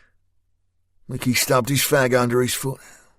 Same here, never touched this stuff. Okay, so you don't want to tell me who the target is? Well, can I ask something else? Ask away, I said. Who's picking up the tab? The men in suits, I said. Mickey nodded slowly. And if we get lifted? I just looked him in the eye. Thought as much, he said. The cousins lived in a block of maisonettes a stone's throw from Salford Crescent railway station.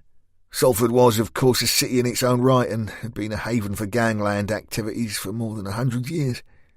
But where a long line of chief constables had failed, simple human need had begun to change the landscape, and the hood was shrinking. Along with large swathes of Manchester, Salford was being changed by education. Not the education of the poor souls born and bred in the city, scratching a living and doing their best to keep their kids out of the hands of the dealers, but the education of students from all over Europe. Salford University was growing, and with it, the need for student accommodation. This meant that privately owned rented housing was in great demand. The owners and landlords of these properties quickly realised they could earn far more in rent if they replaced the underprivileged people of Salford with students supported by rich parents or large loans.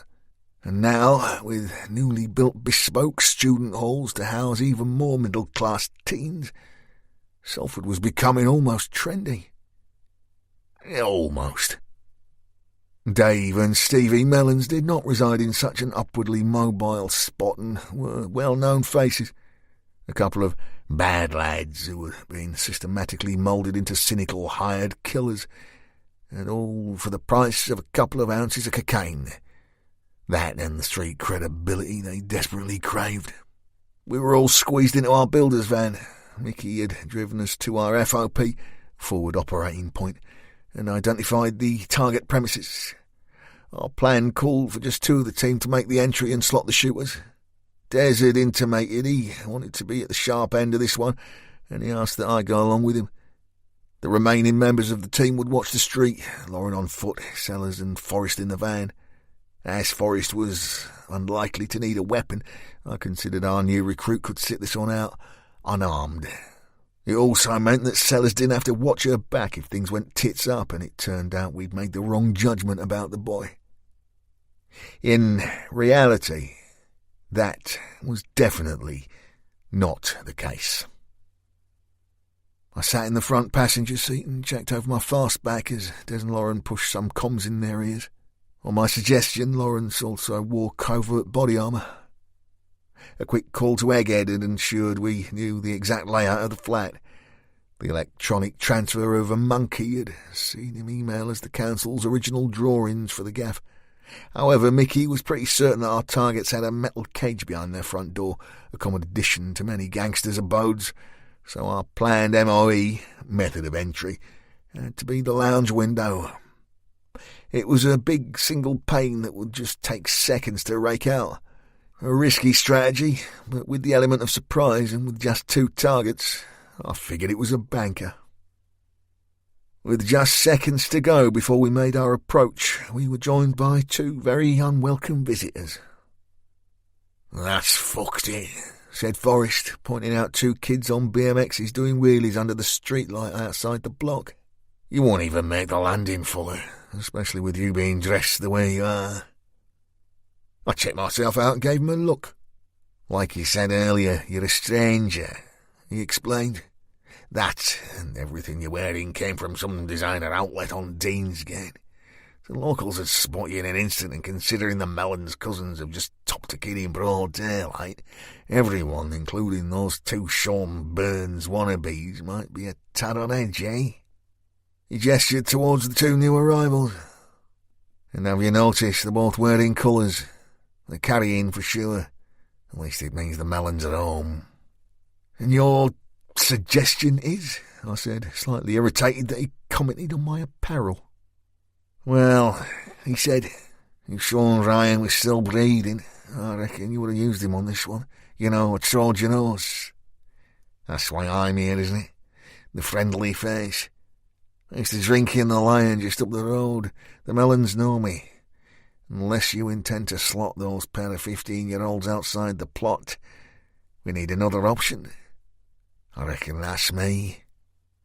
I watched the 2 kids on bikes for a moment. Forrest was right. They were maybe 15 at best. They wore the uniform on the street, hoods up, scarves covering the lower half of their face. I knew what those colours meant, too. I'd seen them dozens of times when I'd visited the Richards family on the Moss.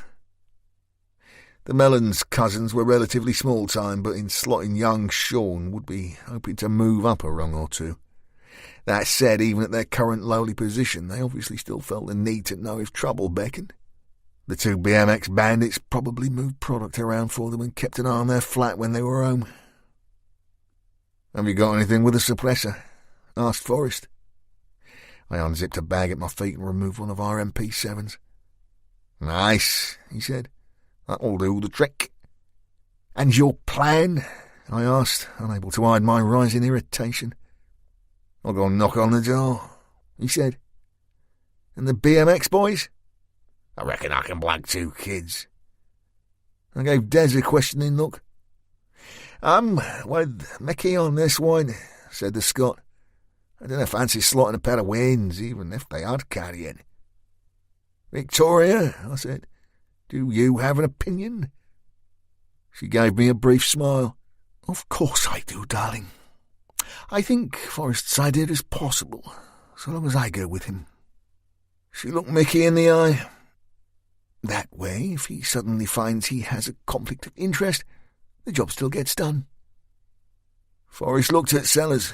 There was fire in his eyes. "The job will get done, ma'am," he said coldly. "It's me who's sticking me neck out here. Those 2 kids might not know me by name, but after tonight, It won't be long before I'm a wanted man in these parts." "All in a day's work, Forrest," said Sellers, reaching for the MP7. "And just for the record, if this goes pear-shaped, we revert to Plan A, and I won't have the slightest problem slotting those two little shits outside to achieve that. Understood?" Forrest's face darkened. "Understood. But you can't expect me to go out there unarmed." I nodded to Des. "Give him your BAP, mate, and your comm set." Forrest took the weapon and pushed it in the back of his jeans. "Tape your press all down so the mic stays open," I said to him. "That way we get to hear what's going on even if we lose sight of you. Sellers will keep hers SOP so we can talk to you." "Roger that," said Forrest, and began to prep the set. Minutes later, our two newest team members stepped from the van and began to walk towards the small block of maisonettes. Lauren turned her comm set to speaker so we could all hear their conversation. "Hold my hand, darling," Victoria said to Mickey. He did as she asked, and I saw her look at him. "You're a bit short for me, Forrest," she said. "Shame that." As the happy couple got within 20 yards of the target, I saw one of the two BMX boys pull out a mobile. The cousins would soon know they might be about to have company. The kids then rode around the approaching pair in a large circle, having a closer look, doing their best to intimidate them. Through the open comm set, we heard Forrest shout to them, "Tell Stevie to open up. Tell him it's an old mate of his from the line." That seemed to do the trick, and they stopped their spinning and returned to their previous position. I'd always hated the watching brief. It wasn't my idea of fun, and as Victoria and Mickey reached the Mellons' front door, I felt far more nervous than if I'd been standing there alongside them. Mickey knocked and waited. "We'll get them both in the same room before we make our move, darling," said Sellers quietly. "Your wish is my command, ma'am," answered Forrest. The door opened and one of the boys stood there. As expected, he was protected by a metal grill. He held an SLP in his hand, but it dangled by his side, more a gesture than a threat. "All right there, man," said the boy. "All right, Stevie," offered Forrest. "You were just walking up to the line, and I thought I'd nip in and see if you were both cool, see if you had any beat going spare for my bird here." We watched as the boy unlocked the gate. He sounded very stoned. "Hey, man, you was on top tonight. We did that fucker good, eh? Artie'll be buzzing, man." "Looks like that end," said Des. "Let's just hope they don't recognise Victoria," said Lauren. As if to answer her concern, the boy seemed to take a long and approving look at Sellers. "You got good taste in chicks, man. Come on in," he slurred. "Jerry's just racking up some lines now. Bit of a celebration, eh?" Seconds later, the door was closed, and our team were out of sight. We all three turned our attention to the open comm set. Mickey spoke first. "You boys look like you've had a good night already." "What happened to your eye, man?" said Stevie.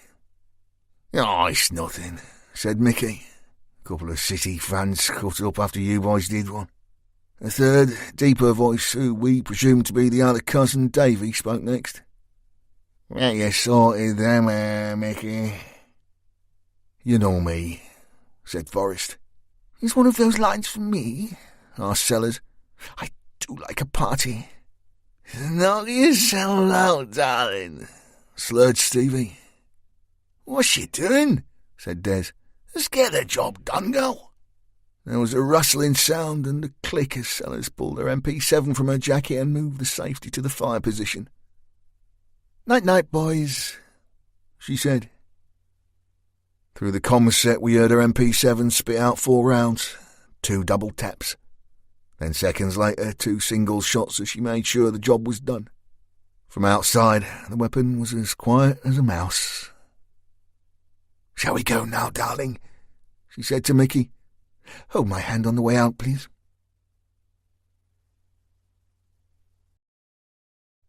Des Cogan's story. We all got back to Longden Road without incident. I put on the local news and flopped in front of the TV. Lauren and Rick got a late-night brew on whilst Victoria and Mickey made sandwiches.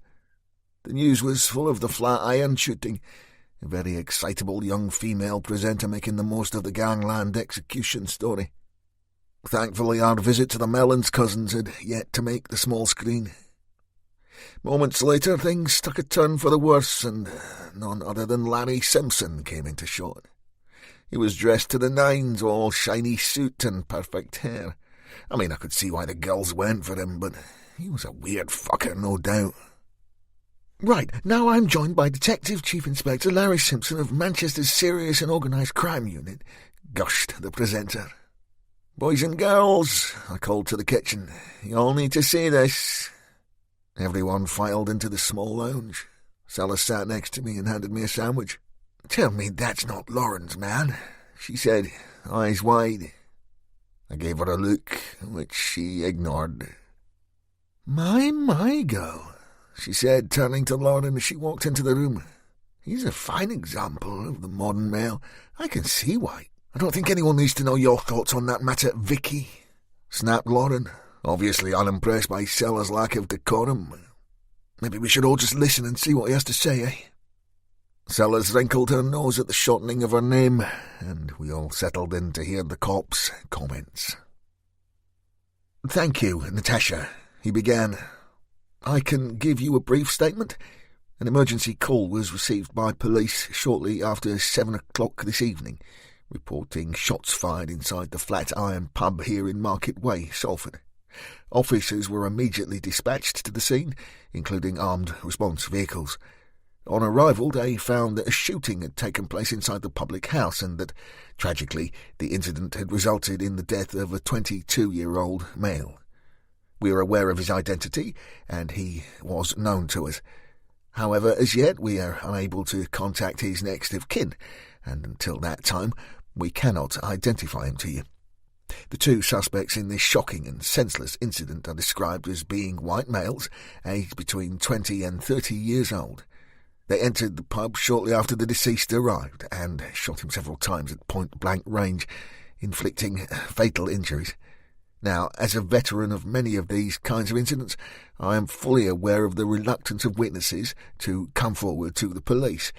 However, I can assure anyone who has information that may lead to the identification of the two suspects that they will be guaranteed complete anonymity. Can you tell us, Chief Inspector? Asked the commentator. Is this murder drug-related? Larry smiled at the camera, then turned to the woman. At this early stage, it would be foolish of me to speculate, Natasha, but suffice to say it has all the hallmarks of a gangland murder. Thank you. And with that, he was gone, leaving the presenter to waffle for a few moments more. Rick grabbed the remote and killed the set. Just what we need, he said. I shook my head. It doesn't change anything, Rick. We always knew the police would be all over this like a rash. I know, he said, but with Simpson heading the investigation into Sean's murder, it will fall to him to take on the Mellons inquiry, and with the history we have between us, that's not a good thing. Mickey frowned and took a deep breath. What the fuck's happening here? Who's this cop? No one mentioned that we'd have the Serious and Organised on our backs from the beginning. We're taking massive risks, and for what? For massive money, said Rick. Forrest nodded slowly but went very quiet. Finally he turned to me.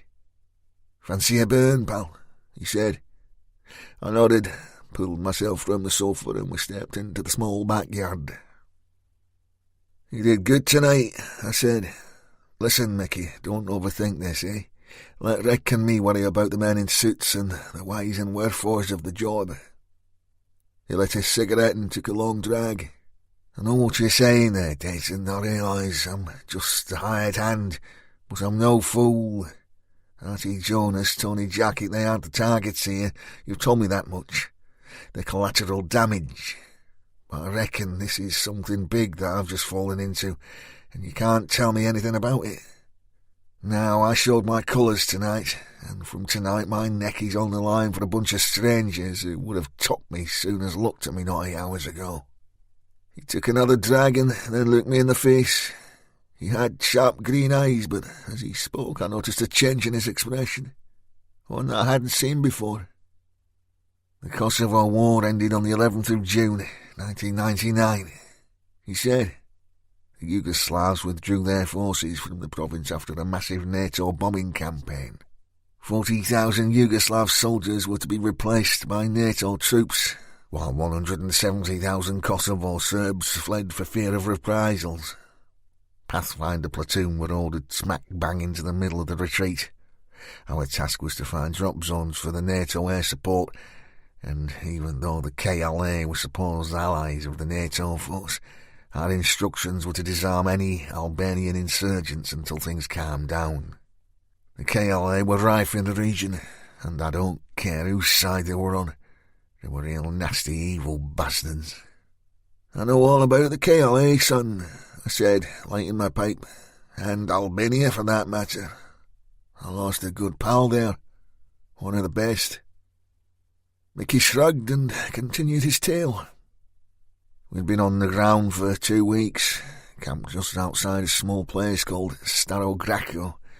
Just after dusk, British KFOR troops heard gunfire from the village and scrambled us. Turns out the KLA had paid the locals a visit. You see, despite the evacuation, some Serbs had refused to leave their land. Starogracko was predominantly Serbian, but the surrounding villages were inhabited by Albanians who were pro-KLA. Once we got on the plot, we found dozens of dead, simple farmers who had been herded together and shot. Some had been horribly mutilated and disfigured. He took a long pull on his smoke. Me and my mate, Kev Willis, went to clear some outbuildings, and we found the women and kids inside. What they'd done to them, well, it wasn't pretty. He dropped his fag under his boot. I still see their faces. Poor fuckers. Mickey felt for his packet of Regal and lit a second. It was then that I had my first experience of the men in suits you talk about. These guys turned up, Americans, all shiny hair and pearly teeth, alongside people like yourselves, mercenaries. They worked for a group called L3 MPRI, Military Professional Resources, Inc. He snorted derision down his nose. You couldn't have made it up. The firm procured millions of dollars in private defence contracts and arms transfers. They had guys in Colombia, Africa. Jesus, people in high places didn't come into it. The word was they'd been training and supporting the KLA prior to the arrival of NATO forces, and as MPRI were already fending off a lawsuit from some Serbs who accused the firm of participation in genocide, they wanted to clear things up in those fields and barns. Make your own assumptions there, Des. We were shipped out that night. I listened to Mickey's tale, watched his face change, saw his pain. I knew he could see those images in his head as he recounted his experiences. I knew because we all could. He never forgot. And some things, some faces never left you, never gave you peace. "I joined two para as a boy," I said. "Imagine me, a wee skinny Scottish kid from the Gorbals, brought up more Catholic than most bishops, posted to Armagh.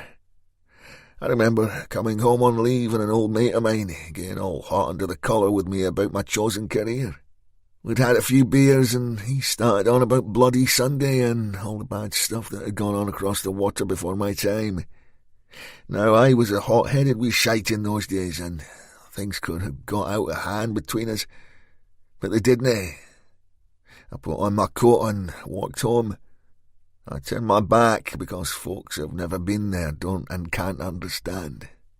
They think it should be a perfect world with no fuck-ups, no bad decisions.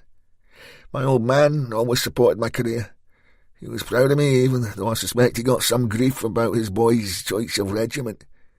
He always told me if you got involved in the politics of it all, it would eat you up. And he was right. I see it as black and white, and leave the big picture to those in Whitehall.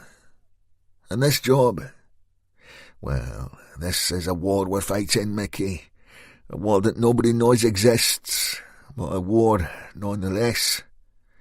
And as you said, there will be casualties, collateral damage. But we need to draw some people out to bring someone out of hiding. And I'm not still allowed to know who this person is. I looked at the boy again and made my decision. He was right. He'd earned his stripes as far as I was concerned. The two wee boys on BMXs would be telling some very nasty folks all about how some guy that looked just like the bouncer from The Lion had visited the Mellons' cousin's flat tonight. Mickey's life had been changed forever. In that one instance, everything was now different. He could never have imagined that a crew like ours would come along, but here he was, and there was no going back. So I told him. I told him all about Libya, about Al-Mufti, young Fack, the CIA, and poor Todd Blackman. Then I told him about the Irish job, the AKs, and finally the coffin full of cocaine. So Al-Mufti thinks you have all that bake? Aye, well, if he doesn't the now, he soon will. Fuck me. So you see why we have to make these boys believe we have that gear? Because you aren't actually selling anything. As you take these boys out, all you're doing is causing a shortage on the streets. And wine, son. And when these boys start to lose customers, they'll come looking for the folks they believe have the product. Fuck me. You said that already. Mickey thought for a moment. I need to go home, pick up some gear, and I need to warn my ex-missus. When's the last time you saw her? He blew out his cheeks. Over a year we don't speak, you know how it is, but I'd hate for anything to happen to her. I did, and I also knew it was a bad idea. We have everything you need here, and I think she's best left alone. The cops will only ask when she last saw you. But she can tell the truth, but she can't implicate you. I was more worried about Artie Jones and Tony Jacket. I reckon they'll be more worried about us, mate. You don't know Rick Fuller. Once he smells blood, he's like a shark. He just keeps swimming until everything is dead. Lauren North story. I slipped out of my jeans and pulled on my pyjamas, the night's events still whirring around in my head. I considered that Forrest had turned out to be a good find. The last-minute idea to try and turn him had been victorious. I suppose all that experience of counterintelligence work had paid off. Rick and Des had only one plan in their heads, and that was to make him talk and dispose of his body. I suppose that's why there were different departments in the military. Either way, our new boy had done a good job. The mission had started, and once again we were on the trail of Abdullah al-Mufti. Despite my sometimes overwhelming desire to walk away from all of this, hand in hand with the man I had come to love, I still felt that adrenaline rush when the job got hairy, and I understood just why the likes of Sellers still sought that feeling. She lay asleep not 2 meters away from me, seemingly able to switch off in an instant.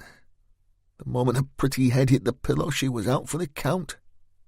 The cots Rick had bought were narrow and uncomfortable, but beggars and choosers and all that. And like Sellers, I lay there, staring at the bare bulb that dangled from the ceiling overhead, and it reminded me of my little flat in Leeds. In the early days after I'd split from my husband, I'd been so skint I couldn't afford shades for all the lamps. Having everyone in the same house was strangely comforting, yet as I pondered the day's events, my body tired, but my mind still very much awake, an overwhelming feeling of foreboding crept up on me and wouldn't let me be. A myriad of dark thoughts swirled around my head, and I was unable to drop off. Sliding out of bed, I shuffled quietly towards the door and clicked off the light. Plunged into darkness in an unfamiliar room, I felt like a blind person without their stick or dog, arms out, feet slowly feeling the way. Finally, I made it back to my cot. As I sat, the screen on my phone lit the room. My stomach did a little flip as I checked the message. Call me now, Larry. Kiss. Staring at the screen, I swallowed hard, gritted my teeth and deleted the text. Fuck you, Lawrence. If sleep hadn't been forthcoming before, it was now an impossibility. I started by scolding myself in my head, first for my stupidity, then my lack of morals. Feeling ever so slightly like my mother, I moved on to the starkly disturbing changes in Larry's behaviour. His depression at being suspended, his genuine angst at the deaths of innocent people at the hands of Sadiq al-Mufti, and finally the shockingly embarrassing proposal and the dreaded napkin. My phone flashed again. I'm watching you right now. You look so pretty. Larry. Kiss. I thought I was going to be sick. My heart pounded. How could he possibly have found me? How could he know where we were? I rolled off my cot and walked to the bedroom window. My legs were like jelly, my hands shook. Reaching for the curtains, I opened them a centimetre and pushed my eye against the gap. The narrow street outside was deserted. No one was in sight. He's playing with your head, Lauren. Fuck him, there's nothing he can do to you. Except I didn't feel as confident as my thoughts. I shuffled back to my bed, sat on it for a moment, gave up all thoughts of sleep, pulled on a robe and made for the bedroom door. If I was going to spend the night awake and feeling sorry for myself, I figured that I might as well do it with coffee. I clicked on the kitchen light and filled the kettle. Forrest was sleeping on the couch in the lounge, and his gentle snoring somehow made me feel slightly better. After what seemed like an age, the kettle did its job, and I sat at the small table with both hands wrapped around my cup. As I took a sip, I felt my phone vibrate in my dressing gown pocket. I asked you to call me, Larry. Kiss. Now, I've never been easily spooked, but as my phone began to ring, I felt a shiver down my spine. I gripped the set, accepted the call, and felt my anger rise. What do you want? I hissed. That's no way to greet your lover now, is it? Said Larry calmly. I couldn't help myself. One night, Larry, one fucking stupid night. A mistake. Don't you get it? People do it all the time. They go out, drink too much, and end up in bed with the wrong person. Grow up and get over it. I killed the call, dropped my phone on the table and my head in my hands. Finally I sat up, took a big breath and blew out my cheeks. Get yourself together. A good sentiment, yet as I brought my cup to my lips, I noticed my hands were still shaking. There was to be no let-up. My phone flashed again. Don't be cross. You need me more than you know. Larry. Kiss. P.S. I like the top you wore tonight. That did it. I thought my head would burst. I picked up and dialed. I see I finally have your attention, he whispered. What's this about, Larry? What do you want from me? I want you to be my wife. I told you so. I love you. We're meant to be together. But I don't love you, Larry. I told you that, remember? And writing obscure threats on napkins won't endear me to you either. He was silent for a moment, then... Things will be different once he's out of the way. You'll see. What? Who? You mean Rick? Are you threatening us both now? What has happened to you, Larry? You're just not functioning. Again he went quiet, but I thought I heard a low, pained sigh. But I am functioning, Lauren. I see everything so clearly now. Fuller lives by the sword, and so he shall die by it. He's up to his old tricks again, isn't he? I saw you all tonight on the Flatiron CCTV. Very sloppy work. There was a camera on the entrance. I suppose that you will say it was pure coincidence that you were present, but I know better. So? We're not allowed to go for a quiet drink anymore, Larry? Is that it? We live in a police state? Did your little tape show us breaking any laws? Wouldn't you like to know? I already know, Larry. We went for a drink and 2 men came in the pub and started shooting. Simple. You shall be out looking for them, not harassing me. And on that point, if you ring me again or message me, I'll make a formal complaint to your chief constable. I heard him laugh down his nose. No, you won't. You won't ring anyone or make any complaint because you are part of this. Part of what? Some junkies get shot by other junkies in some random pub and it's our fault? Why did the doorman leave with you? He said. That threw me. He would have seen Forrest walking out of the door, sandwiched between Rick and Des, and he would have noticed that he didn't return. I had to think quickly. You mean Michael? I asked as calmly as I could. Forrest, yes. We know he works for Big C Securities. Did, I said. That's why we were in the pub, Larry. To speak to him about a job. He applied for CP work and now he's our employee. Nothing more sinister than that. He's an ex-para, just the kind of guy we like on our books. An ex-para with form, countered Larry. Look, I said, losing all patience and warming to my tale. Michael Forrest declared his conviction on his application. He's a good guy who needed a break. Now, if we're done? Not quite, he said. I waited. Where are you staying? You're not at home. I checked. So he was stalking me after all. I went for the jugular. Don't ring me again, Larry. Or I mean it, I'll complain to your seniors. Or worse still, I'll mention it to Rick, and that would be very messy. Is that a threat? Do you want to take that chance? He closed the call. I stared at the blank screen for a while, waiting for the next call, but it didn't come. Finally, feeling much better about the whole scenario, I poured what was left of my coffee down the sink, climbed the stairs to bed, and slept like a baby. Rick Fuller's story. So you told Mickey everything? Des stood munching on a bacon sandwich, looking out the kitchen window into the backyard. Not quite everything, pal, just enough to keep him in the loop. He's a good boy, mark my words. We've fallen on our feet there. Finding Mickey was a bit of luck, I reckon. I mean, he's streetwise, he knows the area, and he's got urban combat experience. It's a no-brainer. I'd always trusted Des's judgment, and from what I'd seen of Forrest, there was no reason to stop now. He'd done the job we'd asked. He'd been calm under pressure and helped the team with a solution, so he was in. My only issue with new people was one of their motivation. Someone had been feeding information about my whereabouts to third parties for months. Yet there had to be a bigger fish somewhere, and Cartwright knew it. But there was also a mole on our side of the pond, and new faces were always an itch that were difficult to scratch. "Okay, pal," I said, tucking into my own breakfast. "Just keep an eye, though, eh?" "No bother," said Des.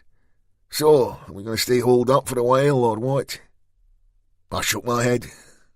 "No, mate, we're not. We go straight for Jonas and Jacket, take them and their product off the street. That will shake the tree. We need to move faster than I thought." "Because?" "Because I think Abdullah may already be in the country. Look at this." I scrolled my phone. Cartwright has sent me this via email overnight, copied from the Buxton Gazette, published yesterday. It's about the transit we fired up on the moors. Some young hack by the name of Paul Willets has been snooping around the crash site, and the Prince of Wales in handcoats. "That Sadiq was a cruel bastard," muttered Des, still hurting from the loss of Maggie. "I'd slot him again in a heartbeat." I nodded, understanding his pain. That night we'd cleaned the scene, piled the bodies of Maggie and Sadiq al-Mufti in the transit and set it alight. Cartwright had been insistent, and I took some grief for carrying out his orders. Just as we'd thought, it had burned itself out on the desolate moors and was only discovered the following day. We knew the driver had taken a single round to his back, and Sadiq had a hole in his skull where Des had practised his DIY skills. But with a little interference from the firm, Those two small matters should have been overlooked, and let's face it, after a ferocious blaze like that, there wouldn't have been much left to examine. However, it appeared that Mr. Willets was not so easily dissuaded. For a paper like the Buxton Gazette, this was big news. I gave Des a sorrowful look and began to read aloud. The article is headed Woodhead Bodies Mystery, I said. The Scot sat heavily on his chair. Go on, pal, he said. Get it over with. I nodded. As a result of a painstaking investigation, this paper can now reveal the identities of 2 of the 4 badly burned bodies recovered from the fatal road accident on the Woodhead Pass. Victim 1 is Margaret Jane Bracewell, 43 years, of Ancoats, Manchester. The second is identified as Sadiq al-Mufti, a US national. It is understood that the ferocity of the blaze forced the coroner to make his identifications by the use of dental records. Des raised his head. But young FAC members don't have dental records, I finished. I know that. So we have to ask, who's fed this Willets kid the intel? Des shook his head ruefully. I kept reading. The cause of death in both cases is unknown, although the coroner stipulates that the victims had suffered serious injuries and therefore may not have been alive at the time of the fire. In each case, open verdicts have been cited. The identity of the driver and the front passenger remain a mystery. I cocked my head. Here is the interesting bit. He goes on. This case still leaves many questions unanswered. This reporter understands that until her untimely death, Miss Bracewell had been the landlady of the Prince of Wales pub in Ancoats, and on the night of the fatal crash, 2 further incidents occurred at the premises. The first was a report of criminal damage, and the second, the building being left insecure. It is now understood that the police arrived at the latter incident to find a forced entry and Miss Bracewell missing. There are also unconfirmed reports that bloodstains were found at the bottom of the stairwell leading to the landlady's accommodation, suggesting a violent struggle had taken place. A source close to the investigating team has also intimated that Miss Bracewell's body was found not in the front, but the rear of the transit van, which begs the question, had Margaret Bracewell been abducted? And just who is Sadiq al-Mufti? Oh, fuck, said Des. There's more, mate. The Serious and Organised Crime Unit, for that Ridar Palari, spat Des. I snorted. In one, but wait for it. The SOCU have issued a brief statement on the matter. It reads, Greater Manchester Police are currently liaising with the Derbyshire Force regarding a recent incident involving a burnt-out vehicle and the alleged abduction of Margaret Bracewell from the Prince of Wales pub Ancoats. Miss Bracewell suffered multiple fractures prior to the blaze, and foul play cannot be ruled out. The SOCU are eager to speak to a man who had recently visited the premises and struck up a relationship with the victim. He is described as a white male, aged 40 to 50 years, 5'8" tall, who speaks with a Scottish accent. This man could be armed and dangerous and should not be approached by the public. Anyone with any information, blah, blah. Des curled his lip, unable to hide his temper. Some fucker is playing silly buggers, he said. A quick chat with any of the regular drinkers in the Prince could have come up with that info. I nodded, but as the guy you slotted at the bottom of the stairs couldn't just get up and walk away, we have to presume that someone cleaned the scene. As it was half a job, my money would be on Sadiq's men. Either way, Simpson has nothing. He's fishing. Anything to get to our team, or, more importantly, to him, Lauren. I reckon he just wants me out of the way, so he has a clear run at her. He's a lovesick puppy, nothing more. He's fucking dangerous, said Des, taking a gulp of his tea. He knows that the location of the pub is close to the Blackman murder site, and he'll have put two and two together. He'll be on our backs before we know it. He could drop the dime to that reporter and name me if he wanted. Naming you and finding you are two very different things, pal, I said. Des knew that too. The thing about disappearing is you don't have to travel far to do it. All you need to do is follow simple rules like use a car not registered to you, don't use your credit or debit cards, turn off your GPS on your mobile, that kind of thing. You only need to move a few miles away, keep your head down, ignore your old life for a while, and you were incredibly difficult to find. I heard footsteps from above. The girls were awake. They stepped into the lounge and gave Forrest a wobble. "Brew, mate?" he asked. I heard Forrest yawn. "Cheers, pal."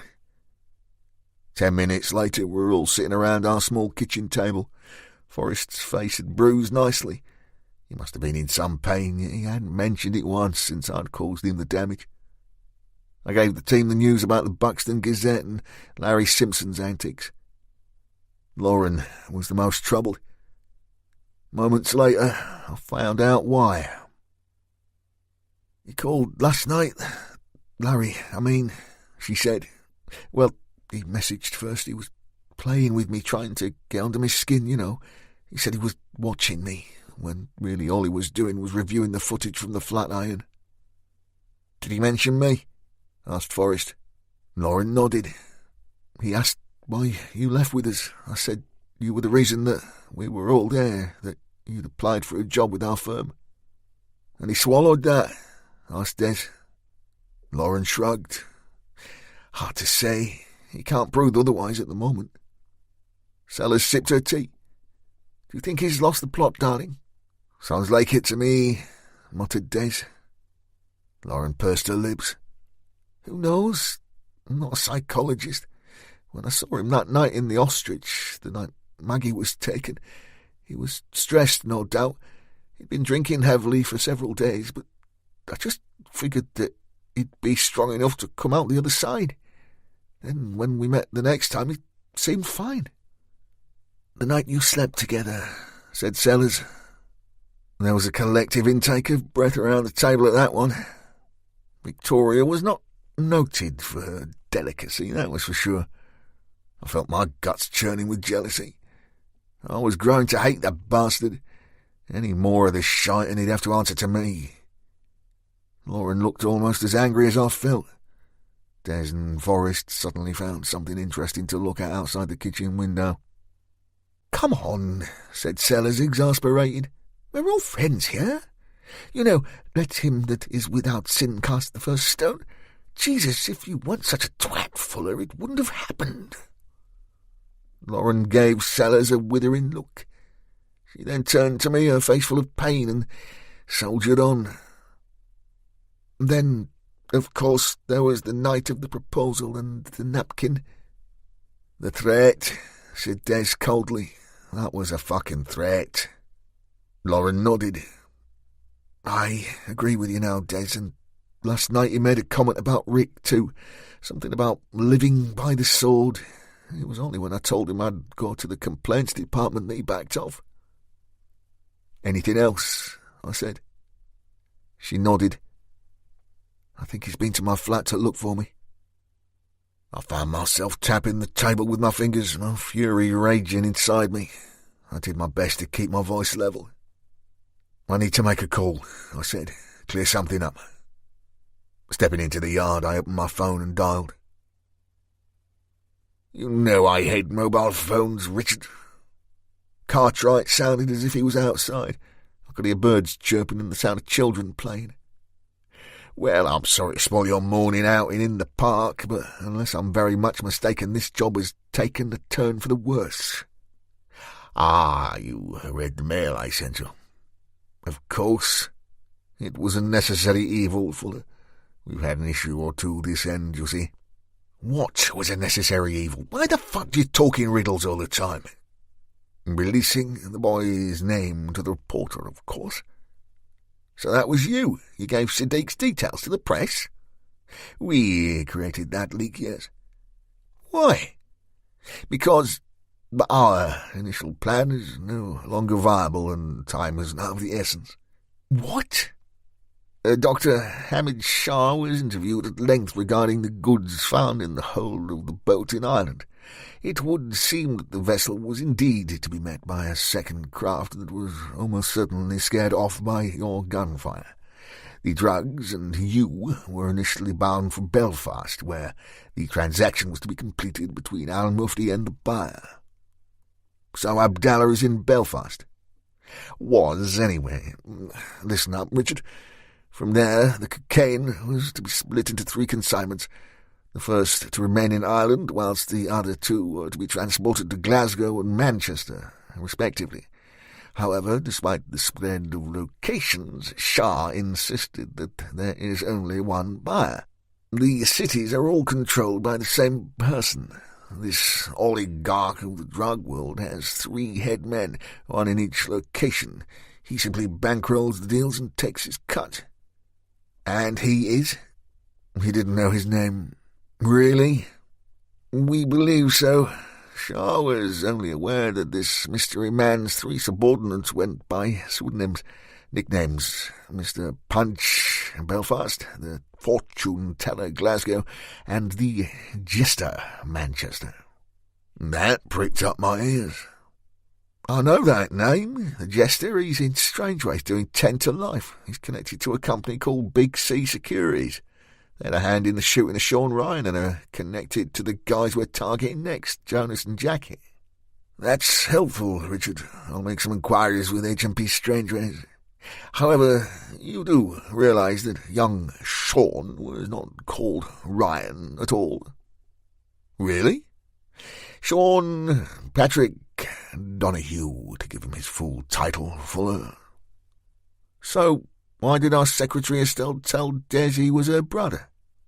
Maybe you should ask your employee that same question, Richard. And with that in mind, the good doctor was also questioned regarding Al-Mufti's intelligence-gathering capabilities.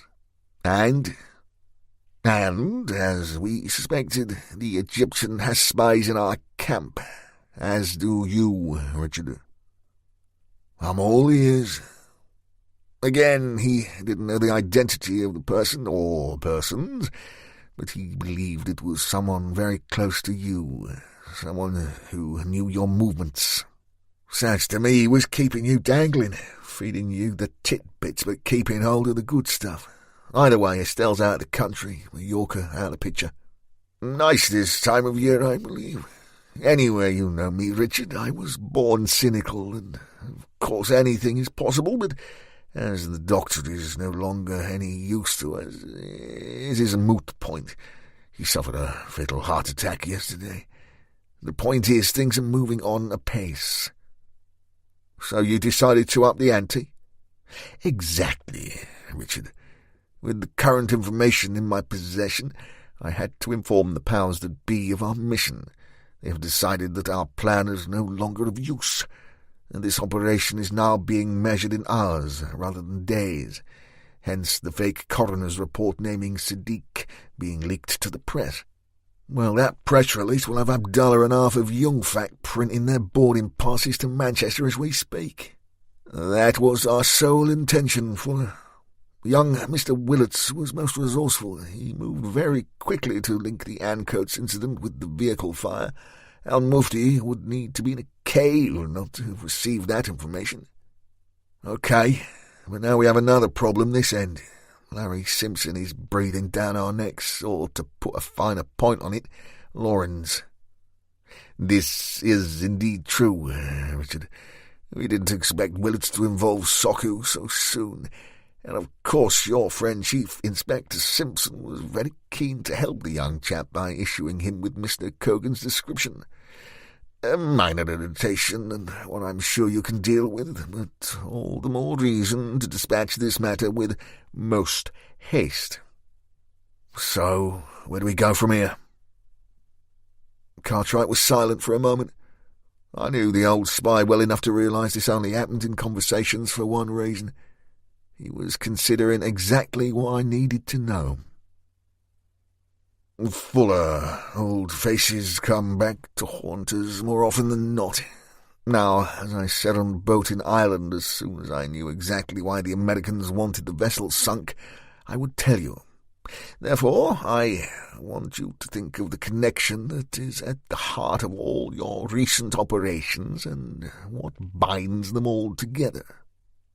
Drugs, I said. Weapons and drugs. Partly, Richard. Drugs and the men that sell them are definitely a major contributory factor here.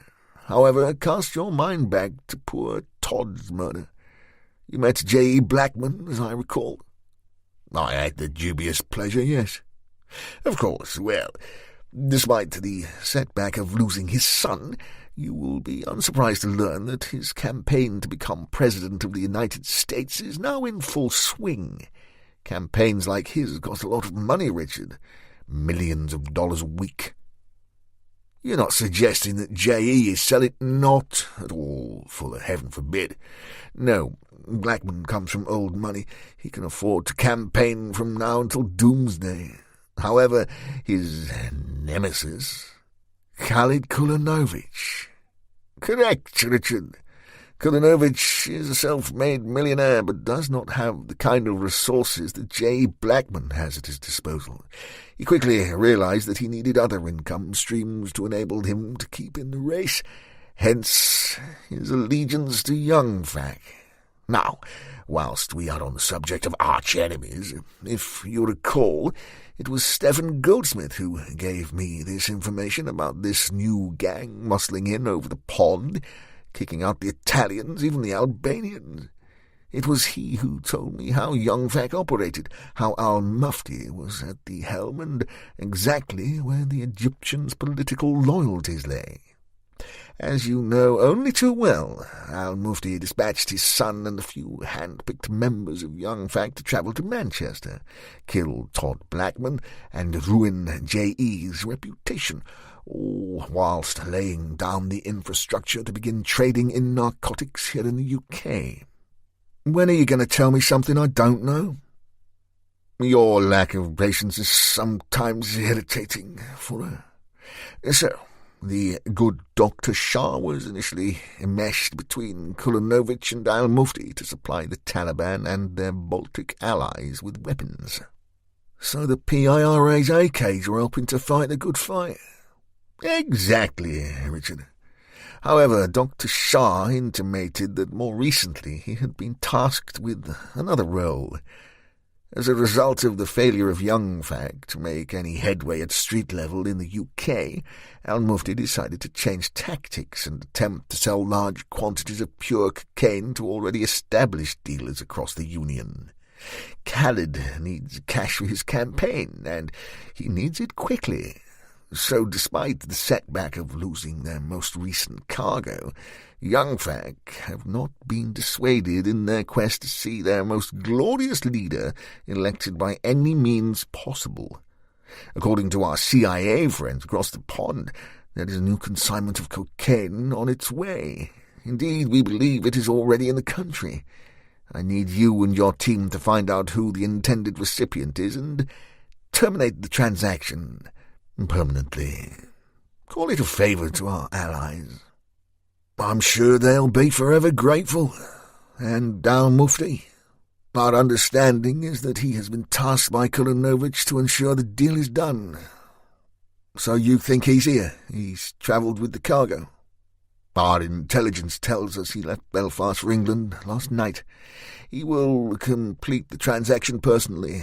The tidbit we dropped to the newspaper was simply a belt and braces exercise to ensure that the deal was done in Manchester rather than elsewhere. After all, we can't have our Celtic cousins having all the fun now, can we?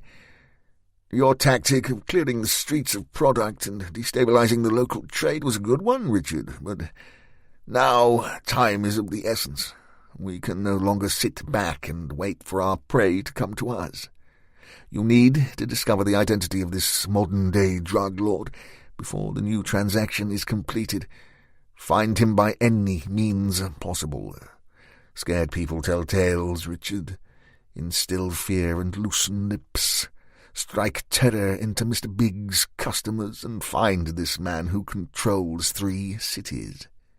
Do this and be rid of your enemies forever." I closed the call and stepped back into the kitchen. All eyes were on me. I rubbed my face with my palms and sat. "Okay, as you all know, our initial strategy was to make it look like we had possession of the coffin, stake our claim and wait for the big boys to come to us. But there's no time for that now. Things have changed. We need to make some real noise." Forrest screwed up his face. "Hang on, Rick. We've already got this Simpson bloke properly on our backs. As soon as we start throwing our weight around, he'll be on us like a rash." "I'm aware of that, Mickey," I offered with no small amount of irritation. "The fact that the cops will be involved was always factored into the equation, and yes, I agree, as Simpson seems to be obsessed with Lauren, it makes things—" I thought to find the word I wanted. "Delicate. But this job is changing by the hour. The firm have already upped the ante and released a fake coroner's report naming Sadiq al-Mufti as a victim in a fatal car accident. He made the local press. Abdullah will know his son is dead, and there is no way he'll believe it was an accident." "Jesus," whispered Lauren. "He'll come for us now, won't he?" "That is exactly what we wanted," I offered. "Now Al-Mufti knows Sadiq is gone. He will want to be right here, where he knows our team are based. Take his revenge and be on his toes before anyone knows he's been on British soil. However, he has to complete the deal that we foiled. There is a second consignment of cocaine already in the country. The CIA believe that the profit from the deal will go towards Khalid Kulanovich's presidential campaign fund and want it stopped. We need a rethink. We haven't got time for subtlety. This deal can't happen." Des pulled his pipe from his pocket. "Oh, it's never one for subtle, pal." Running my hands through my hair, I carried on. "Cartwright wants the recipient of this cargo out of the game, and fast. Apparently he controls major slices of 3 cities, Glasgow, Belfast, and here in Manchester. And Mickey, guess what? His contact here is the Jester." "Who?" asked Lauren, a puzzled look on her face. "He's the guy who put me in touch with Big C, the guy in Strangeways. No one ever called him anything other than Jester, not even the screws." I nodded. The firm are already looking into his real identity, but as he's locked up and Al-Mufti will want to do the deal here in Manchester, the hope is that our Mr. Big will be visiting the city, and soon. With luck, we can find out where the deal will be done and spoil everyone's party." I pointed. "So, we start on Jonas and Jacket today. Find out what they know. Are they expecting a delivery? If so, who's selling? You know the script. Now, when I worked for Joel Davis..." Forrest almost dropped his tea. "You work for Davies? The Joel Davies?" "In another life," I said. "Anyway, in those days I always figured that the accidental death of a drug dealer would be treated with a little less gusto by the cops. So, Lauren, Victoria, scope out Murphy's Sports Bar on Stockport Road. Try and set up a small buy from Jonas. Oh, and by the way, he's a paedophile. He did time in Hungary for sexual assault on a little girl. I'm sure you can use that snippet to loosen his tongue." "I already have a plan, darling," smiled Sellers. "Good," I offered. "You concentrate on him. We'll look at Jacket." Des found his tobacco. "I'm just in the fucking mood for these wee boys." Lauren North's story. Sellers pulled a white T-shirt over her head and flicked out the strands of hair that were caught in the neck. "How are you feeling?" she asked. "About the Larry calls, you mean?" "Of course." I shrugged. "Strangely better now the whole thing is out in the open." "And fuller?" I picked up the photographs and intel reports of Jonas and Jacket and waved them at her. "The matter at hand is the important thing right now, Victoria, not my love life or lack of it." Sellers turned down her mouth and nodded. "Fair enough. I was just making conversation, darling."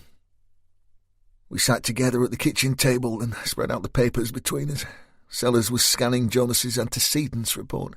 It had been clumsily translated from its original Hungarian, but still made very disturbing reading. "I can't see how this didn't find its way into the hands of the authorities here," she said. "In fact, I'm mystified that this animal has ever been released into the community. This psychologist's report is pretty damning. It clearly suggests that shortly prior to his discharge he was still a danger to young girls." There was little doubt that Jonas was a predatory paedophile. I read alongside Sellers, and my stomach churned. Prior to my specialisation in HDU, I'd spent 3 very disturbing years in casualty and had dealt with just about every injury you could possibly imagine, including those inflicted by adults on children. What Jonas had done to that little girl was as bad as anything I'd ever witnessed. "He will still be a danger," I said, "no doubt in my mind." "So, as Fuller suggested, there is more than one way to skin a cat," said Sellers. "I think it's time we went to buy some drugs." Murphy's sports bar wasn't as bad as I'd imagined. It looked to have undergone a recent refurbishment, and there were big screens on just about every available wall. However, as with any licensed premises, what wasn't so easy to change was its location and the clientele. The bar opened early, 10 a.m, so had been trading for a couple of hours. Even so, the crowd was thin, and less than a dozen customers were scattered around the place. 3 burly men sat at one table waiting for the start of a horse race. They all had betting slips laid out in front of them and gave Sellers and me a cursory glance before the more important business of gambling took their interest away. However, these guys were not of interest to us. Our attention was drawn to 2 younger men sitting on a raised area towards the back of the bar. They were watching Sky Sports and drinking pints of lager. The pair were just the type of guys we'd expected to find in a place renowned for its dodgy patrons. Tracksuits, baseball caps, shiny white trainers, lots of ink. One gave his pal a nudge in the ribs and pointed us out. There was a snippet of leery conversation that I couldn't quite hear, but I got the impression that it wouldn't be too long before we had the pleasure of the boys' company. Indeed, I hadn't even emptied the neck of my bottle of Beck's when they decided to make their move.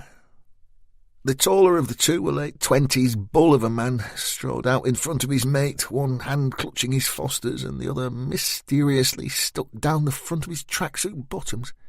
He wore a wide smile that revealed a single gold tooth.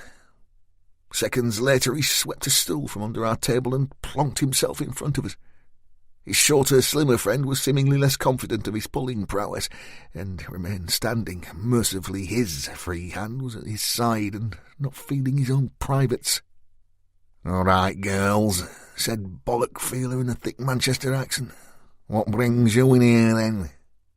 Sellers was first in. I figured that she wouldn't be able to contain her derision, but I was wrong. She actually played her part with some gusto.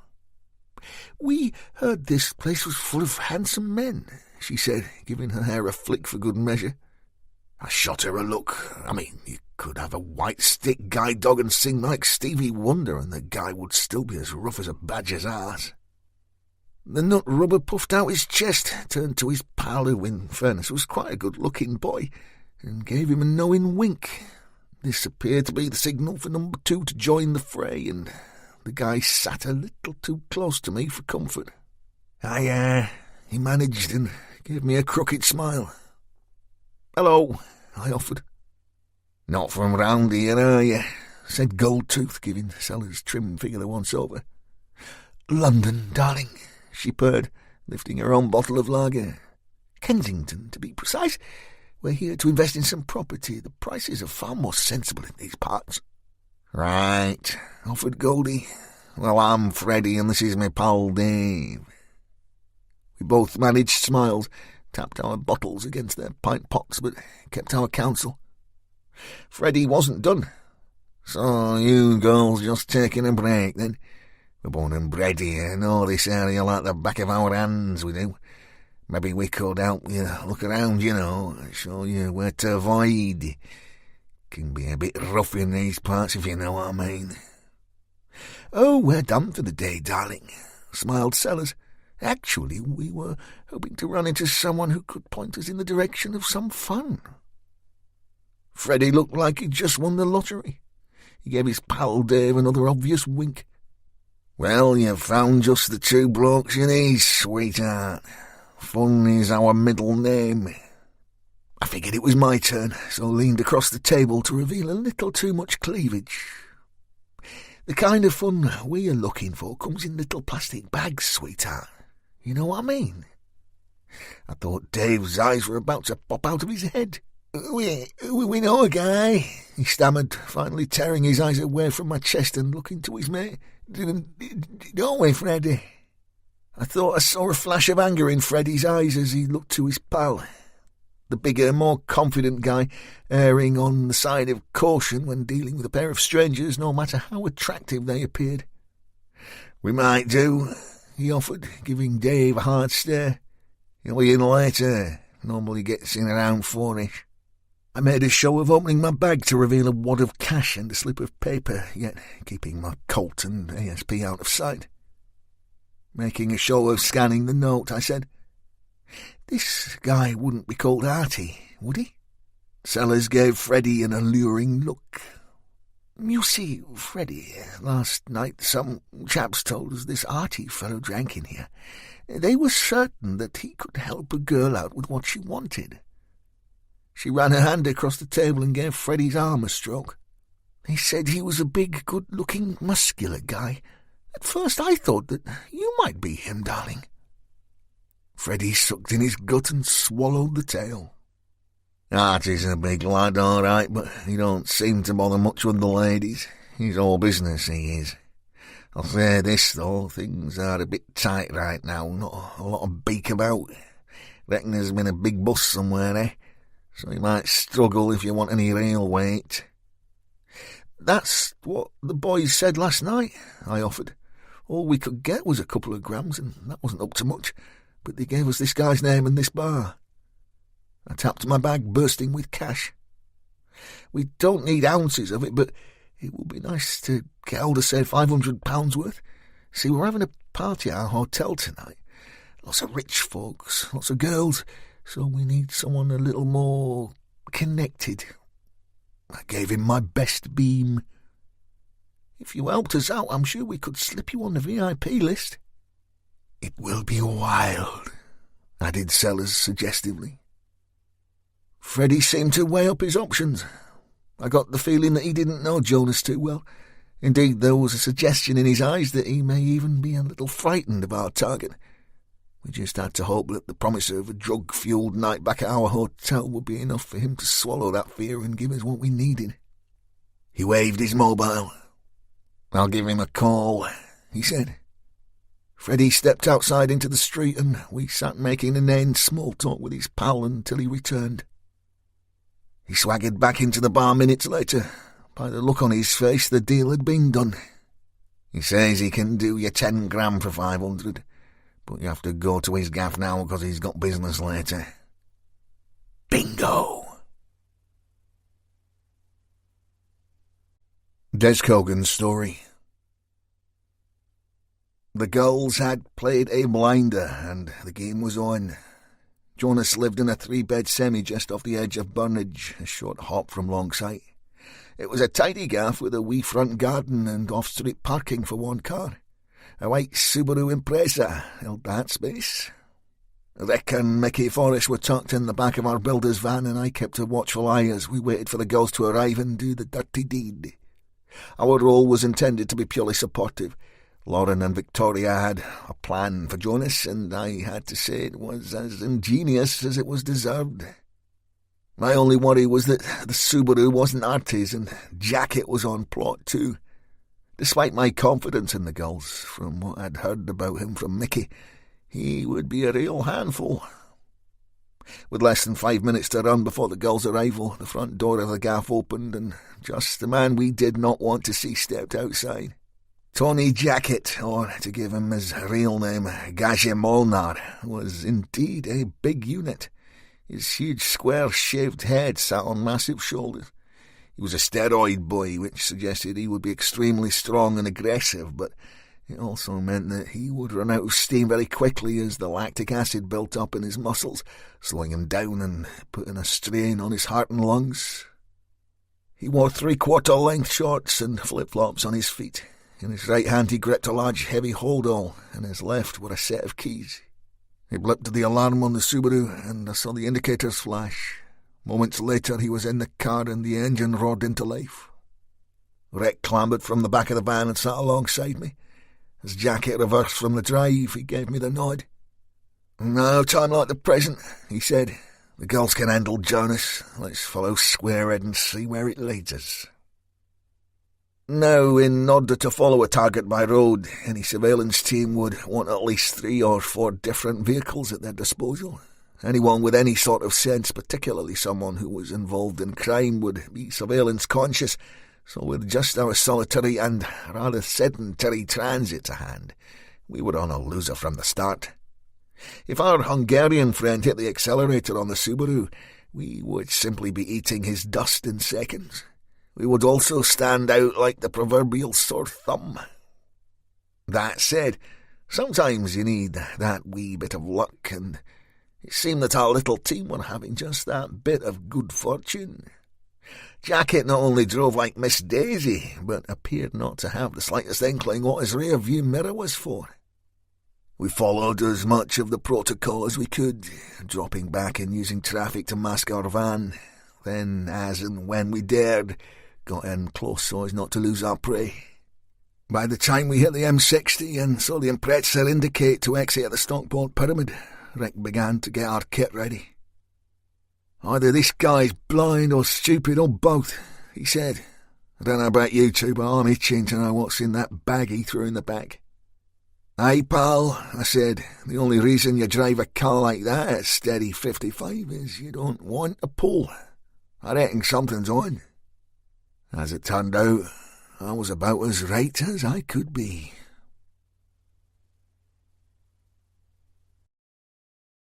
Lauren North's story. Sellers closed the call from Rick. "The boys are tailing Jacket out of town, so we have a clear run as our boy. If Jacket turns for home, Fuller will call again." I nodded, pulled Rick's Porsche 944 up outside Artie Jonas's residence, gave the throttle a blip to announce our presence, and stepped out into the street. Of course, we were expected, and even before we could knock, the door swung open. Unusually for Manchester's finest drug dealers, there was no secondary security, no cage, and no bars on the inside. Maybe our target had seen enough of those back in his homeland, or maybe as he lived in a relatively affluent area, such things would only increase his neighbours' suspicions. He towered over both of us, standing in his hallway barefooted. Sellers had that look in her eye that told me she was actually going to enjoy executing our little plan. But I felt unusually nervous. "You must be Artie," she announced. "Big strong boy, aren't you?" The huge Hungarian seemed unimpressed by us, which was hardly surprising as we were both way outside his preferred age range. He suspiciously leaned forward just enough to see along his street, checked no one else was about to spoil the party, and grunted at us in heavily accented English. "Inside," he said. As we stood in his hallway, Jonas closed the door behind us, yet didn't move. He simply stared at us, each in turn, as if assessing us for threats. The Hungarian had the strangest eyes I'd ever seen. His light blue irises were so pale his pupils stood out like jet pinpricks, and they were set so deep in his large skull, his brow shadowed them, giving him a strange and eerie appearance. I did my best to smile and play my part as a posh girl looking to party, but if I was honest, he unnerved me in an instant. I instinctively grabbed at my bag and felt the reassuring bulk of my revolver and ASP tucked neatly at the bottom. If Jonas decided to search us, we would have to change tactics instantly, but he didn't make a move. His underestimation of the fairer sex was about to be his undoing. "Come," he growled. "Back room." We followed him to a sparsely furnished dining area. No pictures on the wall, no chest of drawers, no homely additions, just a cheap round table and 2 chairs. However, sitting in one corner was a large old-fashioned green safe and a weird contraption that looked like an industrial press of some kind. Jonas stood by the table. "Money," he said. 500, show me." Not one for small talk, are you, darling?" said Sellers, holding Jonas's stare. "We have the cash here, my lovely, but despite the fact we are girls, we are not inexperienced in these matters. I'm keen to try the product before we part with the readies. So much poor quality stuff about, you see." The Hungarian screwed up his face. "I not sell bad stuff, only best. Show money or fuck off." Sellers shrugged and gave me a look.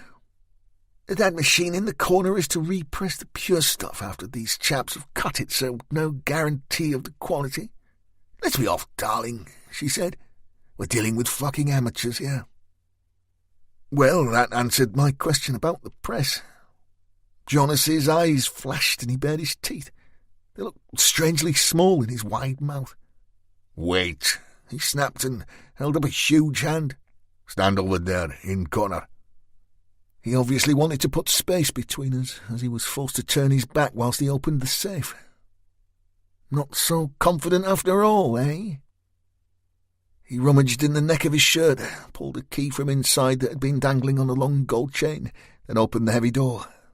I saw 2 blocks of compressed powder and a further clear plastic bag containing several smaller packets. In the bottom of the safe was also an item that we were particularly interested in: a silver-coloured laptop. Now was our opportunity. With Jonas kneeling and his back to us, even across the room we had him at a disadvantage. Sellers pulled her SLP from her waistband, stepped over and pointed it at our target's substantial skull. "Up, slow and steady there, big boy," she said. Jonas was anything but slow. He twisted his massive frame, swinging a hammer of a fist blindly behind him until he made contact with Sellers' outstretched arm. The sheer speed and ferocity of Jonas's movement took Victoria off guard, and her weapon was knocked from her grasp, clattering against the wall and falling to the floor down the side of the still-open safe. "Bitch!" he screamed as he launched himself towards it. Jonas was more than double Sellers' weight, and as his shoulder smashed into her midriff, I heard her groan in pain. She was thrown backwards, and she hit her head on the small round table as she fell. Within 3 seconds we had gone from a position of control to being in deep shit. I struggled with the zip on my bag, cursing the fact that I'd been forced to close it to hide the contents, my haste slowing what should have been a simple process. As Jonas drew back his powerful arm and punched Sellers in the head, I could wait no longer. I took 3 steps forward and kicked him square in the jaw. It was a peach of a shot. Any footballer would have been proud of it. It was a top-corner screamer if ever there was one. But the bastard just shook his head, slammed his fist into Victoria's face a second time, and then came for me. He roared like a lion as he stood and towered over me, grabbing at my jacket and spinning me around like a rag doll. As he released me, I crashed into the wall, knocking the wind from me as I did so. However, I wasn't done. Not quite yet. I pushed my hand into my now open bag and tried to find my pistol, but the first thing that came to hand was my ASP. It would just have to do.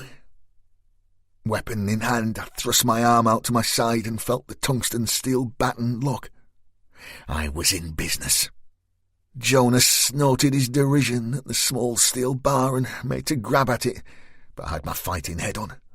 I'd dealt with big bulls of men before, on the streets of Dublin, in the fields of Albania, and bested them all.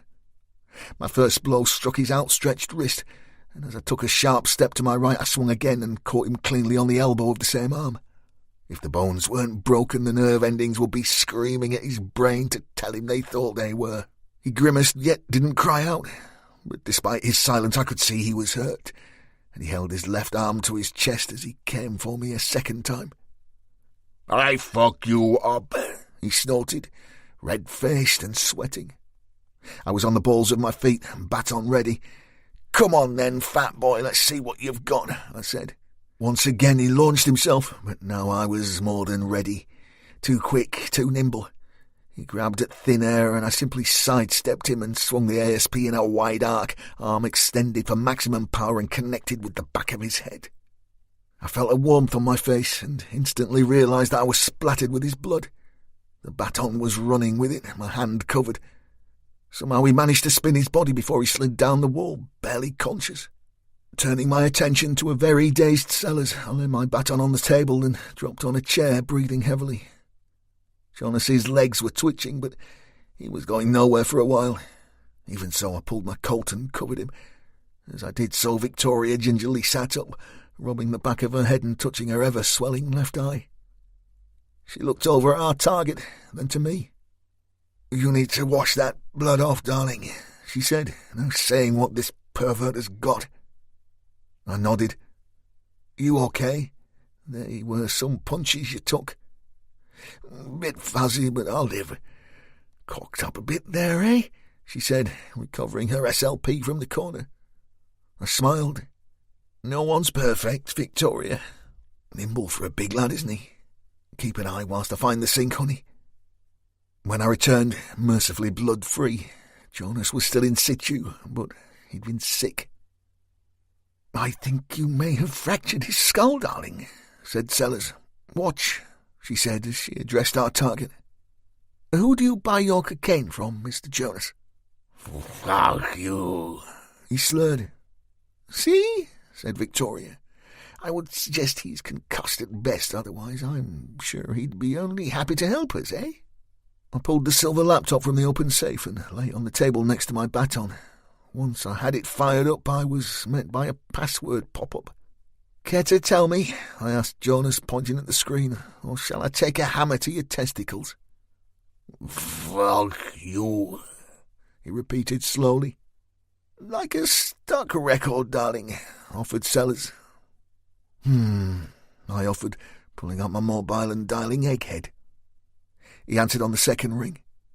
"Always a delight to speak to you, Miss North. A real pleasure. Just a shame it's not face-to-face, like." "I'm sure, Simon. How can I be of assistance?" I looked over to our prostrate target. "Well, I'm in possession of a gentleman's laptop, and he's reluctant to give me his password to let me look at his content." "Really? And this gentleman's name?" "Jonas." "Ah, Mr. Aliosh Neige. A fine upstanding individual, if ever there was one, miss." "Well, try the obvious. 1, 2, 3, 4. I did. "No?" "No. Not so lucky, eh? OK, try Aliosh." He spelled it for me. "No." "Hungary?" "Bingo, Simon, you are a star." "No worries, miss. I take it Mr. Fuller will recompense me." "Of course, Simon," I said, and I closed the call. Sellers was busy tying Jonas's feet together. "You could have guessed that yourself, darling," she complained. "He just has a knack," I said.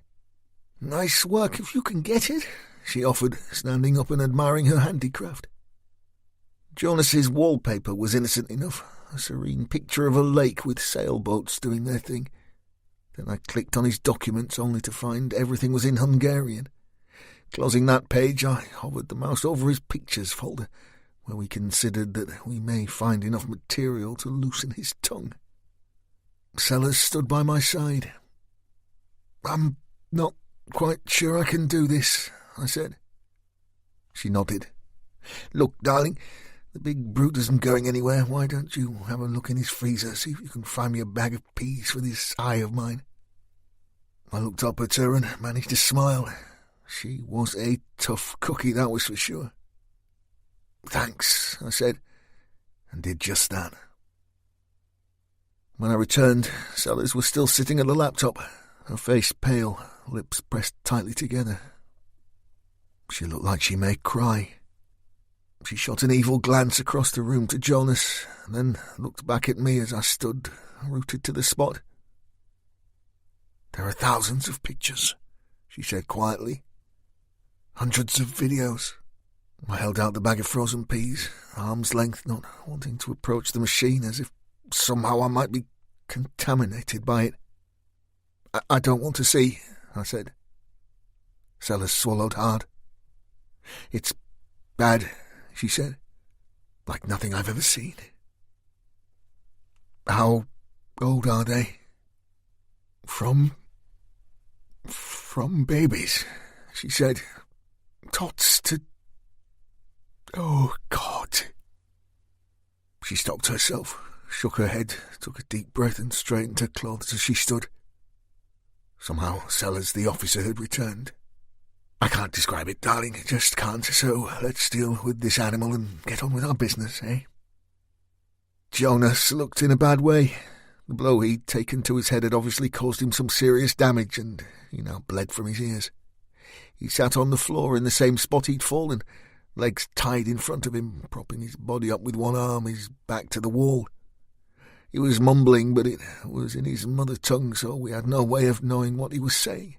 Sellers hunkered down in front of him, grabbed at his forehead and slammed his already damaged skull against the wall. "Two choices, you piece of shit," she hissed. "You name your dealer and where to find him, and I put a bullet in your brain all nice and quick. Or I will call you an ambulance right now and leave the pictures of those kiddies on display for all to see. Hopefully you'll live long enough for the boys in the nick to get to you. You do know what they will do to you in there, don't you? What do you say, sunshine?" Jonas coughed and tried to bat Sellers away with his arm, but he had no coordination, no depth of vision. He was bleeding on the brain and, without treatment, dying slowly. She pushed his arm away like swatting a fly and gave him an almighty slap. "What's it to be?" she spat. "You don't have time to think about this one." He groaned and moved his head so he could look past Sellers to me. He did his best to focus. You don't understand," he whispered. I was shaking with anger. I hated him. "Innocence," he said. "I crave it. We all crave it, all our kind. And only the very young can give that gift." The bastard actually managed to smile. "They are my children," he said, "and I love them." I pulled my Colt from my bag, took 2 steps forwards, put the barrel to his head and shot him at point-blank range. Sellers lifted herself away from his body and looked at me, inquisitive, head cocked. "That went well," she said. "I'm feeling impatient today," I offered.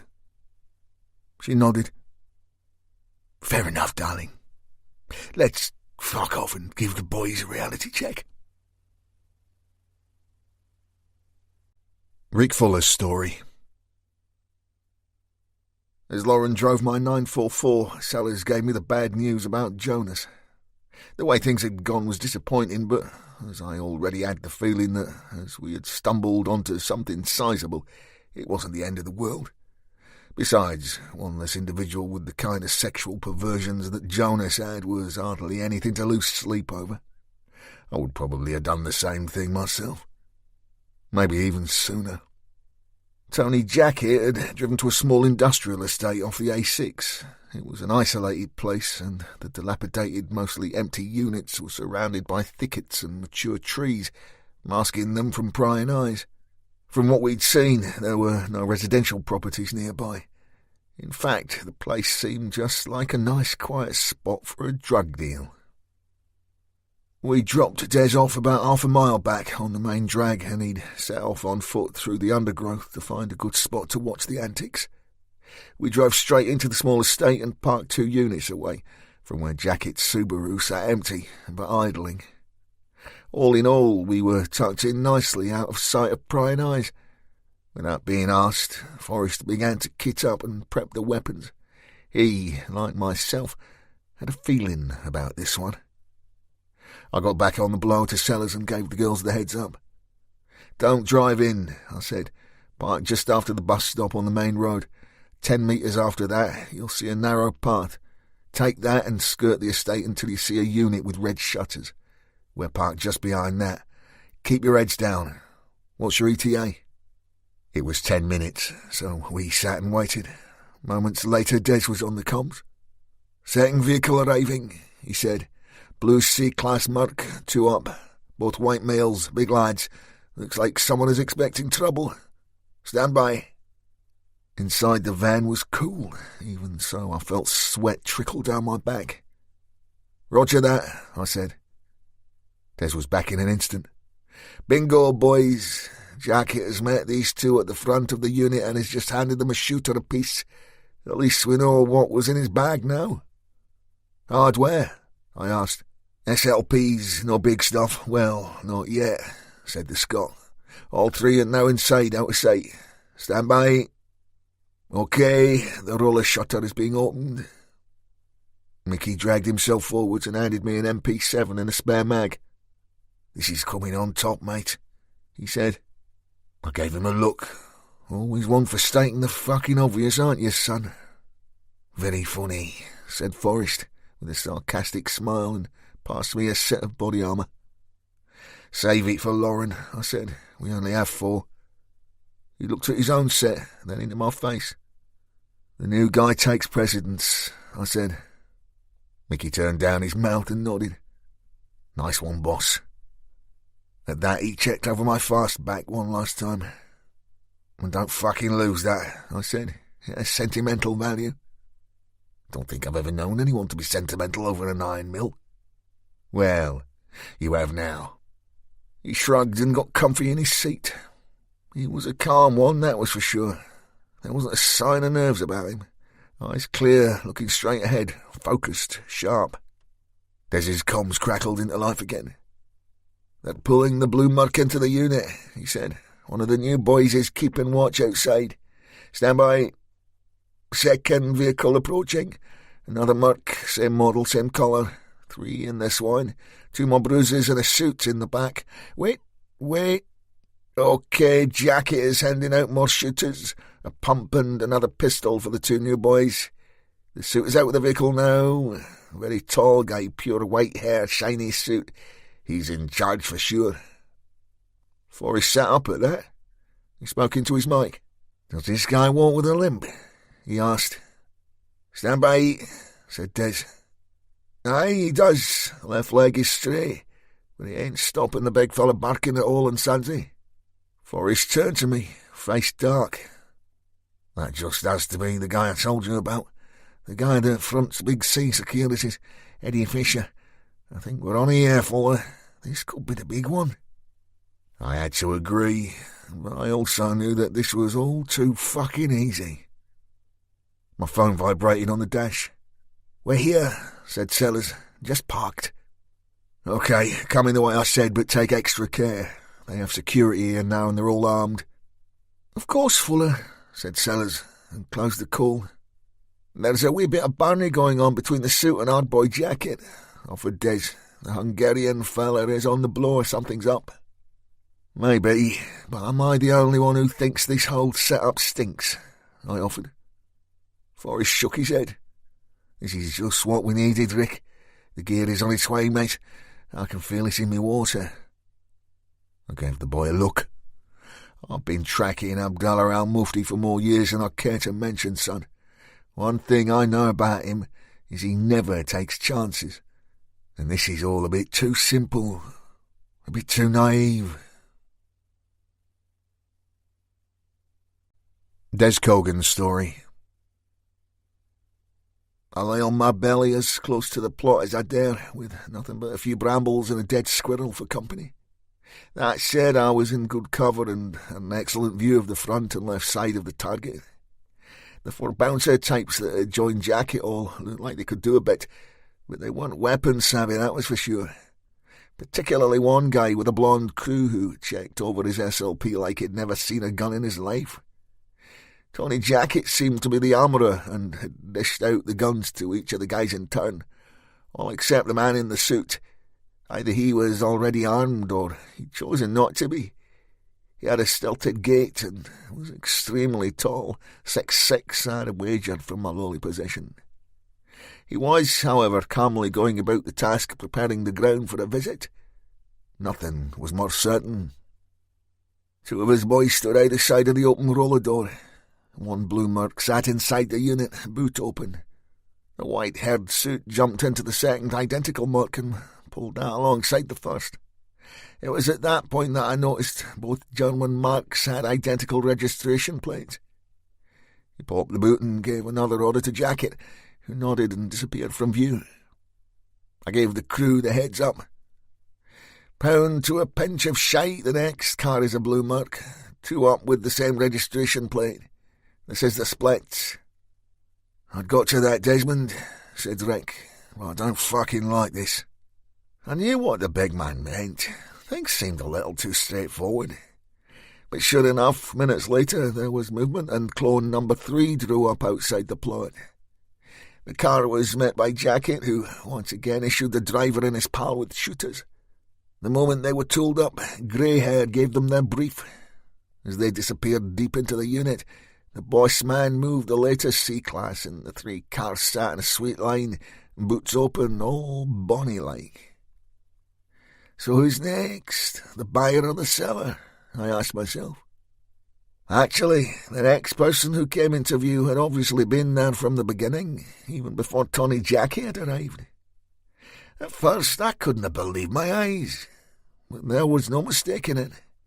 The blonde hair, dark roots, the way she moved, standing in the doorway of the unit, in deep conversation with the big Hungarian, was none other than Estelle Ryan. I couldn't hear what they were saying to each other, but what I did hear was the safety of an AK-47 being moved to the fire position, just behind my right ear. Lauren North's story. We'd heard a car draw up somewhere close to the unit as we gingerly made our way to our builder's van, our FOP, forward operating point. I opened the back doors and jumped inside. Sellers followed me, and we sat in silence as we pulled on body armour and waited for further updates from Des. We did indeed wait. There were no further transmissions. Rick was on it. Des, come in. Nothing. Des, give me one click if you're receiving me. Still silence. Our concern for the Scot became the least of our worries as, moments later, all hell broke loose. The front and rear doors of the van were torn open simultaneously, and in a split second the muzzles of 4 automatic rifles were pointing at each of our heads. All of the men brandishing what were unmistakably AKs were clad in combat gear, balaclavas and smoke hoods. We were caught, and we had nowhere to go. The men began to bark orders at us. It was all very professional, and even though we were roughly handled, there was no unnecessary violence. This was a specialised and skilled team, not a ragtag band of criminals or terrorists. We were expertly searched and pulled to our feet, hands on heads. As we were pushed forwards towards the target building, one of the team got on his comms. He was a Scot. "All parties accounted for," he said. "No injuries. We're coming in." Des was tagged onto the end of our sorry line of prisoners, but from what I could see, he too was in good shape. The short walk to the unit revealed just why the Jacket crew was so confident and so open in their movements. The entrance to the small estate was blocked by what, to all intents and purposes, looked to be a police car with its roof lights flashing. A man and woman dressed in full uniform stood at the junction. No one was getting in here unless they let them in. "Nice touch," said Des from behind me. "Silence," barked one of the crew. We were marched inside the unit, past the 3 waiting Mercedes cars until we reached the back wall. The place was obviously some kind of storage unit for a garden centre or nursery. Tall metal racking filled with all kinds of pots and boxes occupied either side of the space, and dozens of pallets of what looked like fertiliser or compost were piled high off to our left. I noticed movement behind one such stack and could hardly believe my eyes. Estelle Ryan was standing alongside Jacket. He had his arm around her shoulders. She looked me straight in the eye, face completely devoid of emotion. I was beginning to piss off the crew's team leader. "Look straight ahead," he shouted. I played meek and mild and did as I was told. We were made to face the wall and put into stress positions. These are designed to keep you both compliant and in various levels of discomfort. The boys would all have suffered this treatment during selection, but that was more than 20 years ago, and this time it was for real. All I could see was a concrete wall, yet I was suddenly aware that I had someone standing very close to me. It was the smell that gave her away, the smell of perfume I used myself. "Hello, Lauren," said Estelle Ryan. "Hello, Estelle," I replied, not moving. "Is that actually your name?" "Yes, of course it is." "You organised all this?" "I can't take credit for what is going to happen next. My job has been to keep people informed of your whereabouts these last weeks, and to make sure you were here for the party today, that's all." I went to turn my head, but a pair of strong arms set me back in position. "Fists forward," barked a different, unseen voice. He too, like all the other crew members, was from across the border. I took a deep breath. "So, young Fack got to you and you sold us down the river. I hope they're paying you well, Estelle. I mean, Des would have given his life to save your brother Sean." "No relation, actually. Just a kid Tony wanted out of the way. He's a tad upset about the Melons boys, though. Proper little killing machines, aren't you? Wind you up, feed you a titbit or two, and off you go. You got sloppy, impatient, maybe because you were being pushed too hard from the other side. I bugged your offices, you know. It was so easy. Quite exciting, really. I mean, after all, you left me to my own devices day in, day out. It was you who told me Dick was in Ireland. Don't you remember? Then, from the moment you all returned, it was easy. I played the damsel in distress. You discussed your plans in the back office and I recorded everything. Did you really think that my Tony would have led you here so easily?" I snorted. "Your Tony? That's rich. He just wants you for what you can give him, information so it can be fed back to the big players." "The biggest," she said proudly. "You're a silly little girl, Estelle. You've chosen the wrong side." "Really?" "Yes, really." I changed the subject. "Is your square-headed friend not worried about where his best pal Artie is?" I risked a glance in her direction and saw her face fall. "I'll give you a clue," I said. "He's at home, watching his kiddie porn. Well, that's not quite true, as he has half his head missing. But the cops should be there by now, scrolling through his laptop and bagging up the coke in the safe. I'll wager your boyfriend's prints are all over that gear, Estelle." "That's enough," shouted a new voice. I heard uneven footsteps and gathered that it was the guy with the limp, the guy in the suit. "Step away from the prisoners. No talking," he shouted. I heard Estelle's heels click across the concrete floor, and I was left with the bitter taste of betrayal in my mouth. Rick Fuller's story. So, Cartwright was right about one thing. We did have a traitor close to us. Sometimes life surprises you no matter how experienced you are. One thing was for sure, this job had gone about as pear-shaped as it was possible to be. And maybe Estelle was right. We were pushed too hard, too quickly, and should have seen this coming. But you know what? A traitor is a traitor, and I knew if I got the opportunity, I wouldn't bat an eye slotting young Miss Ryan. As it turned out, I didn't have much time to stew on that little snippet, as within minutes there was a frenzy of activity. One of the players was arriving. I heard weapons being made ready and orders were barked. One guard was doubled to two. All the team that had taken us were ex-military, no doubt. The boys watching over the mercs in the front door looked like bruisers, probably trusted Big C security employees, just like Mickey had been. But the team that snatched us were well drilled. They had trained together and had practiced those techniques. However, who they actually worked for was another question. I heard a big heavy vehicle, its fat tyres slowing on the tarmac outside the unit. Doors opened and closed, and then the place was silent. Then I heard the stilted footsteps of the man that Mickey believed was Eddie Fisher. They sounded ever quieter as he disappeared from the inside of the building.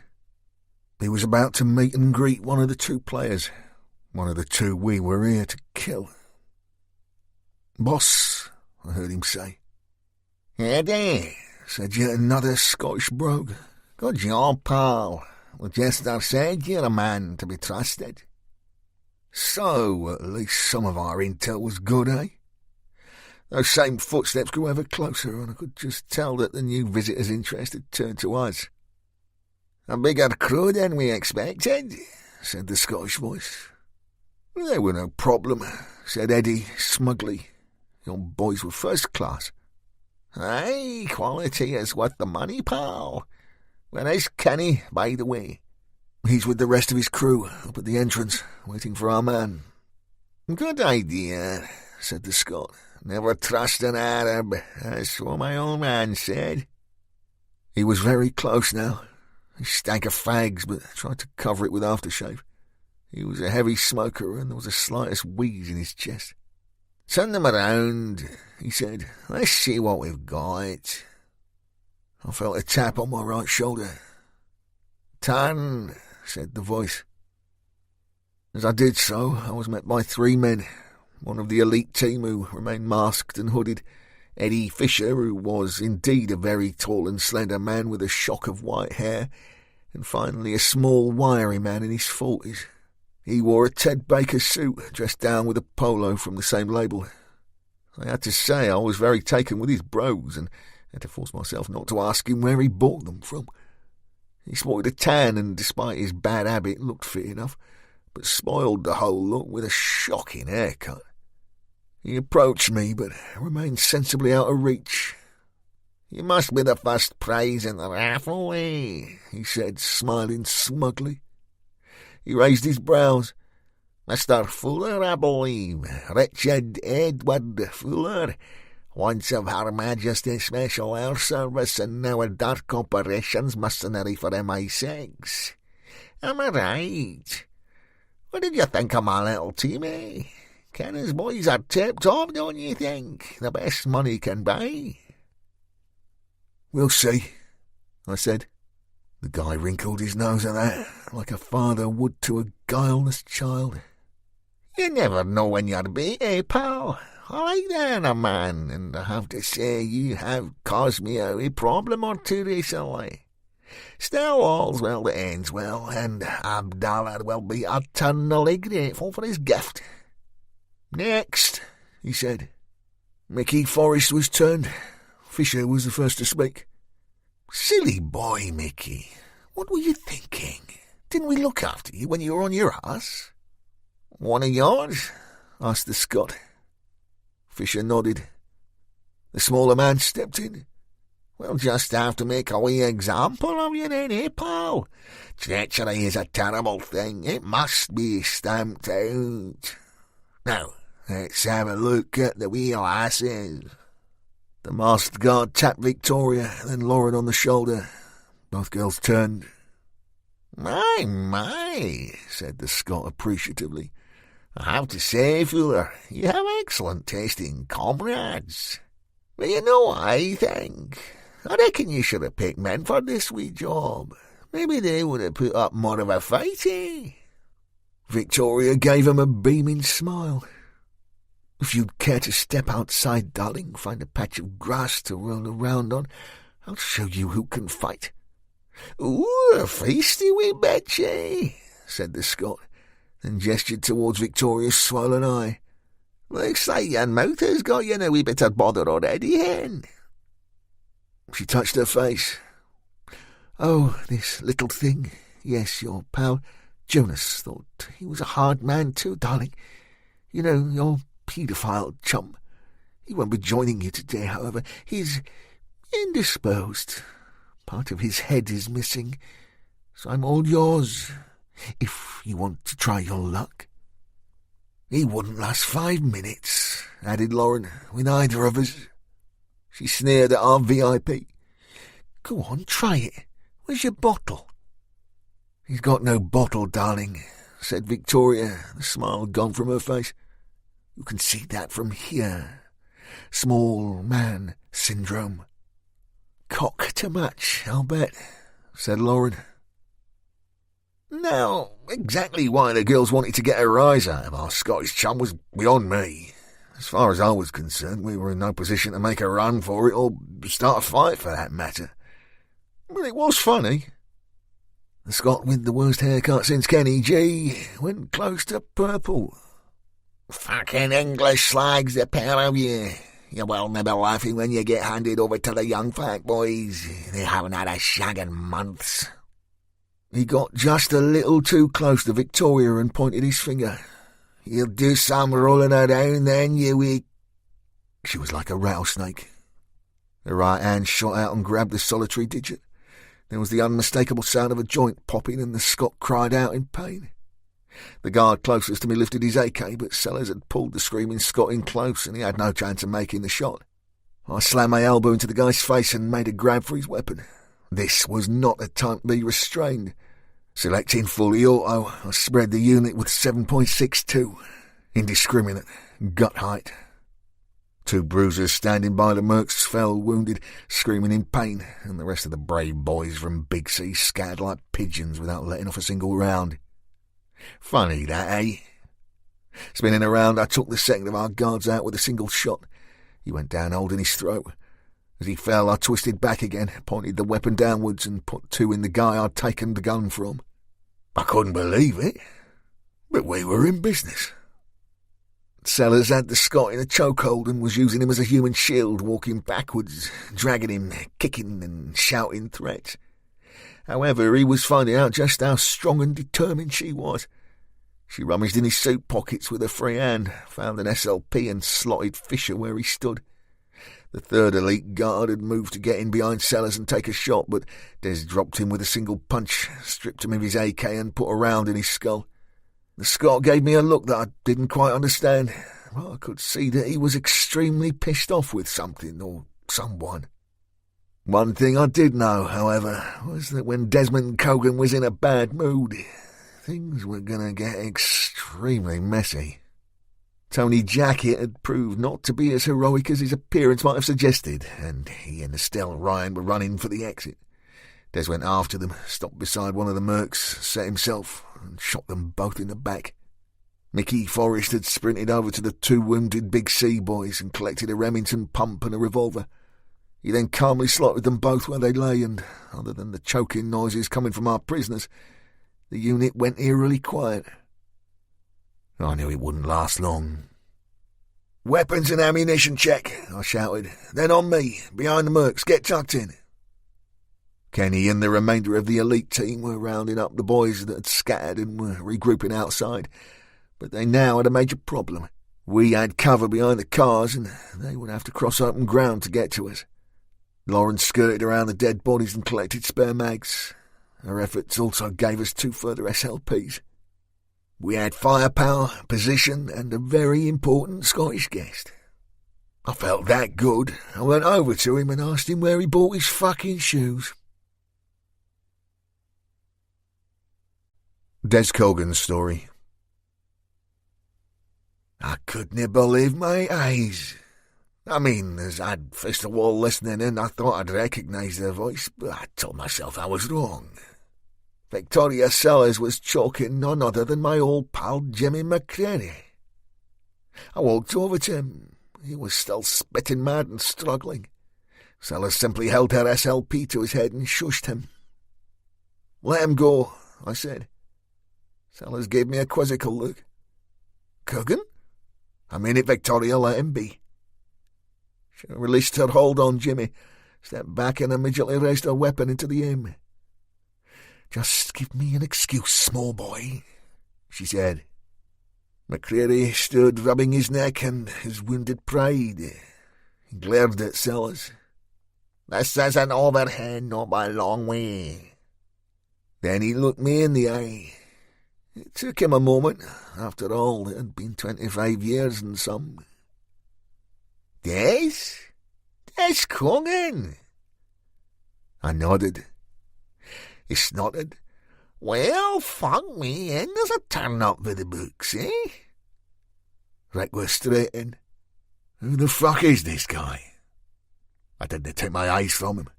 "This is John James McCreary, mate. We lived in the same street as kids. The last time I saw him." "The last time he saw me," blurted Jimmy, "Desmond here was saving my life." I shook my head. "I reckon you would have made it without me, son." There was a hive of activity going on outside behind me. Vehicles being moved, orders being barked. I pointed at Jimmy. And I reckon that's enough small talk for now. Tell me, for old time's sake, if you like, how long before Al Mufti gets here? Any minute, he said, then, holding his palms out, took on a conciliatory tone. Look, Des, we go back a long way. You can't win this one. Kenny and his boys will walk through your lot like a knife through butter. Abdallah will come with a crew. You'll be outnumbered 4, maybe 5 to 1. The Arab won't leave here without his money, or your pal Fuller there. So what's your suggestion then, Jimmy? I asked. He looked about him. Give your man up to Abdallah, and the rest of you can walk out. A free pass. You have my word. For what you did for me all them years back. For old time's sake. I couldn't help but smile. You seem to have come a long way since you took that lump of resin as payment for fixing your man's motor, eh? You moved up fast.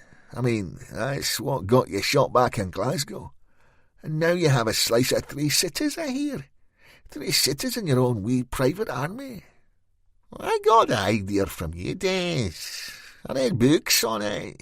What were the best regiments for street fighting, house-to-house combat, you know. And I met Kenny.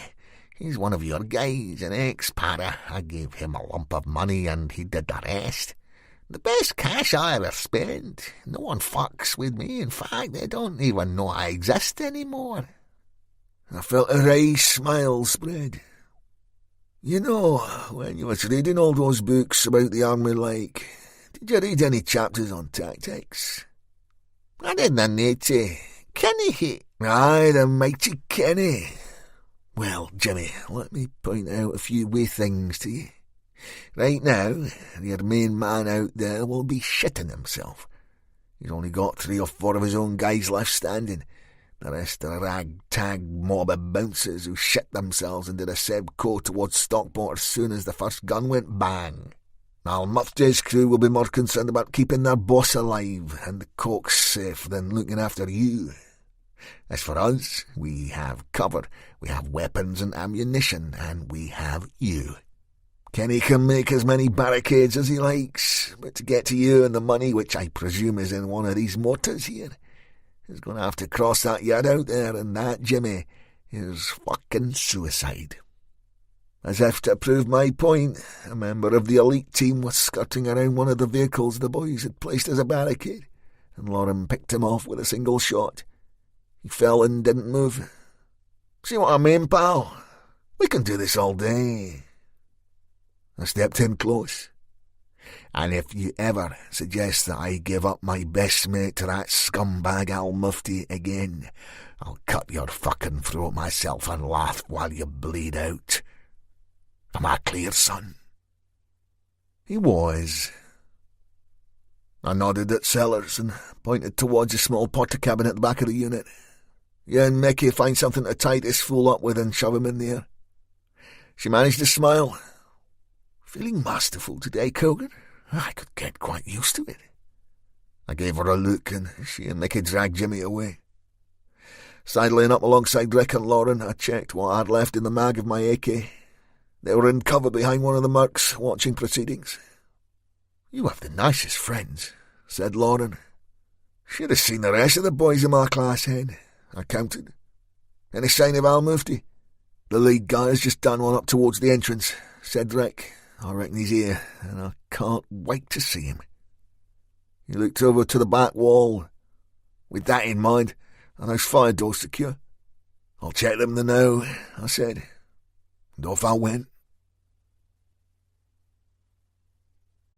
Lauren North's story. I looked out at our enemy's makeshift barricades, a mixture of vehicles and old pallets. Kenny and his men seemed to be preparing for some kind of last stand. Do you think they'll try and attack us? I asked.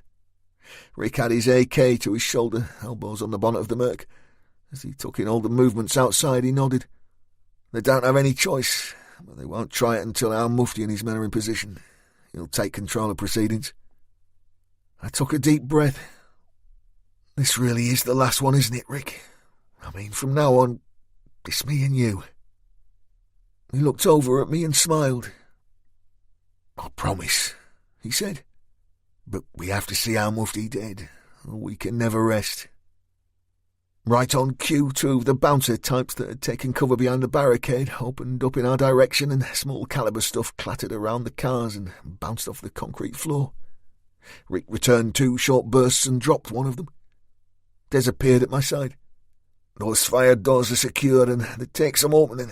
They'd need explosives to do it quickly, and I can't see Kenny risking that with his boss in here. Rick fired another burst and dropped the second bruiser. No, but our Mufti won't be quite so precious about it. If he can walk away with me the money and his coke, he's on a winner.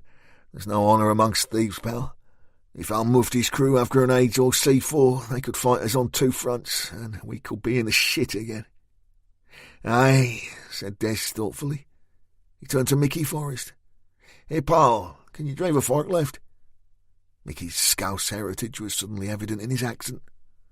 I can drive a shitty sticker with dog's arse, Desmond. Whilst Rick, Sellers and I kept the boys outside busy with the occasional pot shot, Des and Mickey began moving pallets of fertilizer and compost around the unit.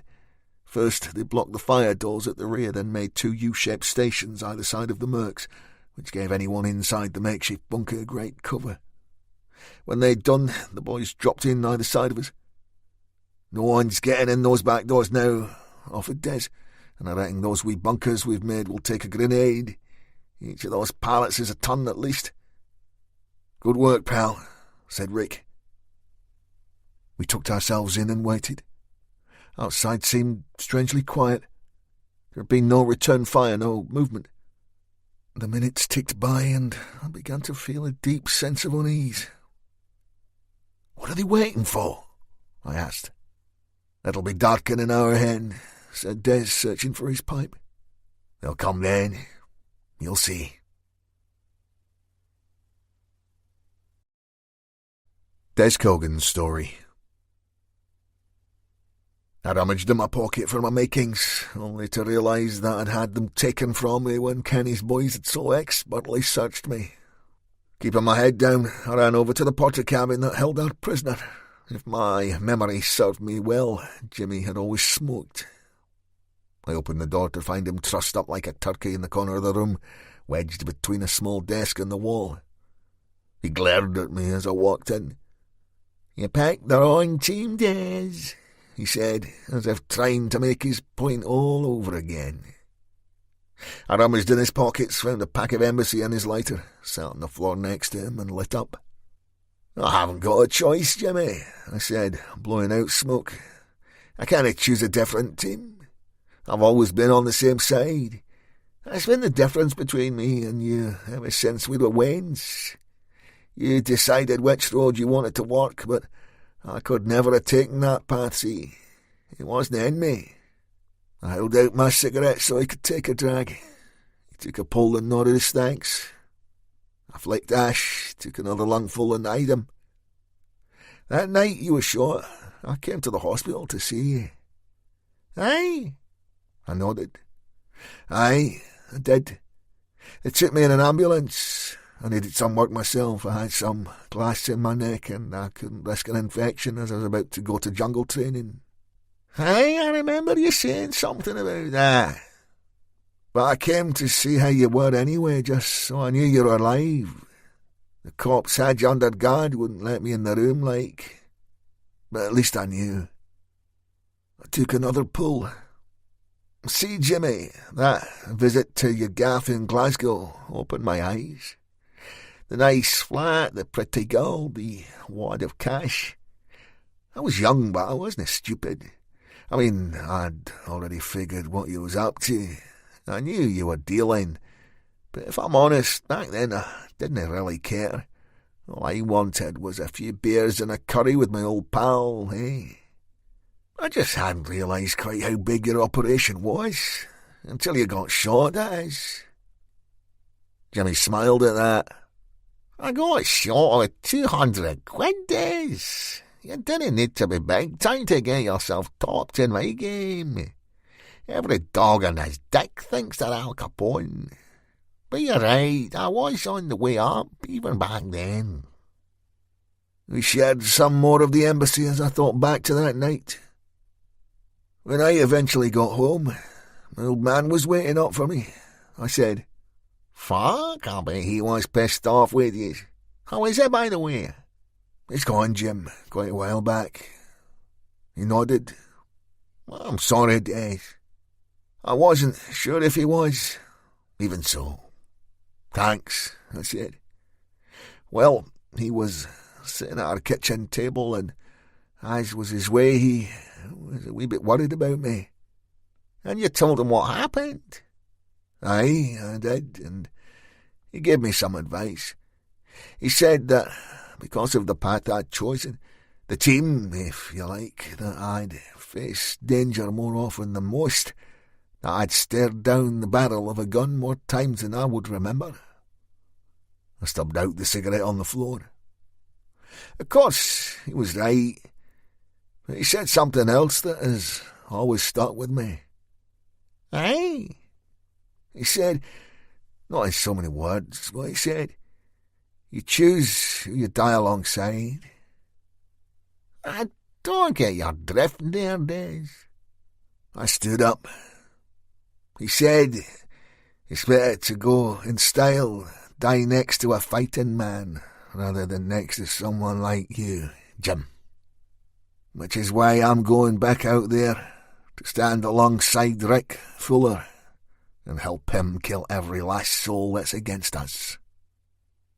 He stared straight into my eyes. "Me, Des? Will you kill me too?" I nodded. If I have to, pal. If I have to. I scuttled back to the line of cars and sat alongside Mickey Forrest. I handed him Jimmy's pack of fags and a lighter. "Cheers, mate," he said. He lit up immediately, then gave them back. A plume of smoke he blew upwards, drew a couple of random shots from the crew outside. They flew harmlessly over our heads, and I heard a voice bark at the shooter to hold his fire. They, like us, would have limited ammunition, 20, maybe 30 rounds apiece, so you needed to be a wee bit careful. As well as the flying lead, our smoking antics also drew dirty looks from the big man.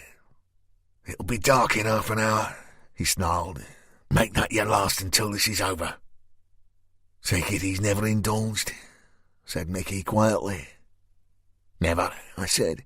"Clean living boy is our Richard." "I'll bet," said Mickey knowingly. "Can't be that clean, though, not if he worked for Joel Davis. I mean, I never had the pleasure myself, but the story goes that he was as ruthless as they come, and he just disappeared off the map, vanished into thin air.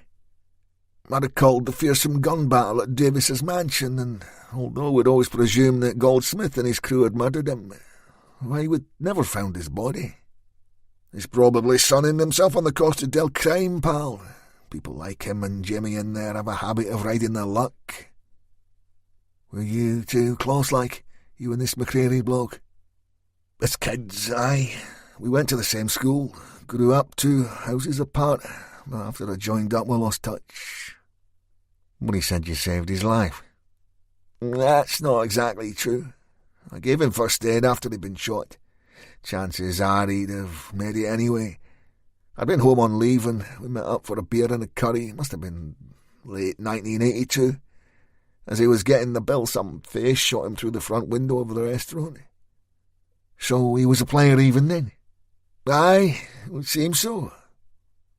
Mickey lapsed into silence for a minute or two. Then he tapped me on the shoulder.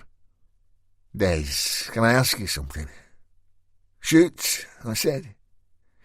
If I don't make it, like, can you make sure my share of the cash gets to me mum?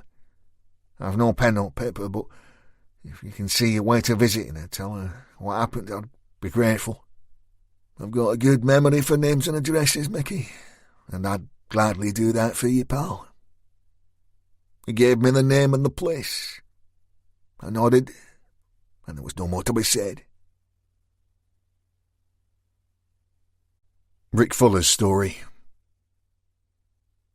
What had been a decent enough day had turned into a cloudy, chilly evening. With the light fading fast, I detected movement again out front.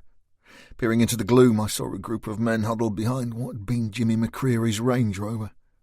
They sprinted out of cover, one at a time, keeping low, one going left, the next to the right. They were attempting to skirt our building, trying to get in behind us. It was all so predictable. After 3 men had gone, I waited for number 4 and slotted him the moment he broke cover. This caused rumblings of discontent from some quarters of our enemy. Raised voices of protest were quickly followed by stern orders of calm.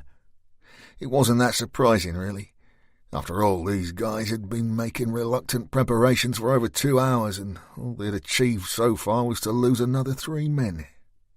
This must have been extremely disheartening for those big sea crew, who had never experienced battle. As for me, I was just getting started. My only real concern was that I was yet to see Al-Mufti.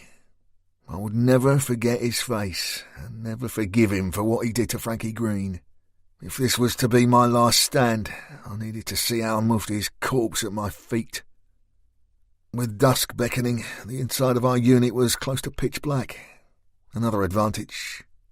I twisted my body and tapped the top of my head with my palm, a sign that all the team members should join me. Once everyone was close, I lowered my voice to a whisper and gave my final orders. Victoria and Lauren sprinted off left and right to the bunkers that Des and Mickey had forged from the pallets of fertiliser. The girls had the best cover, the best protection. They also had the widest arc of fire and could target our enemies as they approached from either flank. Des, Mickey and I would be more central, using each of the 3 C-class Mercs to best advantage. Unlike myself, they still sported body armour. Kenny's crew had deemed it unnecessary to remove it. That said, if our enemies made good use of the 2 MP7s they had confiscated from us, lightweight Kevlar would be no more help than a teabag. As the girls had the best protection and position, they had taken 2 AKs and spare mags. We had been left with the rest. This consisted of 1 further AK-47 with a full extended mag, a Remington 6-shot pump with a shortened barrel, 3 SIG P226 SLPs, and a very tired-looking Smith & Wesson snub-nose 38 with just 4 rounds in it. We had a bag of cartridges for the shotgun, and a quick inspection revealed that they were loaded with double-aught buck. These very nasty cartridges, often used by the British cops, are real man-stoppers.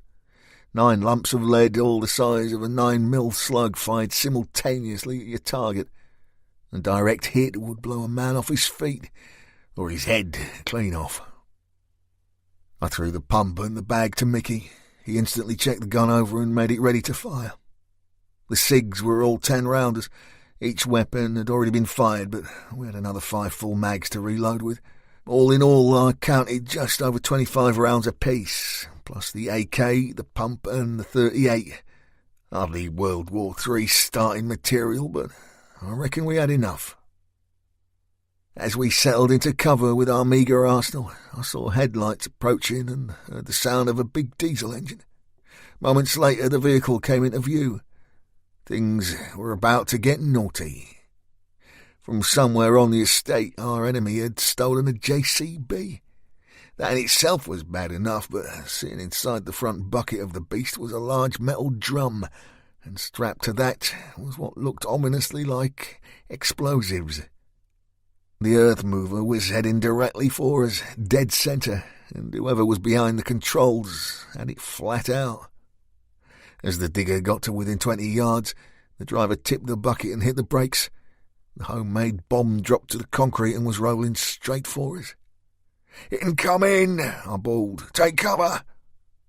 It was a natural thing for me to shout, but really unnecessary. Des and Mickey were already on their toes, heading for the girls' positions. I sprinted to the back wall and tucked myself in behind the pallets at the fire doors, put my hands over my ears, and waited. The explosion wasn't as big as I'd anticipated. Obviously, Kenny was keen to keep his boss in one piece, and Al-Mufti didn't want to blow his money to bits, but it was enough to rupture the drum.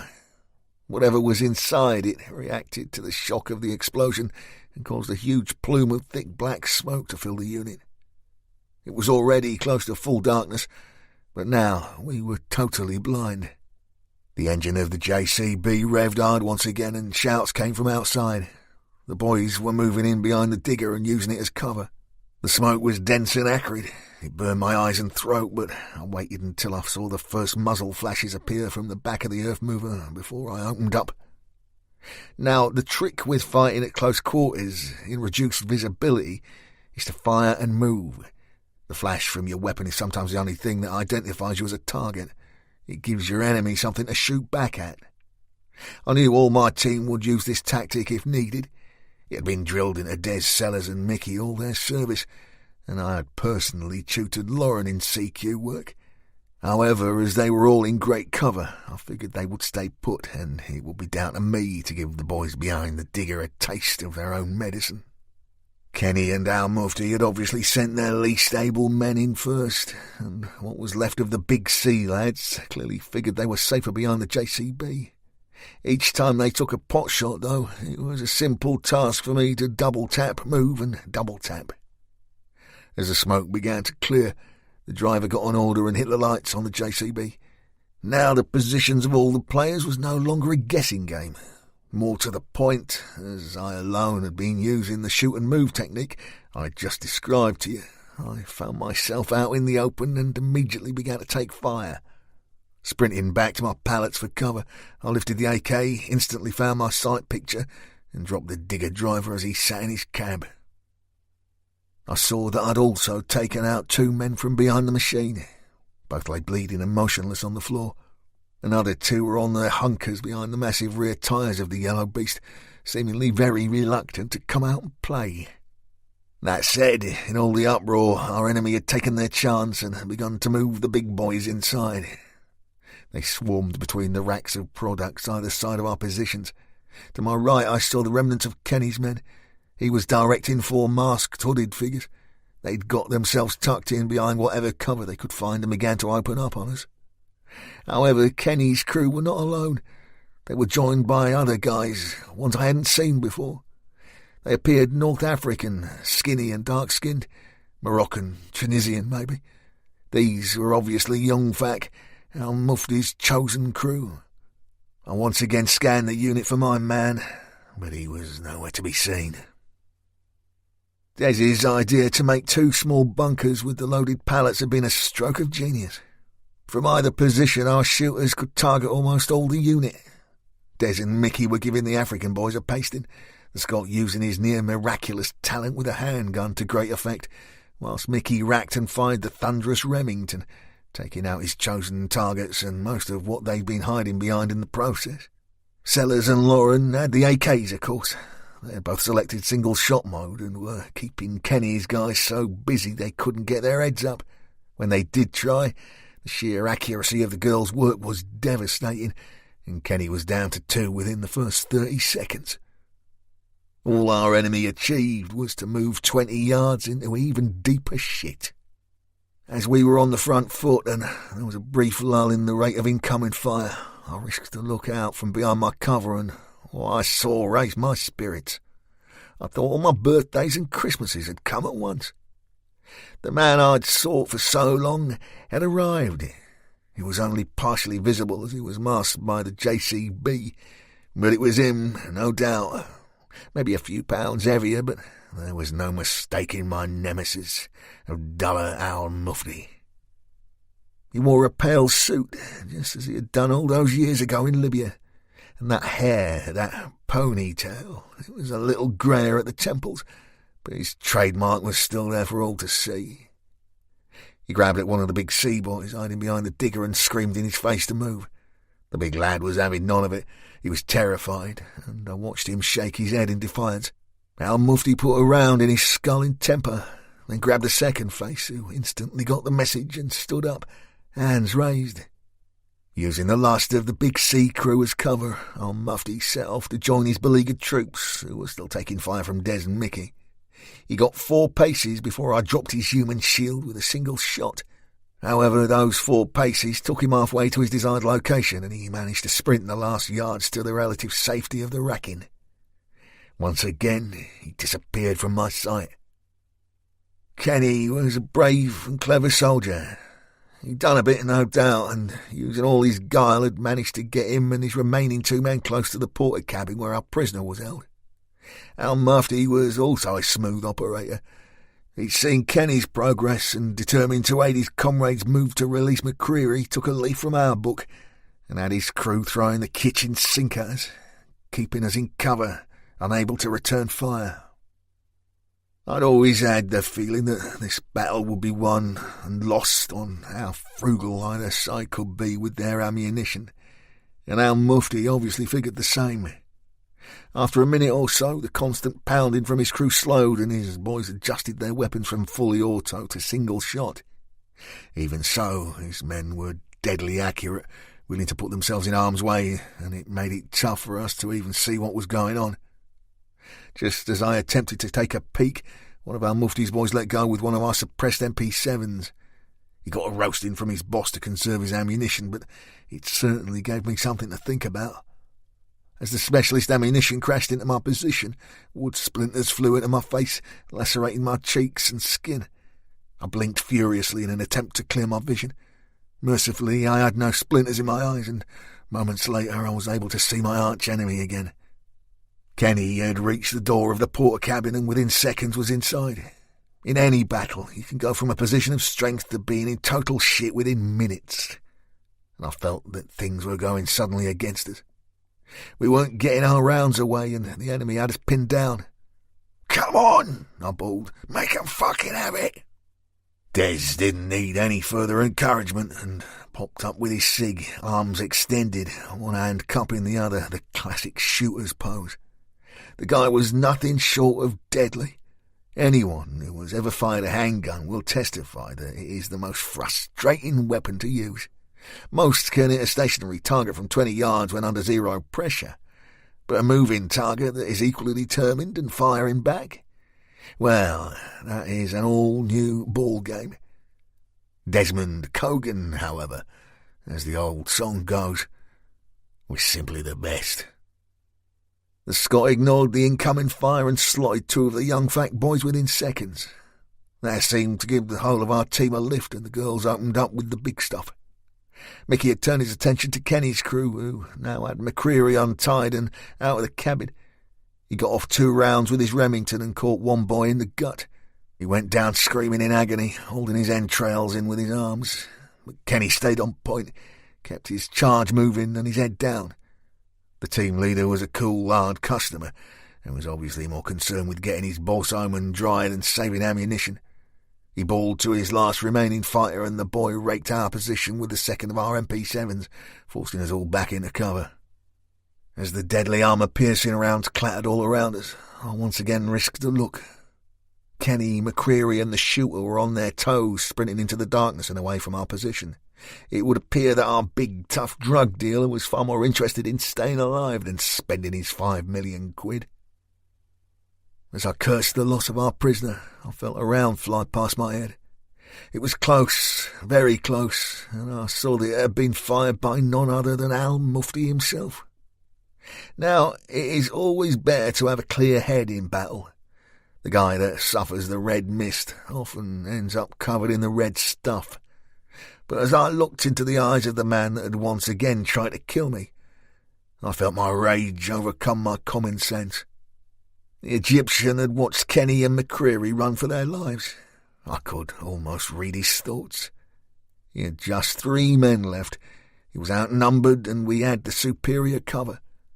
He gave the order to his remaining soldiers to open up on us, twisted his body, and as I ducked down behind my pallets, I saw him make his move and turn and flee. "Let's finish this!" I shouted. My team had seen what was unfolding and were all over it. The girls popped up and lay down a blanket of fire on our Mufti's remaining crew, spewing white-hot 7.62 in their positions. Des and Mickey edged around our enemy's flanks, and 10 seconds later, all was quiet. Mickey was checking each body for signs of life as Sellers collected what weapons were still functional. I looked around. "Where's Des?" I asked, already knowing the answer. Des Cogan's story. I'd seen Jimmy make a run for it, but there was nothing I could do. Our Mufti's lot was spraying so many rounds down on us we couldn't even return fire. That said, the moment, the very second, I knew we had won the battle, I was off. I knew Rick would want to go for Al Mufti. It was personal to him, and he would have expected me to be alongside him to take revenge for Frankie Green. But I had other ideas. I had unfinished business of my own, and that lay outside the unit with Jimmy McCreary. Somewhere in the dark in the grounds of the estate, Jimmy was running for his life, and as our orders were to eliminate the main players in this game, I intended to stop him in his tracks. I sprinted across the tarmac, back the way we'd been marched in, back towards our van. After all, if I were Kenny and I knew where a functioning vehicle was, that's the first place I'd be headed. Once I was within 50 yards, I slowed to a walk and checked over my sig. If I'd counted correctly, I had 4 rounds in the mag, so not much room for error. I stopped and listened. I could hear Lauren's voice from behind me. She was calling to Rick. There was fear in it, worry.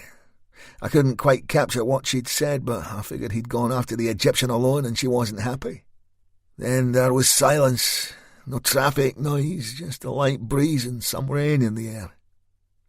I wiped sweat from my face with my palm and got my head together. Edging closer to where I knew our van had been left, I heard the first murmurings. Scottish voices, angry, hushed tones. I tucked myself against a low wall and held my breath. The first voice I heard was Jimmy's. "I dinna fucking care one shite, Kenny. That's 5 mil of my hard-earned back there, and I pay yous to look after these things." "And you will never spending it if you go back there to try and collect it, Jimmy. I've 6 rounds left, and Billy here has 2.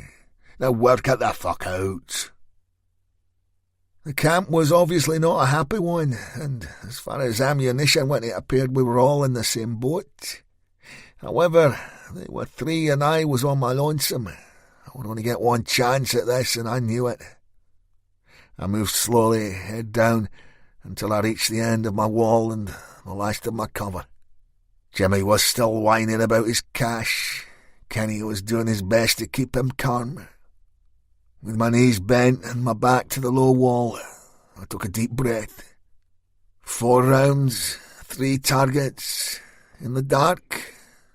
A very tall order indeed.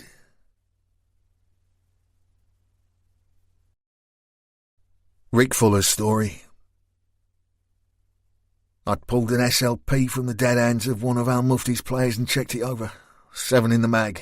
Well, it would just have to be enough. I caught Lauren's eye as I made to walk from the unit.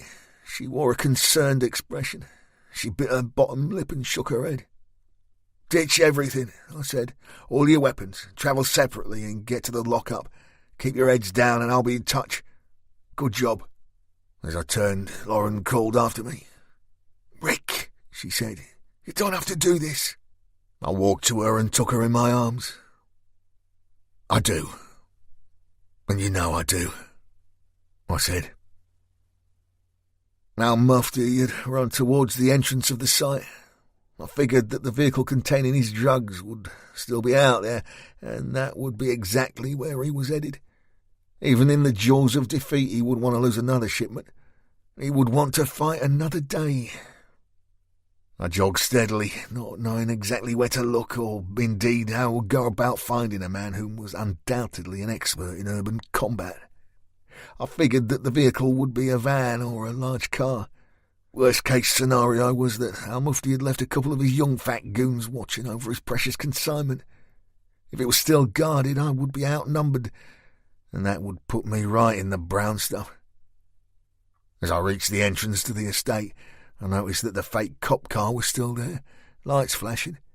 However, its occupants had long gone. Either they lay dead somewhere around the unit, or they had fled. Seconds later, I heard an engine turn over and fire. It was off to my left, and it was close. I turned towards the noise and slipped off the safety on my weapon. It was then I heard gunfire from the other side of the estate. Gunfire and screams of agony. Des Colgan's story. My first round caught Kenny square in the chest. The last of his guys was slow to react, and I put 2 of my precious shots in somewhere around his diaphragm. He began to scream like a stuck pig. Under normal circumstances, I would have put one in his head and helped the boy out, but with just a single bullet left, the poor bastard would just have to scream. Jimmy turned and sprinted away. In a split second, he was out of sight, lost behind the van, and I could hear him crashing through the undergrowth. I had no choice but to follow. With little ambient light to guide either of us, it was a guessing game. I couldn't see Jimmy, but I could hear him tripping and cursing as he forced his way through the scrub. I caught a root with my right boot and went crashing to the floor, knocking the wind out of me. Evil brambles tore at my skin and my hands were lacerated in seconds. However, I knew that Jimmy would be in the same boat. He would be struggling, and I had the advantage of experience.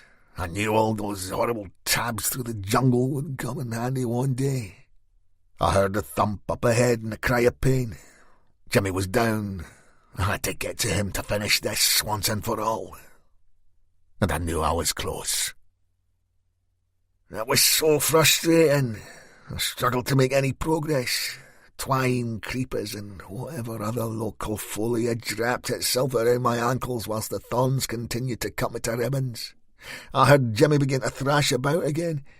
He was up and running, and he still had a good few yards on me. We were getting closer to the main road, and I began to see the odd shaft of yellow sodium light that illuminated my path. I forced my body forwards, head down, teeth gritted. Seconds later, I looked up and could see the end of the scrub, the footpath and the silhouette of a very tired-looking Jimmy McCreary. He had his hands on his knees and was coughing his guts up. Even so, even in his state of exhaustion, dog-tired, he had his wits, and he heard me approaching. "Fuck you, Des!" he shouted, then turned and began to run along the footpath towards the main road and civilization. I powered forwards, no longer feeling the brambles, no longer worried about my footing. I had the bastard, and I knew it. Moments later, my feet were on solid gravel, and I was off. Now, I've never been the quickest, and as you know, I do like a wee tab, but I've trained all my life, where Jimmy had not. He was 20 yards ahead, blowing out of his arse. He turned briefly, staggered, then stopped. The temperature had fallen, and I could see his breath in the air. He spat on the floor and held up a hand. "Okay, fuck's sake, that's okay." Rick Fuller's story. The first thing I saw were headlights, then the plumes of smoke from the rear tyres of the 7 Series BMW. I couldn't see the driver, but as the car was flat out and heading straight for me, I had to presume that whoever was in control was not on my Christmas card list. The car would cut me off at the knees. I had nowhere to go, so I gambled everything, shit or bust, and pulled my 7 rounds into the windscreen. Mercifully, I hit the driver and the car lurched to the left, the accelerator flat to the floor, engine screaming. Whoever had the wheel had lost control and the car spun a full 180 before crashing rear end first into one of the small empty units that littered the estate. The collision sent bits of plastic and glass flying into the air, raining back down on the shiny black paint of the Beamer.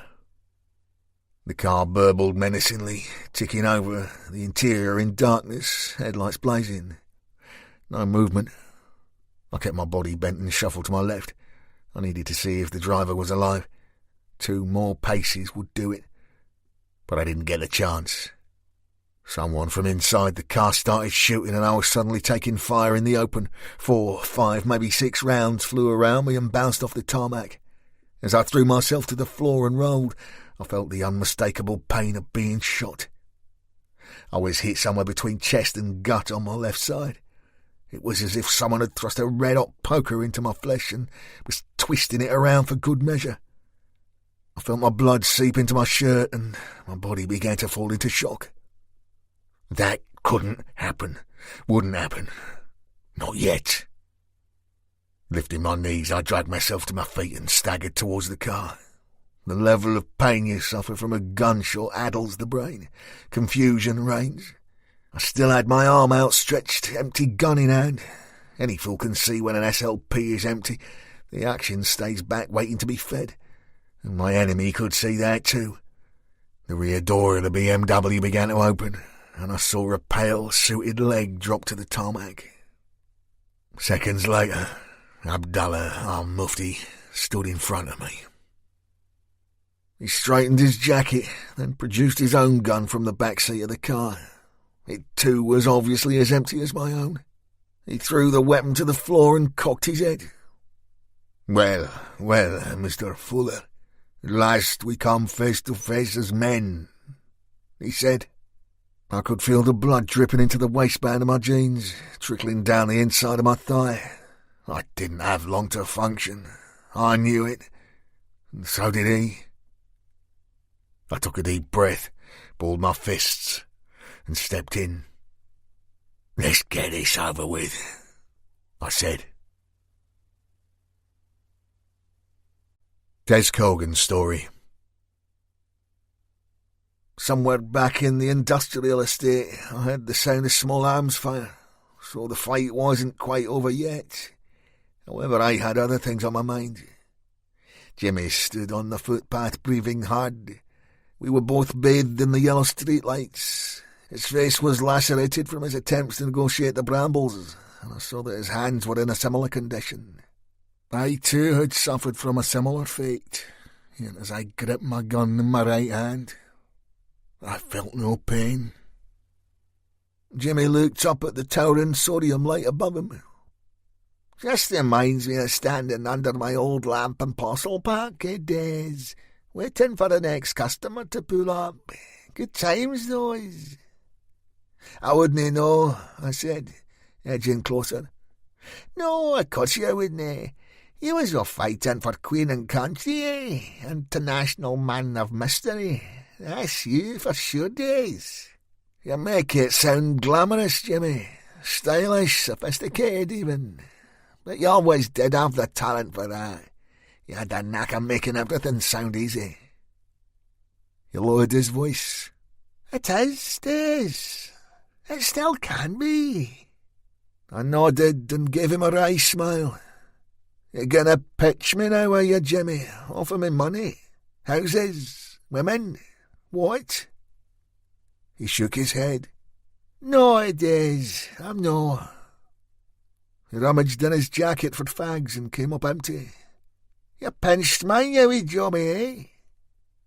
I pulled his pack and lighter from my pocket and threw them over. Jimmy leaned down and collected them. He didn't take his eyes from me, or the gun. As he lit up, I felt my own craving, but pushed it to one side.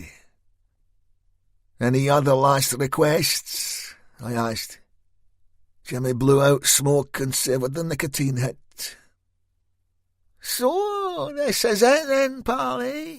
Us two boys standing on an English pavement and you a proud Scot about to do the Englishman's bidding. This has nothing to do with England and you know it, Jimmy. No. No. So you's no in bed with Her Majesty's government then? They aren't paying your wages, telling you who to murder. Because you can dress this up any ways you like, pal. This is murder. He held up his arms. I'm unarmed. I snorted at that. I'm here to stop people like you lining the pockets of terrorists, Jimmy. The likes of Al-Mufti kill hundreds, maybe thousands every year. Come to think of it, Jimmy, who's your boy in Belfast? You do have 3 cities, I hear, eh? Who's your Belfast man? He wouldn't be connected now, would he? What do they call themselves these days? The new IRA, is it? You have blood on your hands, Jimmy. You might not be there when it's spilled, but it's there nonetheless. Blood, you say? And what about you? You see, this is your problem here, Desmond. You're playing judge, jury and executioner. You just like to give yourself good reason for your actions so you can sleep at night, eh? He took another long, deep drag. Remember that night at my flat? The night we went to the barracks? You walked out on me because of what I was saying about the army. You didn't like to hear the truth, did you? Bloody Sunday, the Bogside Massacre, the 30th of January 1972. You'd be what, 4, 5 years old, same as me. But I'll bet my life that it was the talk of your house and every house in the street, eh? 28 shot days, 28 unarmed civilians, 13 killed outright. They were fucking running away days. Square that circle, why don't you? Shot, running away, some even while trying to tend the wounded. Every single victim a Catholic days. A Catholic, just like me. He pointed. Just like me nowadays. All of those poor fuckers were unarmed. Poison no threat. He finished his fag and culled his lip. So, there you are. I said my piece. I'm done. No cash offer, no holiday homes, no buxom blowings. Just this. At that, he turned his back and with his hands held out to his sides, began to walk away. You shoot me if you must, Days. You decide what kind of man you are. I stood, arms outstretched, the front sight of my gun dead centre in Jimmy McCreary's back. I had one bullet left. Clicking on the safety, I turned and jogged back to the unit. Was I right to spare Jimmy McCreary? Who knows? Like I've said to you before, sometimes you just have to be there to understand it. Rick Fuller's story. I threw a mighty right hand into Al Mufti's face. He parried it and turned his cheek just enough to allow the blow to glance off him. My momentum drew me onto him, and he grabbed at my wrist as it passed him. He was an expert fighter and twisted his body enough to apply pressure to my elbow joint with his other arm, dragging me downwards. As he did so, he lifted a knee and slammed it into my nose. I knew immediately it was broken and felt more of the claret escape and run down my chin. I held onto his leg for dear life, hoping to clear my head, then dug in, knees bent, and got my shoulder into his gut. I slammed him against the car and I heard him grunt. He was raking at my face with his right hand, trying to get at my eyes and do some damage, but I was ready for him and bit a lump of flesh out of his thumb. He screamed and began to punch the back of my head with his left. The blow was hurt, but he was never going to get enough leverage to do any real harm. I let go of his knee, drew back my right arm and went to punch him in the bollocks. He took me 2 swings, but on the second attempt he screamed out. I had hit the target. I pushed him away from me, needing space to fight. He was doubled over, but still had the sense to cover up, and my punches were hitting his arms, hands, or the top of his head. Al Mufti was a clever fighter. He looked into my eyes and dropped his left. I immediately went for the gap he'd given me and threw a thunderous right cross towards his temple. He simply ducked, came inside and punched me in the ribs just above where I'd been shot. Felt like I'd been hit all over again. My head spun with the pain and I thought I would be sick. Swallowing bile, I staggered backwards, doing my best to keep my balance, the agony overshadowing my thought process. My opponent spat on the floor at my feet. "No, you'll die here, Fuller," he hissed, and came again. I couldn't move my left arm, and it simply lay across my stomach, hoping to protect my wound from any further punishment. Blood had pooled into my boot and was dripping onto the concrete. I hadn't much left, and Al Mufti knew it. He went to kick my feet from under me, to get me on the floor. I staggered but didn't fall. As he came for me, I dropped my head again and led with my elbow into his throat. I got more of his chin than I'd bargained for, but he was hurt, struggling. He was flat-footed, and I went in behind, kicked his knee joint and went for the choke. I dragged him backwards until he lay on top of me. I had my back on the deck and my right forearm firmly on his throat.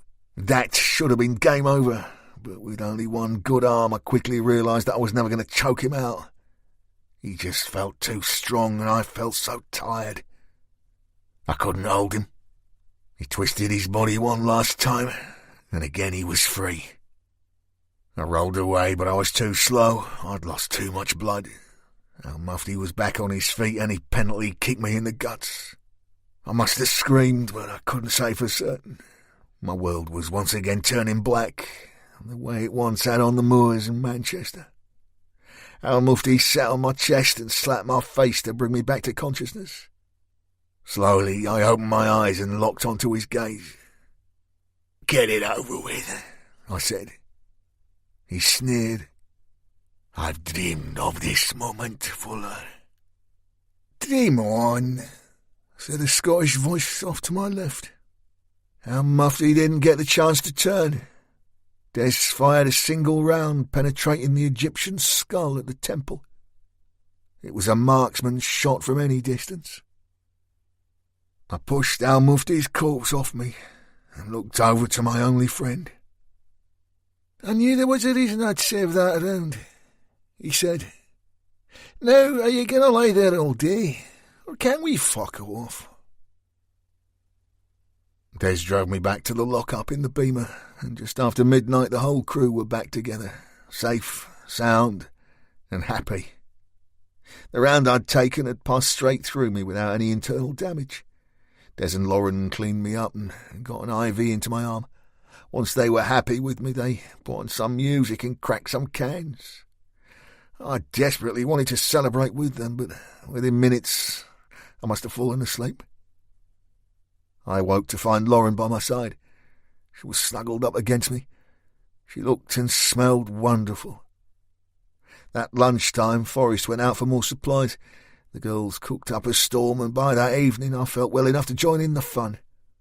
By day 2, Cartwright had given us the all-clear to travel, and we all made our separate ways home, to prepare for a lengthy break from terror and danger. The final battle with Al Mufti had been one of the hardest of my life, and that evening I stood in my shower inspecting my cuts and bruises. Luckily, other than my nose, nothing else appeared broken, but I knew from experience, and now my age, that it would be a few weeks before I stopped wincing when I moved this way or that. As the shower pounded my aching limbs, I considered that despite my injuries, I was the lucky one for a change. We had all emerged from the fight alive, and our enemies were defeated. Des's decision to let Jimmy McCreary live was his own business. I hadn't really had the opportunity to ask his reason, but I knew the Scot well enough to know it must have been a good one. The cops would be swarming all over the city for the next days and weeks. Due to the nature and location of the fighting, our vehicles and faces would eventually be picked up on cameras around the city, and those images would be passed to forensics to identify.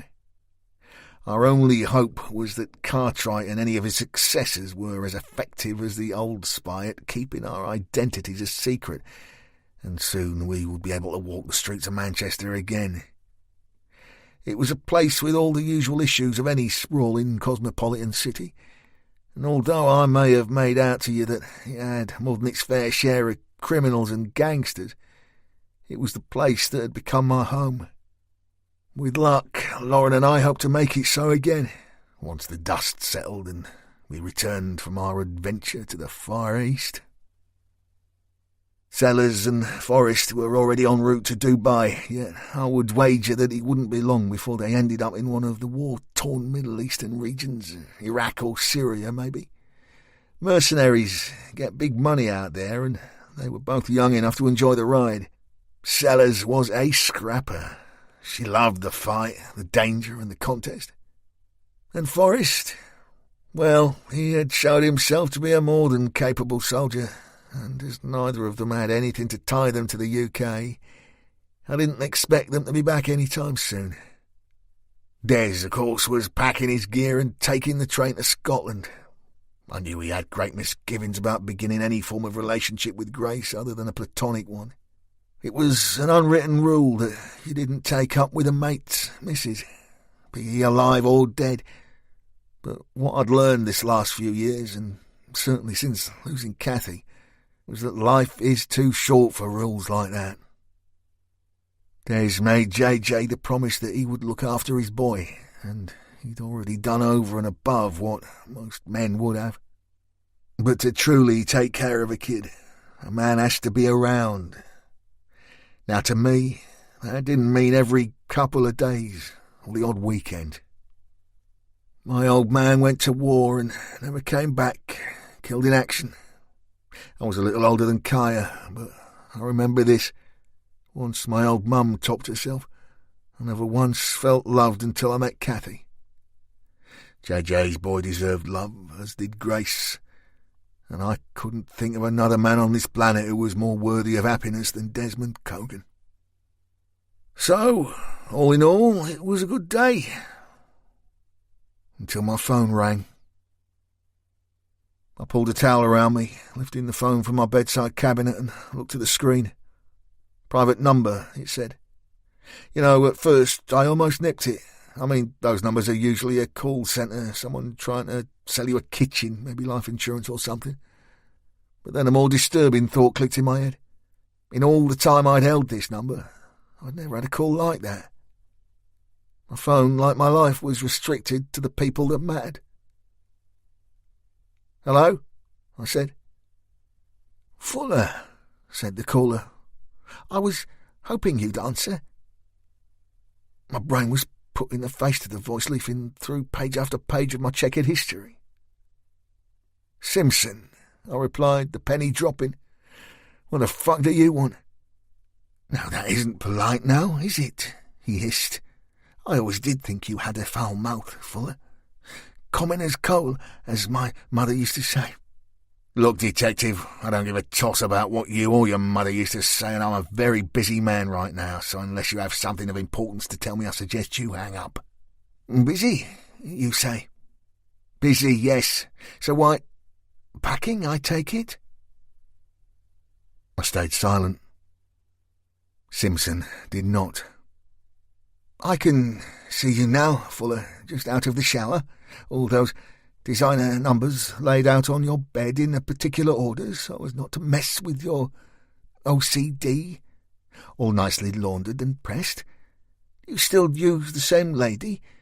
What's her name now? Lucy Meehan, isn't it? LM Laundry Services. Too lazy to do your own washing, eh?" Even though I knew it would be impossible for it to be the case, I took a quick look around my bedroom for a camera or two. Of course, he was playing with my head the way he tried with Lauren. "I think you need to be careful, Simpson," I said. "I mean, a man could get himself into all kinds of trouble for setting up surveillance routines on innocent people. Maybe even get themselves suspended again. Come to think of it, how did you get this number?" "Never mind that, Fuller," he croaked. "I suppose your tickets are all laid out too, eh? PMT, that's what they say, isn't it? Passport, money, tickets. Off to Amsterdam first, then Bangkok. What next, then? Oh, yes, Chiang Mai, Thailand. Nice place this time of year, I believe." I dropped him onto speakerphone and hurriedly began dressing. I had a bad feeling, a really bad feeling. "I'll ask you again, Simpson. How did you get this number, and how do you know—" "The darling Lauren, of course. Are you stupid, Fuller?" His voice was close to a whisper, leering. "She always did give me everything I wanted. Such a generous girl in every way, if you know what I mean. So loving. A shame, really." "Where are you, Simpson?" I spat. He let out a small laugh, a weird-sounding giggle, the kind of noise a child would make to his peer when doing something naughty. "I'm here with Lauren, of course. She invited me over ages ago. I even have my own key." "Let me speak to her," I barked, an ever-growing feeling of panic flooding my senses. This time Simpson's laugh was anything but childlike. It was guttural. It came from a dark place. "She's busy," he said. "Too tired to talk right now. She's all worn out. We've been at it, see? At it for hours. All positions. She's a vixen, a pure animal between the sheets. That's what a man needs in a wife, Fuller. An angel in the daytime and a whore after dark." "You're lying, Simpson. Where are you? Tell me the truth." He lowered his voice again, confident, cocky. You can't have her, Fuller. No one can have her. No one but me. I told her so, and you know something? In the beginning she wouldn't listen. She was a naughty girl at first, but all pretty girls can be temperamental, can't they? But now we understand each other, and she's all mine. I'd heard enough, closed the call and dialed Lauren. It was switched off. I opened my wall safe, pulled my spare SLP from inside and pushed it in the waistband of my jeans. As I sprinted to my Aston, I called Des. Des Cogan's story. 3 holdalls. That was the sum total of my life since leaving Scotland. Not too much to show, eh? Well, apart from a bulging bank account. I said money can't buy you happiness or love. True words, though, so they are. Despite the elation of our victory, some parts of the job had left a sour taste, particularly the situation with Jimmy. That said, it was too late to change things, and as I shoved my train tickets into my jacket pocket, I pushed all thoughts of drugs, gangsters and murder to the back of my mind. I trod to the kitchen, opened the patio doors and stepped onto my wee balcony. The summer was showing signs of losing its grip on the year, and dark storm clouds were gathering ominously over the city. I pulled out my pipe and, just for a moment, took stock of the things that mattered to me. Ever since Anne had left, I'd always had a feeling of disappointment in folks. You know, just like when you open a fridge after a few scoops, hoping to find some tasty morsel to eat. A pack of sausage or a slice or two of bacon, maybe some leftover curry even. But no, all that's there, winking at you, is a tub of low-fat cottage cheese. That had been my life. Until now. I knew I had some really hard decisions to make. All my days I'd tried to do right by folk. It's my nature. I mean, I know I can be a wee bit tetchy if people piss me off, but I treat as I find, eh? Now, Grace was a real problem, because doing the right thing by JJ must surely mean that we could never take things any further than friendship. There are rules about that kind of thing. They might not be written down or made to law, but they are there nonetheless. I tapped out my pipe and began to refill it. Before I could light my makings, my phone rang. It was the big fella, and he sounded terrible, panicked, unstable even. I could hear the roar of the engine of his car, and he screamed down the line. "Lawrence Gaff now! I need you there!"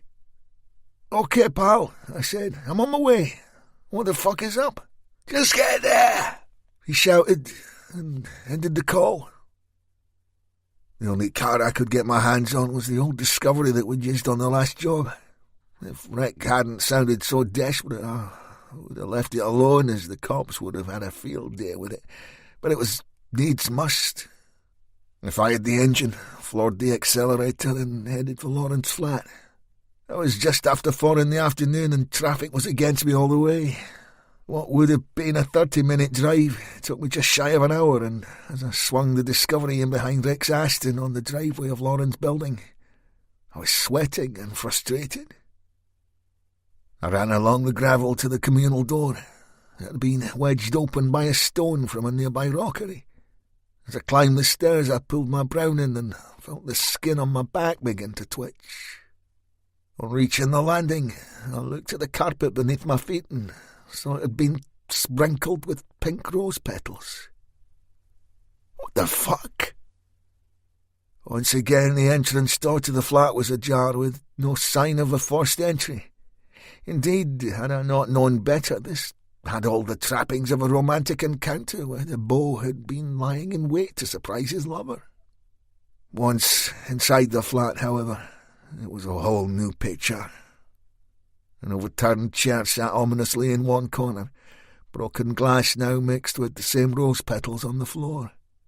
The contents of 2 suitcases were strewn across the lounge. This was a room where a violent struggle had taken place. I set myself, browning up in the aim, and trod slowly towards the bedrooms. I knew Lauren slept in the second and larger room, but I cleared the first to be certain. It appeared untouched by whatever ill had caused the carnage in the lounge. The second bedroom door was open, and I edged myself ever closer to the jamb. I took my first look inside, and instantly wished I had not. Drake sat on the edge of the bed, cradling Lauren in his arms. He was talking to, whispering things I couldn't bear to hear. He turned and saw me. I went a step closer, but he held up a hand and shook his head. There was nothing for me to do. She was gone. I said a few Hail Marys to myself and sat on a nearby chair. Suddenly exhausted, I became so overcome with grief I could hardly think. Tears welled in my eyes, and with my elbows on my knees, I let them drip onto the wooden floor. The room was so still and quiet I could hear them fall. They matched the rhythm of my breaking heart. Rick spoke, his voice quiet. "Her neck is broken," he said. "He broke her neck." I lifted my head, wiped my eyes, and looked at my best friend, his face as wet with tears as mine. "Who did this?" I asked. Drake took a deep breath in through his nose and held it for what seemed like an age. Then he slowly exhaled and closed his eyes. Opening them, he shifted his body and gently lay Lauren on the bed. He stroked her face and adjusted her hair, so it lay either side of her neck. I knew he'd never been a religious man, but he muttered something that, again, I couldn't hear, but would have liked to believe was a prayer. Finally he turned to me, and his face darkened. He wiped his tears and bared his teeth. "Simpson," he said, with about as much venom as was possible from a human being. "Larry fucking Simpson." I was wide-eyed. "Can you be sure, pal? I mean, that's one hell of an accusation." Rick pulled his gun from his waistband and checked it over. I knew exactly what was on his mind. "The fucker called me, coded me, told me he was here with her. This is what he wanted, to punish me, to hurt me because I had her love. He wanted me to find her like this. He wanted me to see what he'd done to her." I saw him fighting back more tears. He swallowed hard. I had to fucking dress her, mate. I think, well, I can't be sure. I think maybe. He put his palms over his eyes and I saw his shoulders heave. I stepped to him, took him in my arms and held him close. "Come on, mate. We need to call the cops." He pushed me away so hard I nearly fell on my backside. "Fuck that," he said. "What, so the bastards can cover for him?" "It won't be like that, pal. Come on, this is murder we're talking. I'll put him away for good." Rex's rage was building with every word. "Will they now? Oh, I can see it all. I can see the headlights. Top cop-ass breakdown. Oh, yeah, he'll be in a nice comfy side ward tucked away from the mass population for his own protection. Then before you know it, he'll be deemed fit to be released and be home free. What about me, eh? Will I be free?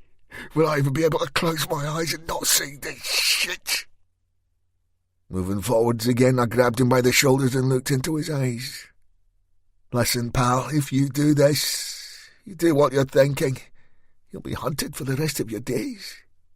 You'll be a cop killer and they won't care a toss about your reason. They will lock you away for the rest of your life and not bat an eye.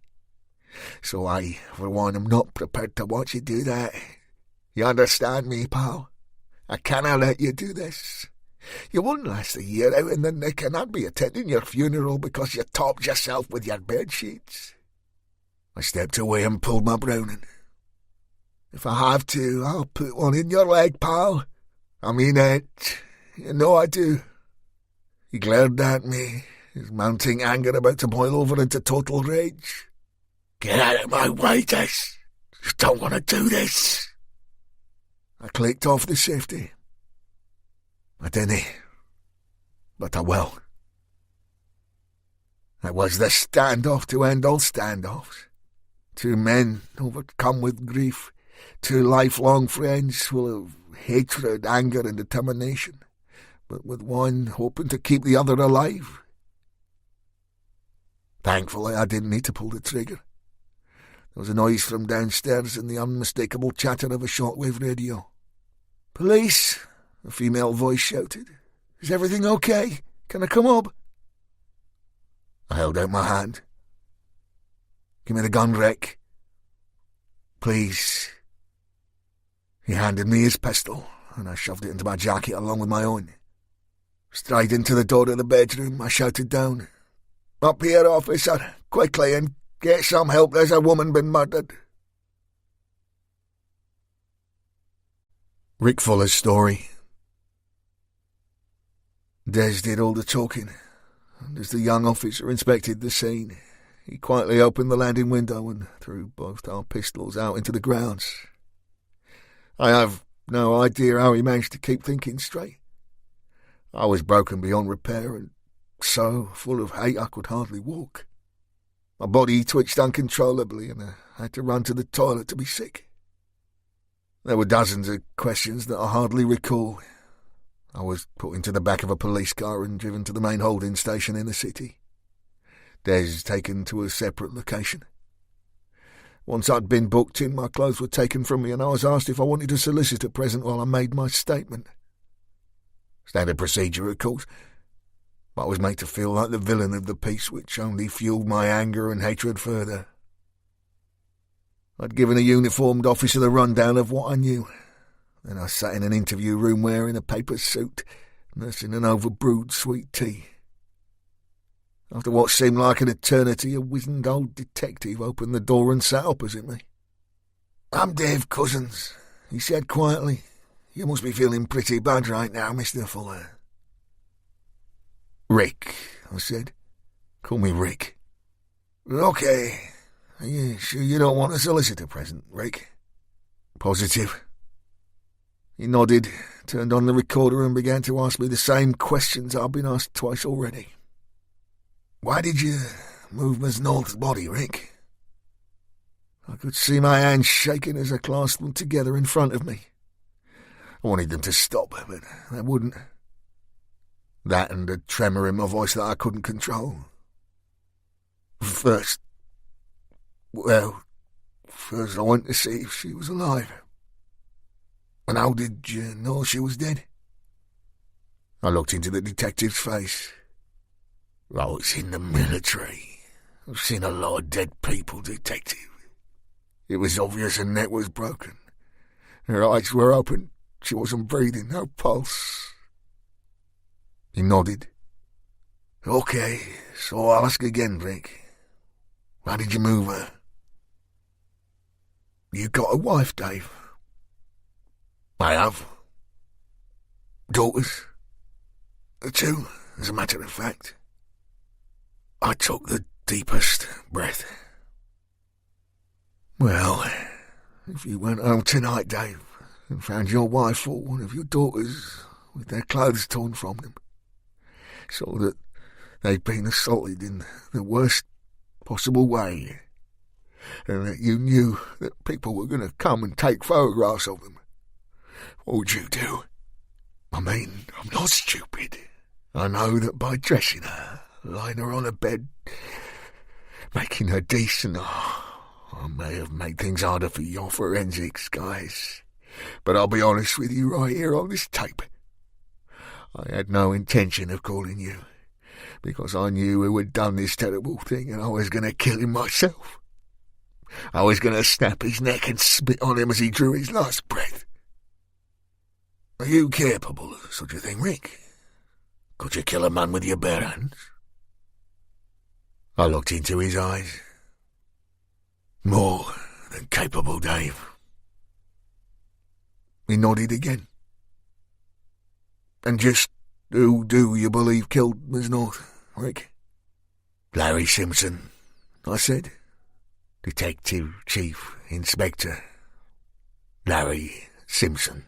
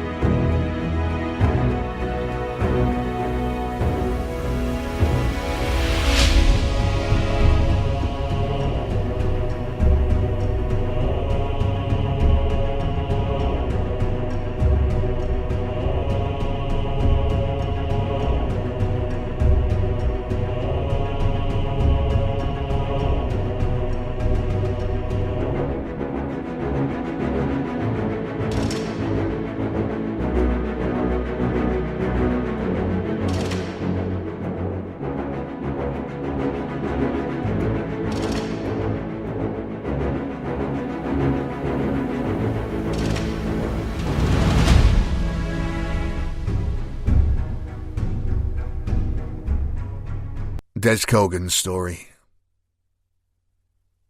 We were both released that same day, and Larry Simpson was arrested for the murder of Lauren North. 2 days later he was charged and remanded in custody. As Rick suspected, his legal team recommended that he undergo psychological testing and that the findings be reported to the court prior to his trial. I'd moved into Rick's place and did my best to get some food in him between bottles of JD. It was history repeating itself. It was Kathy all over again, except this time there was no need to search for the perpetrators. I think that actually made him worse. When Kathy was murdered, the search for the killers gave him something to focus on between bouts of depression and near alcoholism. Now he had nothing. He spent half the day flicking through the news channels or scrolling the local online papers for any information on the upcoming trial, and the other half drinking himself into a stupor. It was a full 2 weeks before Lauren's body was released for burial. The detective that had interviewed Rick on the day of the murder came to his flat to tell him where the funeral was to take place. At first, I didn't think it was a good idea to go, but Rick couldn't be persuaded otherwise. And all the time we'd known her, Lauren had hardly ever mentioned her family. I mean, from that day when she jumped in the back of that stolen camper van outside Leeds General Hospital, she left everything and everyone behind. That must have been hard for her, and for her folks, although I got the impression that there had been bad blood between them after her divorce. Families, eh? Even so, she had taken the plunge and become one of us. She had shown bravery, loyalty and love, and I couldn't speak any higher of her. I did my best to keep things together for the big man's sake, but I was dying inside too. So, despite my misgivings, I considered that maybe seeing the lassie put to rest would do us both good. Just 17 days after her murder, we went to see Lauren North buried. The service took place in a small chapel in Headingley, just by the cricket ground. Rick and I sat at the back of the church, listening to the eulogies, the hymns, the prayers, and then followed the priest and the mourners to the graveside to see our Lauren lay to rest. As was the Lord's wont, the heavens opened and the wind blew. The small solemn crowd shed tears as the coffin was lowered into the grave. I looked into Rick's rain-splattered face, and he showed no emotion. He looked simply empty. As the final words were spoken, the family began to shuffle away. Hands were shaken, tears wiped, condolences offered. The wind picked up further and blew the rain in sheets across the graveside. Standing opposite me was a stout woman. She didn't seem to notice that she was soaked to the skin. She stared at me, her eyes boring into mine.